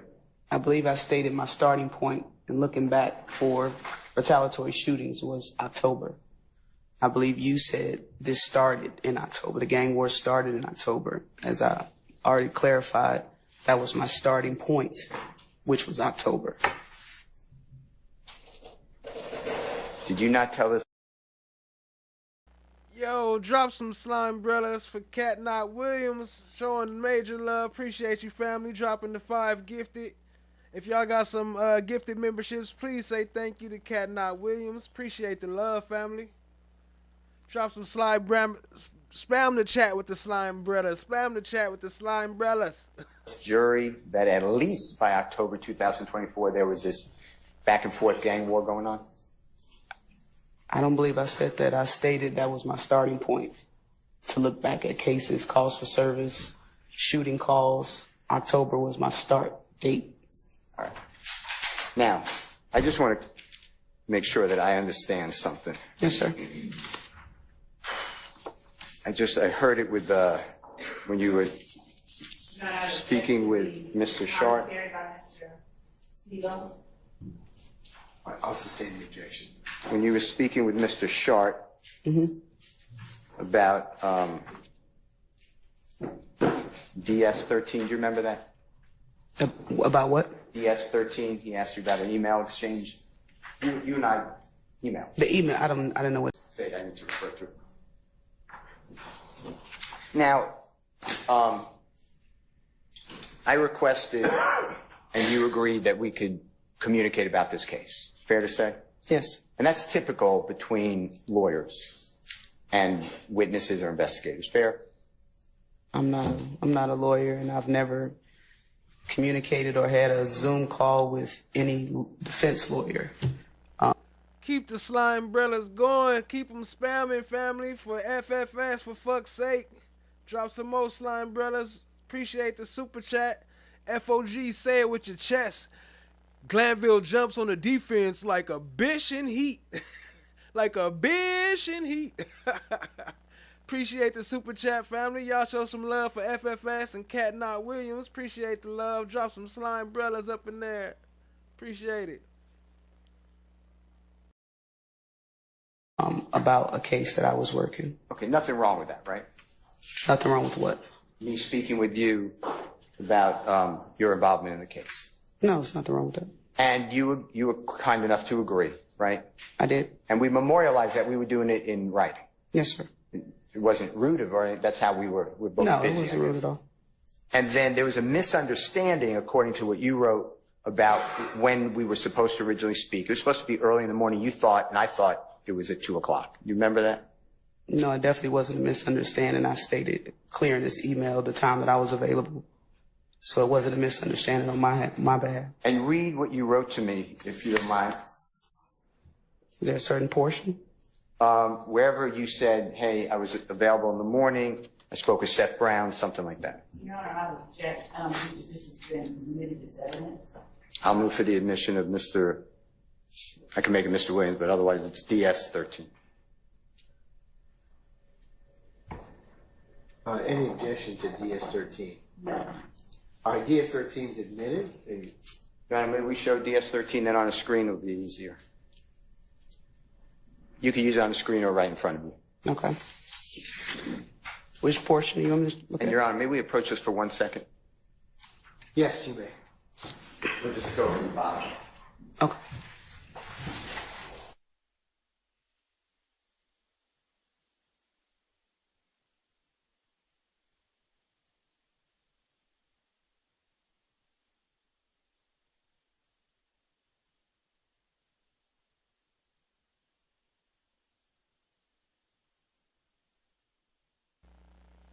I just wanted to get. You can use the one in front of you. It's easier. It's going to be on your screen as My bad. You see his face though?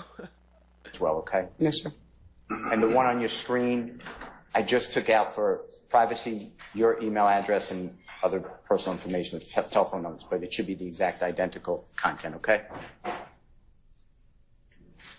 So this should be the bottom of DS-13, so it should go back to front is my belief, and you tell me if I'm wrong. And is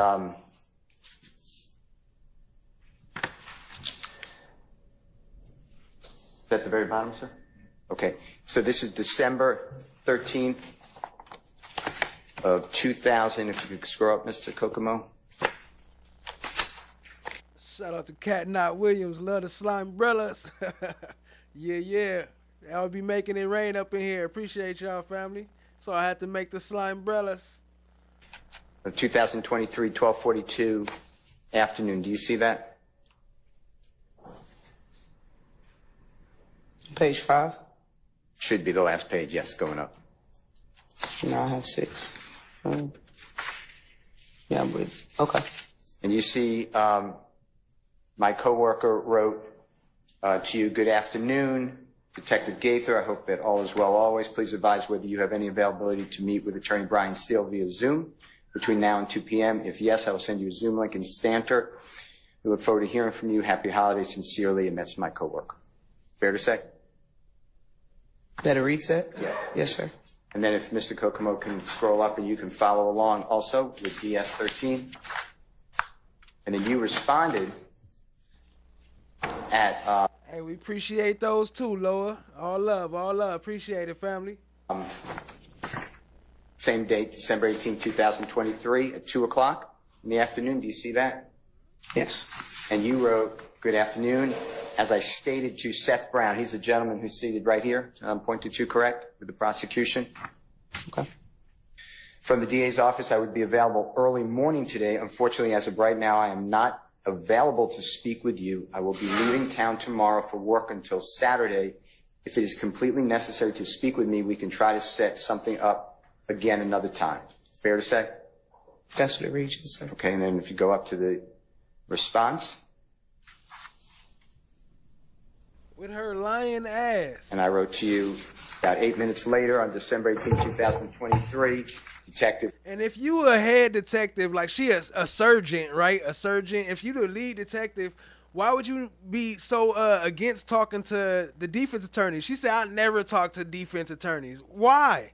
Ain't you an officer? Why you so against people? That's kind of shady, right? How are you, family? With question marks, we were instructed that you would be available today from 9 to 5. Please designate the date and time best for you to schedule to, best for your schedule to speak. Thank you so much. Happy holidays. And that's me. Fair to say? Yes, sir. Yes, sir. And then going up.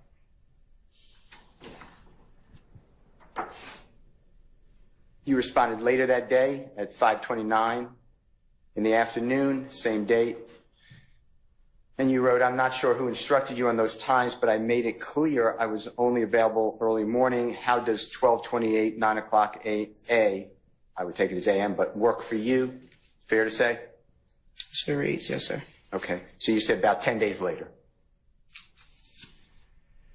From what? Okay. And then... You saying 10 days later from what? From the 18th of December. We'll have our conference call or Zoom call or meeting. Oh, yes. Okay. And then if you scroll up, and then next day at 5:52 in the morning, I wrote to you, perfect, Zoom with a question mark, call, question mark, thank you, detective, happy holidays.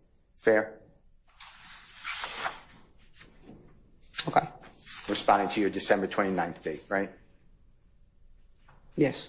And then if you scroll up, you responded to me later that same day, December 19, 2023 at 10:39 in the morning. You said, I'll call you the day of. Please provide a good number. Thanks. Right? Yes. And then if you scroll up,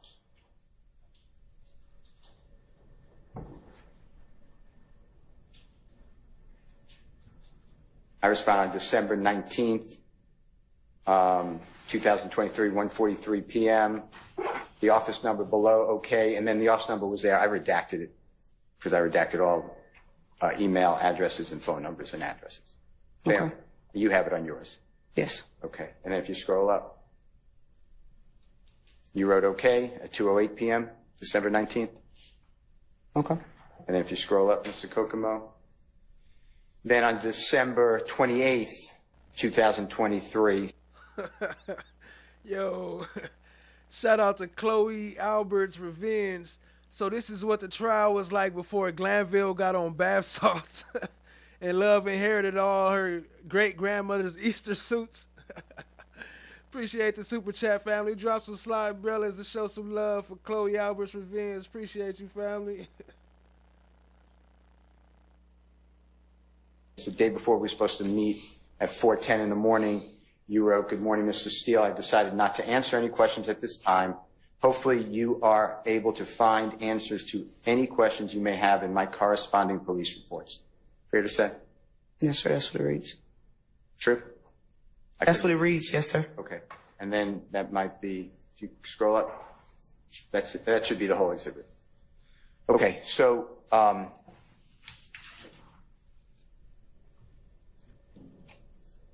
and that's your right. You don't have to speak with me or anybody else, right? Absolutely. Correct. Okay. Now, you gave the jury a date that I took as October 2014 to start the back and forth 22 Objection as to Mr. Steele testifying about what he understood. When did,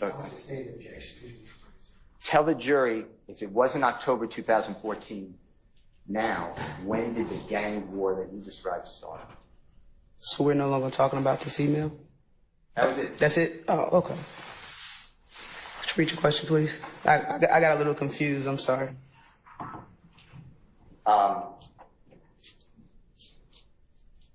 It's okay. Thank you very much. Thank you, Your Honor. You were able to find answers to any questions you may have in my corresponding police reports. Mr. Gaither, where are your police reports? Objection, Your Honor. Asked and answered. Outstanding objection. I have no further questions. Thank you. I abstain the objection. I abstain this objection. All right. Ladies and gentlemen, how about we take some lunch at this point in time? Nate. That particular statement, and given that he opened the door into the things that Mr. Murphy and others have said and expected from Jeffrey Williams, the portion of this video that I'm about to play, as well as July. But it's been asked and answered. I'm staying on other grounds. It's been asked and answered, so let's move on. Yes, Your Honor. Excuse me. When Walter Murphy said to you that he had done so much shit for Thug to the point where he didn't have to do anything else, did you know what he was talking about?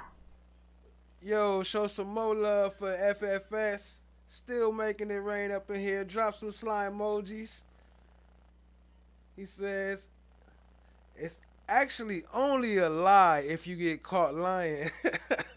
Just like the Brady, right? It's only Brady if you don't give it to him before you rule. Then it's not Brady anymore.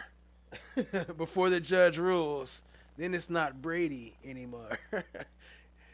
Appreciate the super chat, family. Y'all show some love to FSS. Objection. Basis. Testifying, and you already just sustained the objection. It's been asked and answered already, too, Miss Love. So let's move on. Yes, Your Honor. Tyrone. Last name is going to be Finney, Finney. Good morning, Senior Patrol Officer Finney. How you doing? Good morning. How you doing? Doing well. Can you tell the jury, I see your uniform, where you work? For the city of Atlanta Police Department. And how long have you worked for APD? 16 years and like 10 months. What are you currently? I interacted with the students when they came to the school. We used to have conversations about life, about them getting on the right track. Basically, just trying to show them that they should go opposite direction to get out of that environment. Officer, hold on. Officer, what all did you do? Did you interact with the students? What did you? So here a little bonus of the last day. But can you believe that she was on the stand lying for a whole week? The defense only had her for 1 day, but she was there from trial day 63 until day 69. And the defense only had her the end of 68 and the little piece of 69. And then this was the rest of 69. The other parts was mostly arguing and all types of extra shit. But anyway, appreciate y'all being here, family. Hit the like, hit the subscribe, tap in, share with a friend. We about to wrap it up in a minute. I interacted with the students when they came to the school. We used to have conversations about life, about them getting on the right track. Basically, just trying to show them that they should go opposite direction to get out of that environment. Officer Finney, can you do me a favor? Can you speak up just a little bit? Yes, sir. All right, no problem. Thank you, sir. Cross. Yes, Mr. Adams, go right ahead, sir.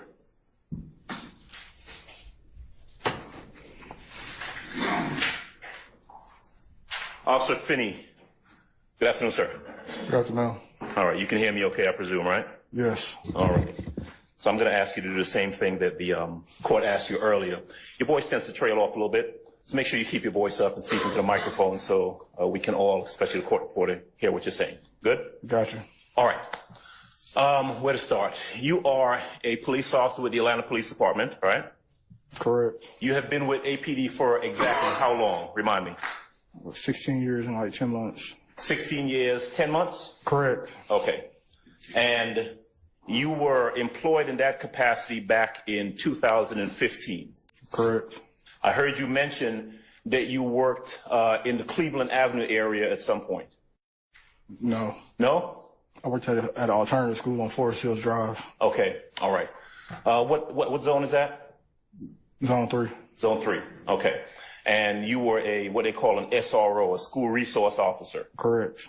If I heard you correctly, you were tasked with, of course,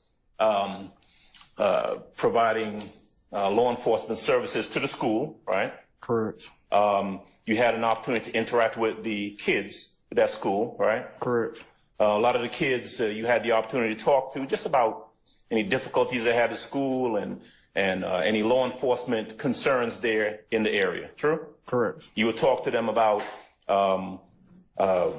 gangs, things like that. Correct. And if I heard you correctly, one of the things you said is that, the kids were interested and you would talk to them about, staying straight, getting out of the area or getting out of that area. Is that what I heard you say? Getting out of that school. Getting out of that school. It's a tough area, right? The school? Yeah. I mean, it's alternative school. Okay. Look, they didn't call it in the school security. He don't like when you call him security. He say I'm an officer, but look, he don't got a badge. He got a patch. His badge sewn onto his jacket. It's an alternative school because kids go there if they've gotten into trouble at their main school. They go to the alternative school. Is that right? Correct. All right. Now, in addition to working as an Atlanta Police Department officer, you also worked extra jobs, right? Correct. Some of those, as I think I wrote, is that you'd work at clubs. Correct. You worked at the Dome. Correct. And when you're working there, you work as security, but you're still in APD uniform, right? I work as a police officer. Yeah, are you assigned there as a police officer? When you say it's an extra job, you're not working as an employee of APD, but you are still a law enforcement officer, right? Correct. Okay.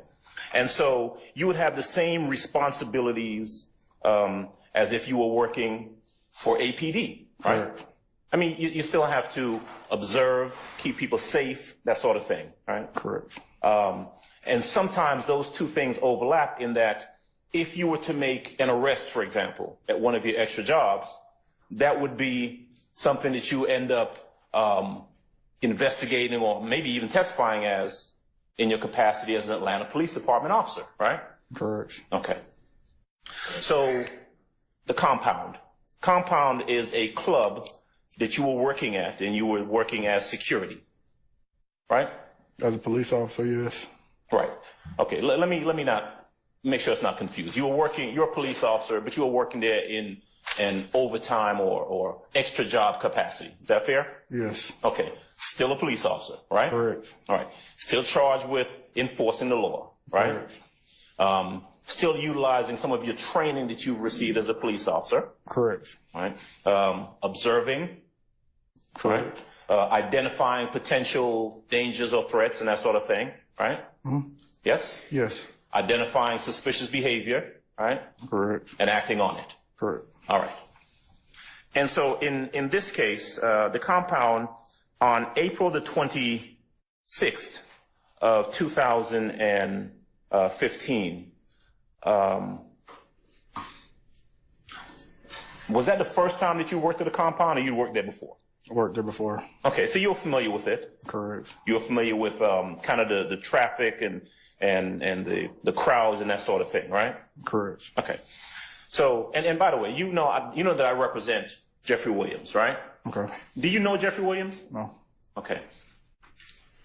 Had you ever seen him at any of the clubs or venues that you did security at? Yes. Okay. So you know who he is, right? Yes, as an artist. Right. And back in 2015, you knew him. I don't know if you knew him as Jeffrey Williams. You certainly knew he was Young Thug, a rapper, a performer, right? Correct. Okay. And you'd seen him in that capacity, true? Correct. Right. Had you ever seen him at the Compound? I don't recall. Okay. So you're working at the Compound on the night of April the 26th, and I heard you say that you knew that the artist Lil Wayne was supposed to be at the club that night. Correct. He was going to do what they call he was making an appearance. Sometimes they call it doing a walkthrough, right? Correct. Okay. There wasn't anything specifically, unusual about that. Yo, keep the slime brothers rolling. Shout out to FFS. He making it rain again. Top flight motherfucking security of the world, Craig. Get it right. Appreciate the super chat, family. Other artists had done that at the Compound before, correct? Yes. All right. You didn't see when Lil Wayne got there. No. You know that there's an area where the tour bus, a bus or whatever's bringing them there to the club would park, and they're coming through the VIP. Correct. Okay. And if I heard you correctly, I don't remember what time you said you got there, maybe between 10 and 11. Is that about right? Yes. Okay. So you get there between 10 and 11, and it's about 2 o'clock, 2:30, when what you've testified to about, this commotion that's when everything kind of goes down, right? Correct. Right. One of the people that you saw outside is someone that you've identified as you know him as Pee Wee. Yes. Jimmy Winfrey, right? Yes. All right. Now, am I correct that you don't know him personally? Y'all don't hang out or anything like that? No. You just know him from other, I think you said other entertainment venues you've seen him at? Just being around the clubs, yes. The club scene. All right. Would I be correct in that you've seen him at other clubs, other locations on different occasions before then? Seen him at the compound before, yes. Okay. He'd been to the compound before too? Yes. Okay. So when you saw him, what first got your attention, if I heard correctly, was you saw about a group of what you described as 25 to 30, either all males or mostly males hanging out outside. Correct. Right. They were hanging, I think on the photograph you were showing earlier, kind of across the street from the compound. Is that right? Yes. On the corner. Yes. All right. Now, did you know for a fact that all of those folks were together, or did you just see essentially a group of people? It was just a large group of them hanging out together. Okay. Fair to say that the only person that you recognized and knew was Winfrey, Pee Wee. Yes. Okay. You're not able to tell this jury what the relationship between him and any of the other 25 or so people were, right? No. Just a group of folks on the corner. Correct. And the word that you used was that Winfrey appeared to be ranting and raving. Yes. He seemed kind of excited. Yes. You didn't know why.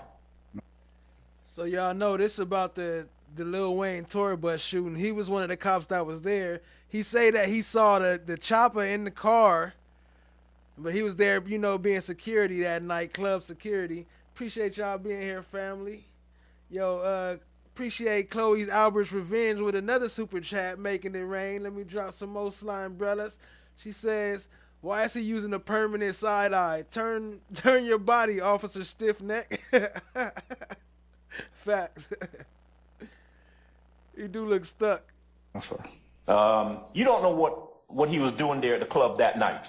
Have no idea. I mean, no different than any other night that you'd seen him there before, right? Correct. You don't know what his relationship was to anyone inside the club or outside the club. Correct. All right. And I take it you don't. And I seen somebody earlier say, "Is this jaw wire shirt?" Why you say correct like that? Correct. Know him, didn't know him well enough to, to know if he had any sort of beef with anyone there that night, right? Correct. Okay. The only thing that you know is you see this guy Pee Wee, and he's kind of ranting and raving. He's kind of excitable, and at some point, he's heading towards in the direction of where the tour bus would be. Correct. Him and some other people. Correct. All right. You heard him say something to the effect of,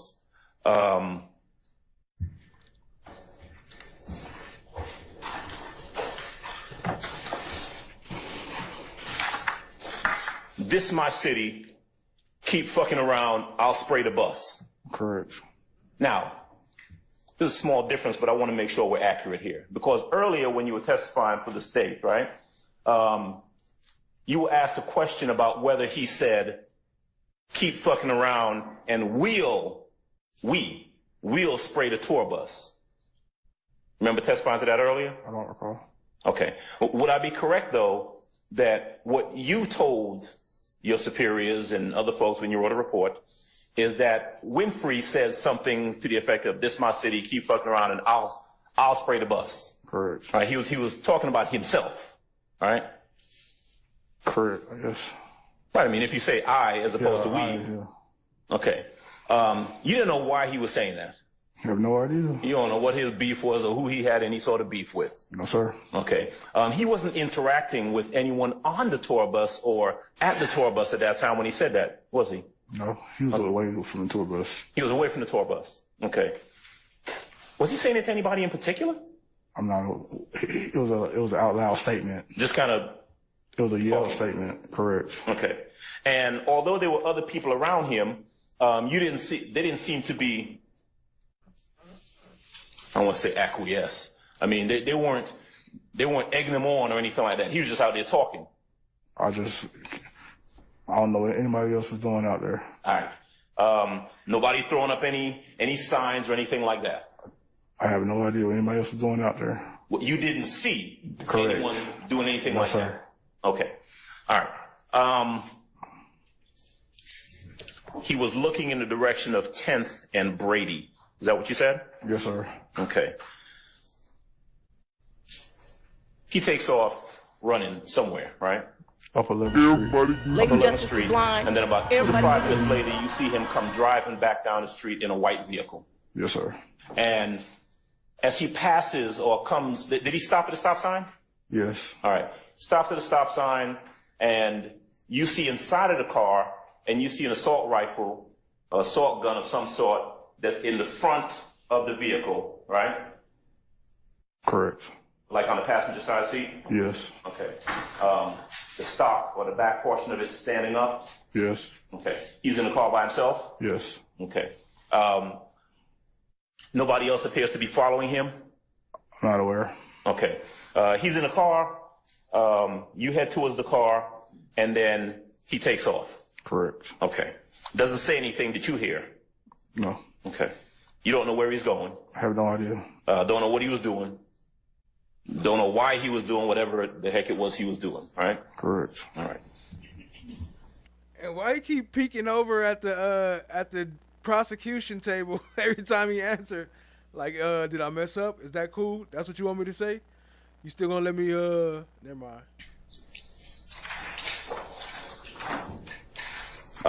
But you thought that was kind of odd. Correct. And so you told Dennis, Investigator Dennis, who was near there with you. He was doing security that night as well? Yeah. Okay. You told him what you observed. Correct. Investigator Dennis then took off, right? No. Okay. What did he do then? I'm not sure, but Pee-wee sped away at that point. Okay. All right. And then did Dennis do anything after that? I don't recall what Dennis did. Okay. And that was pretty much it in terms of what you observed that night, right? Correct. Okay. You did not have any further involvement in There go Jack. For all y'all knew, he'll dance for subs. Y'all holla at Jack. anything that happened after that. No. You don't know anything that happened after that. Correct. If anything happened, you don't know why it happened after that. Correct. Okay. And so the only person that you're really able to tell this jury anything about is what Jimmy Winfrey, what you observed him do that night. Correct. Okay. About a month later, someone contacts you, someone from APD, I guess, tell me if I'm right or wrong, contacts you and says, look, you got to write a report.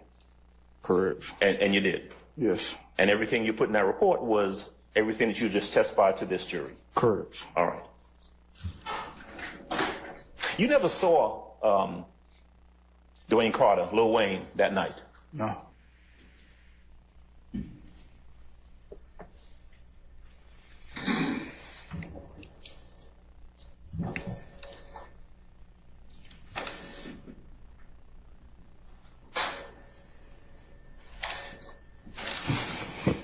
Did you have any interaction with the tour bus or the driver of the tour bus or anything like that? No?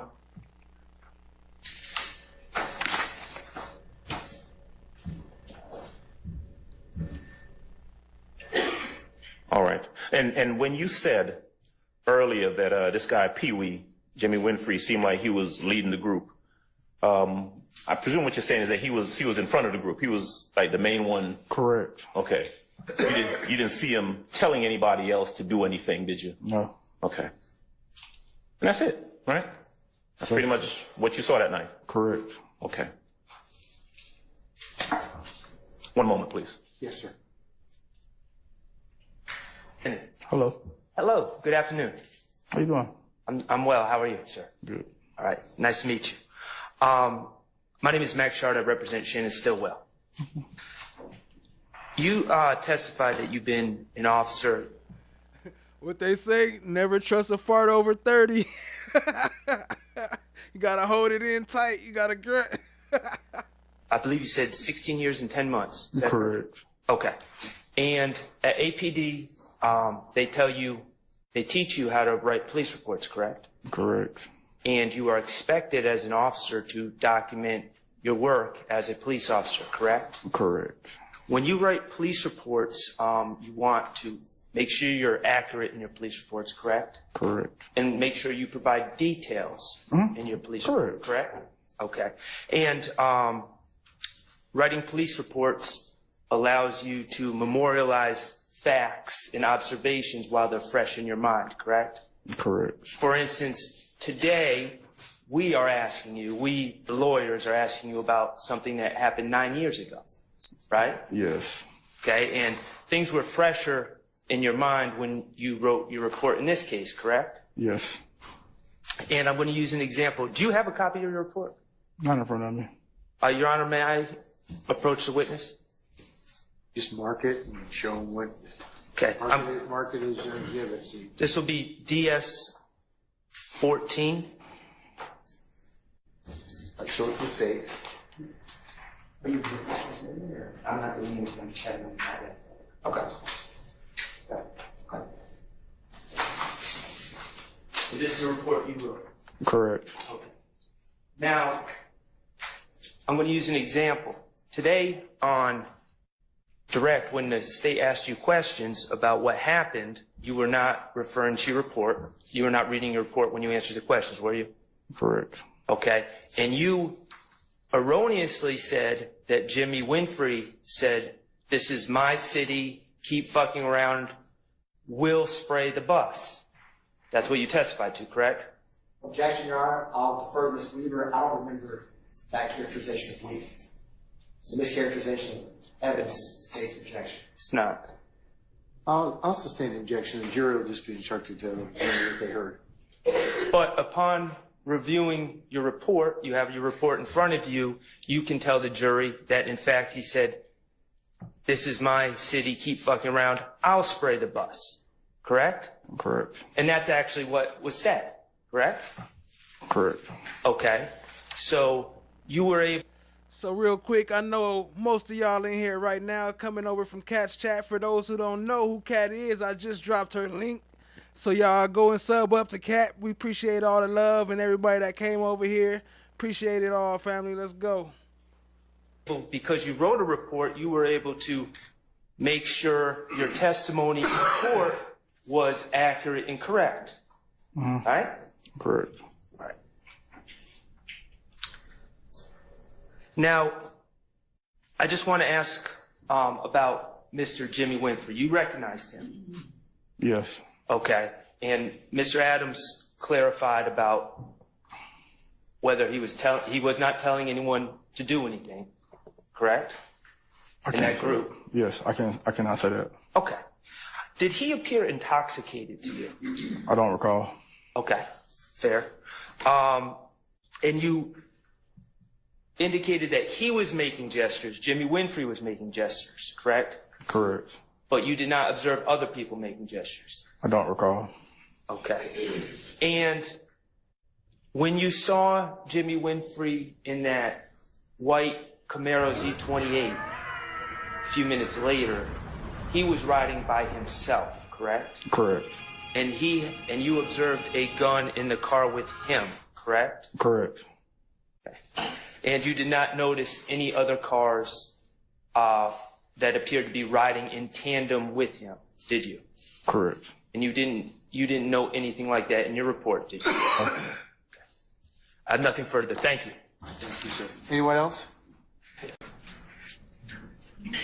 Raise your right hand. You swear affirm the testimony you give the truth, the whole truth, and what's true. I do.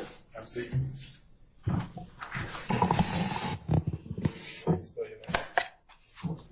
So check this out. Latin.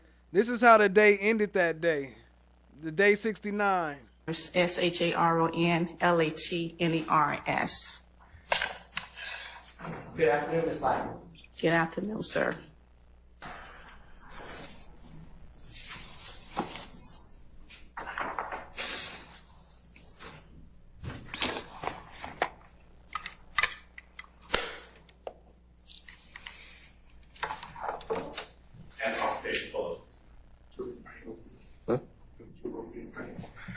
Can we just, something's coming up. Can we just take a brief comfort break just a second? Okay.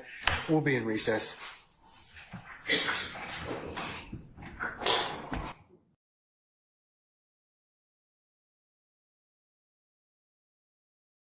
Yo, shout out to FFS, still making it rain up in here. Before we roll out, you know that commercial as a kid, the crash test dummies? You can learn a lot from a dummy. He's the dummy, I've learned. ATL cop shady as fuck, for real, family. Appreciate the super chat. Y'all show some love to FFS. Before we get up out of here, I'm gonna play a little bit of this right here, since y'all was asking about it earlier.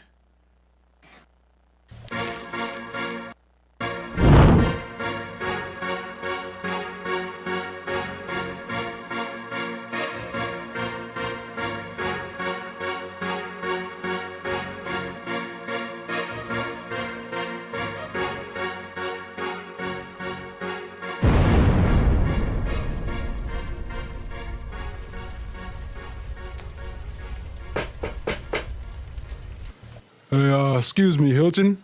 They told me to let you know they're ready to get started. Okay, just a minute. I'm just putting my face on.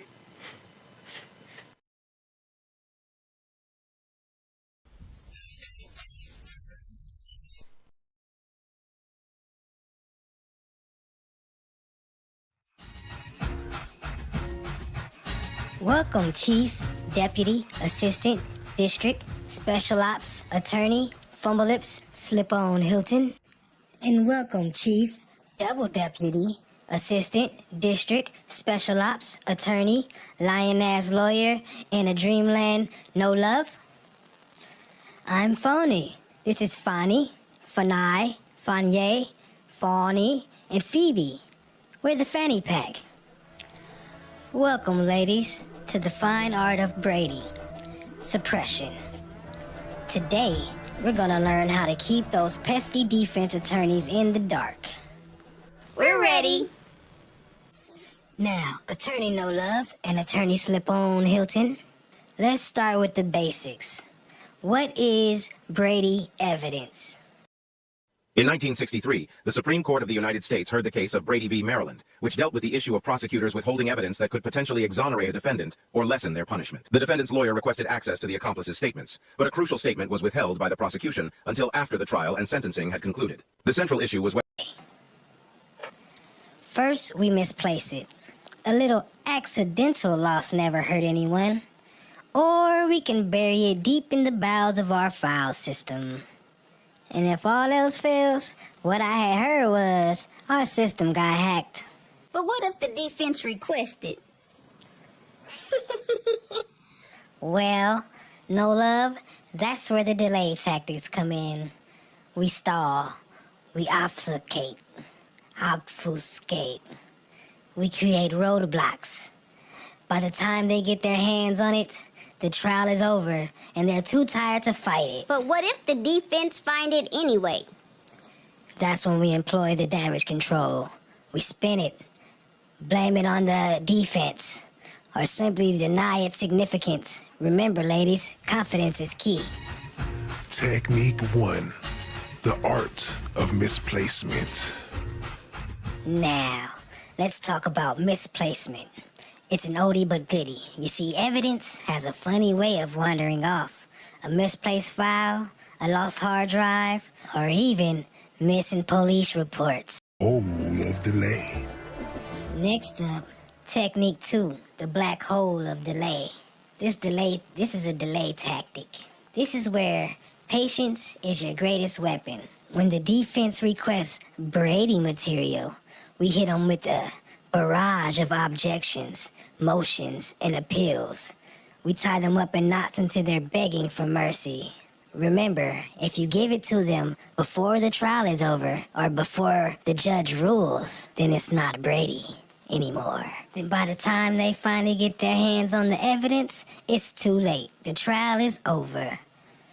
Or they're so exhausted, they don't even have the energy to fight it. It's beautiful.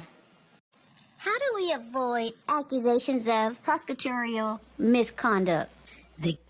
Yeah, that's us. Check it out, family.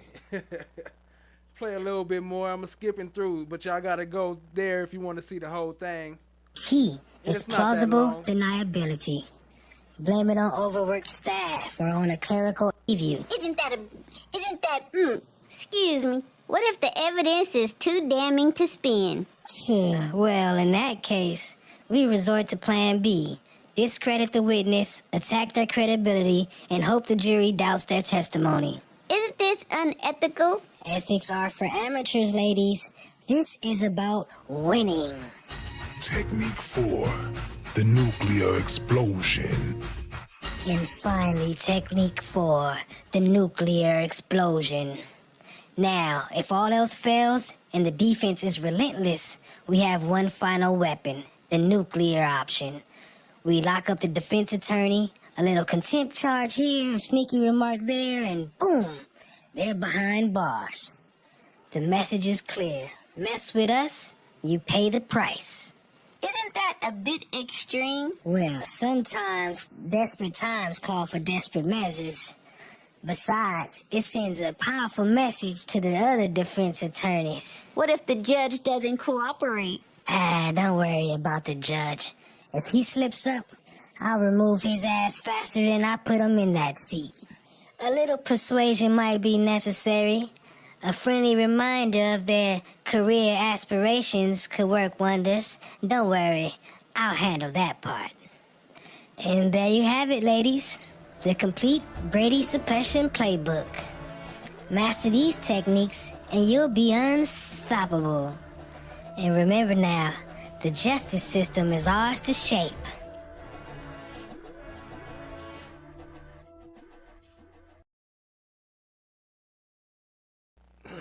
All right, family. One more super chat. Shout out to Chloe Albert's Revenge. Killing it, making it rain. Let me drop some more slime bellas before I even read it, yo. Shout out to Chloe Albert's Revenge. Yo, much love. I used to wonder what kind of woman Poison was about seeing love. I hear that song so much different. Crazy. Oh, I got one more. If y'all want to see, for all my new people, I got one more. I got a bonus for y'all while y'all here. Then I was about to play my outro, but before we get to that, I got one more for you.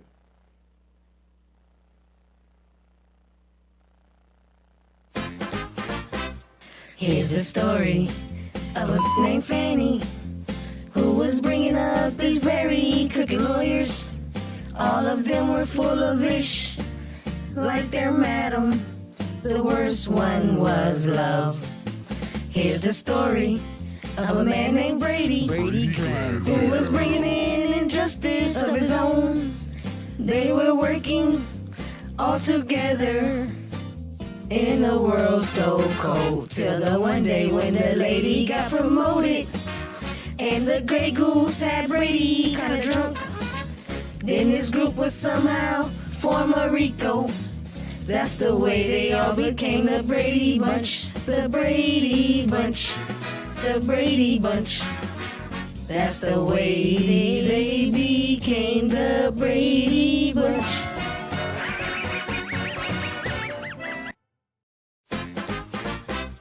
Here's the story of a named Fanny who was bringing up these very crooked lawyers.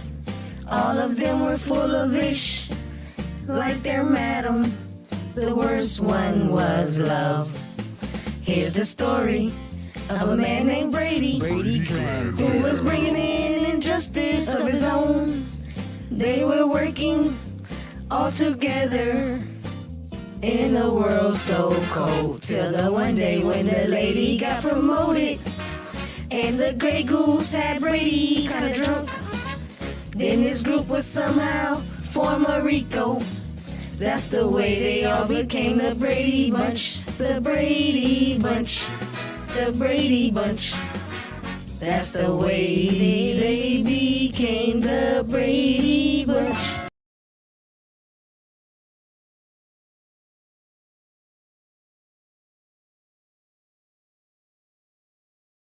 No. Why didn't you, as an officer of this court, tell me? And that's not what the point is. The point is, you as an advocate, is you should have told me. I got a problem with you now. I got a problem with you now. I would suggest you don't say any more. Now you want to have it both ways. You can't do it. Both sides have an equal responsibility under the rules. It's a professional responsibility. All right, have a seat, sir. Thank you. How fast things have changed. How fast things have changed. How fast things have changed. Now I see you running, coming for my come up. Broke out all your shackles, turned it to some armor. Used to be the judge, but now you have no honor. To die with your pride is to live with all your karma. Now you understand.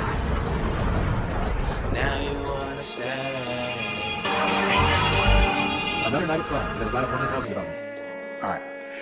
Anybody else have any other issues as to... Uh-oh. Fulton County has no problem coming in here and cuffing all of us, okay? Don't be an idiot. Are you trying to tell me about myself? You homeless, and you don't even have a mirror to look at yourself.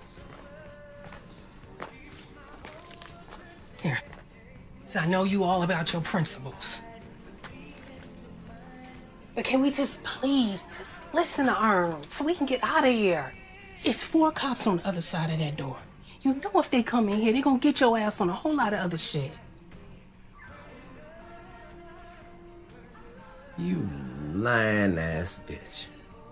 I knew it. Mama, I hate you, Will. Don't you never come back to my house, no. And I hope they blow your motherfucking ass to smithereens. You better hope they do, bitch. You better hope they do. This nigga kidnapped me. I think I'm entitled. You want answers? I want the truth! You can't handle the truth! What are you, fucking nuts? You thought...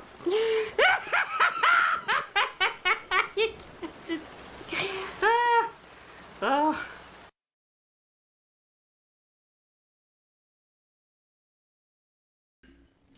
All right. That's it for tonight, family. Appreciate all the love, all the support, all the new members, all the new subscribers, all the donations. Yo, appreciate all the love.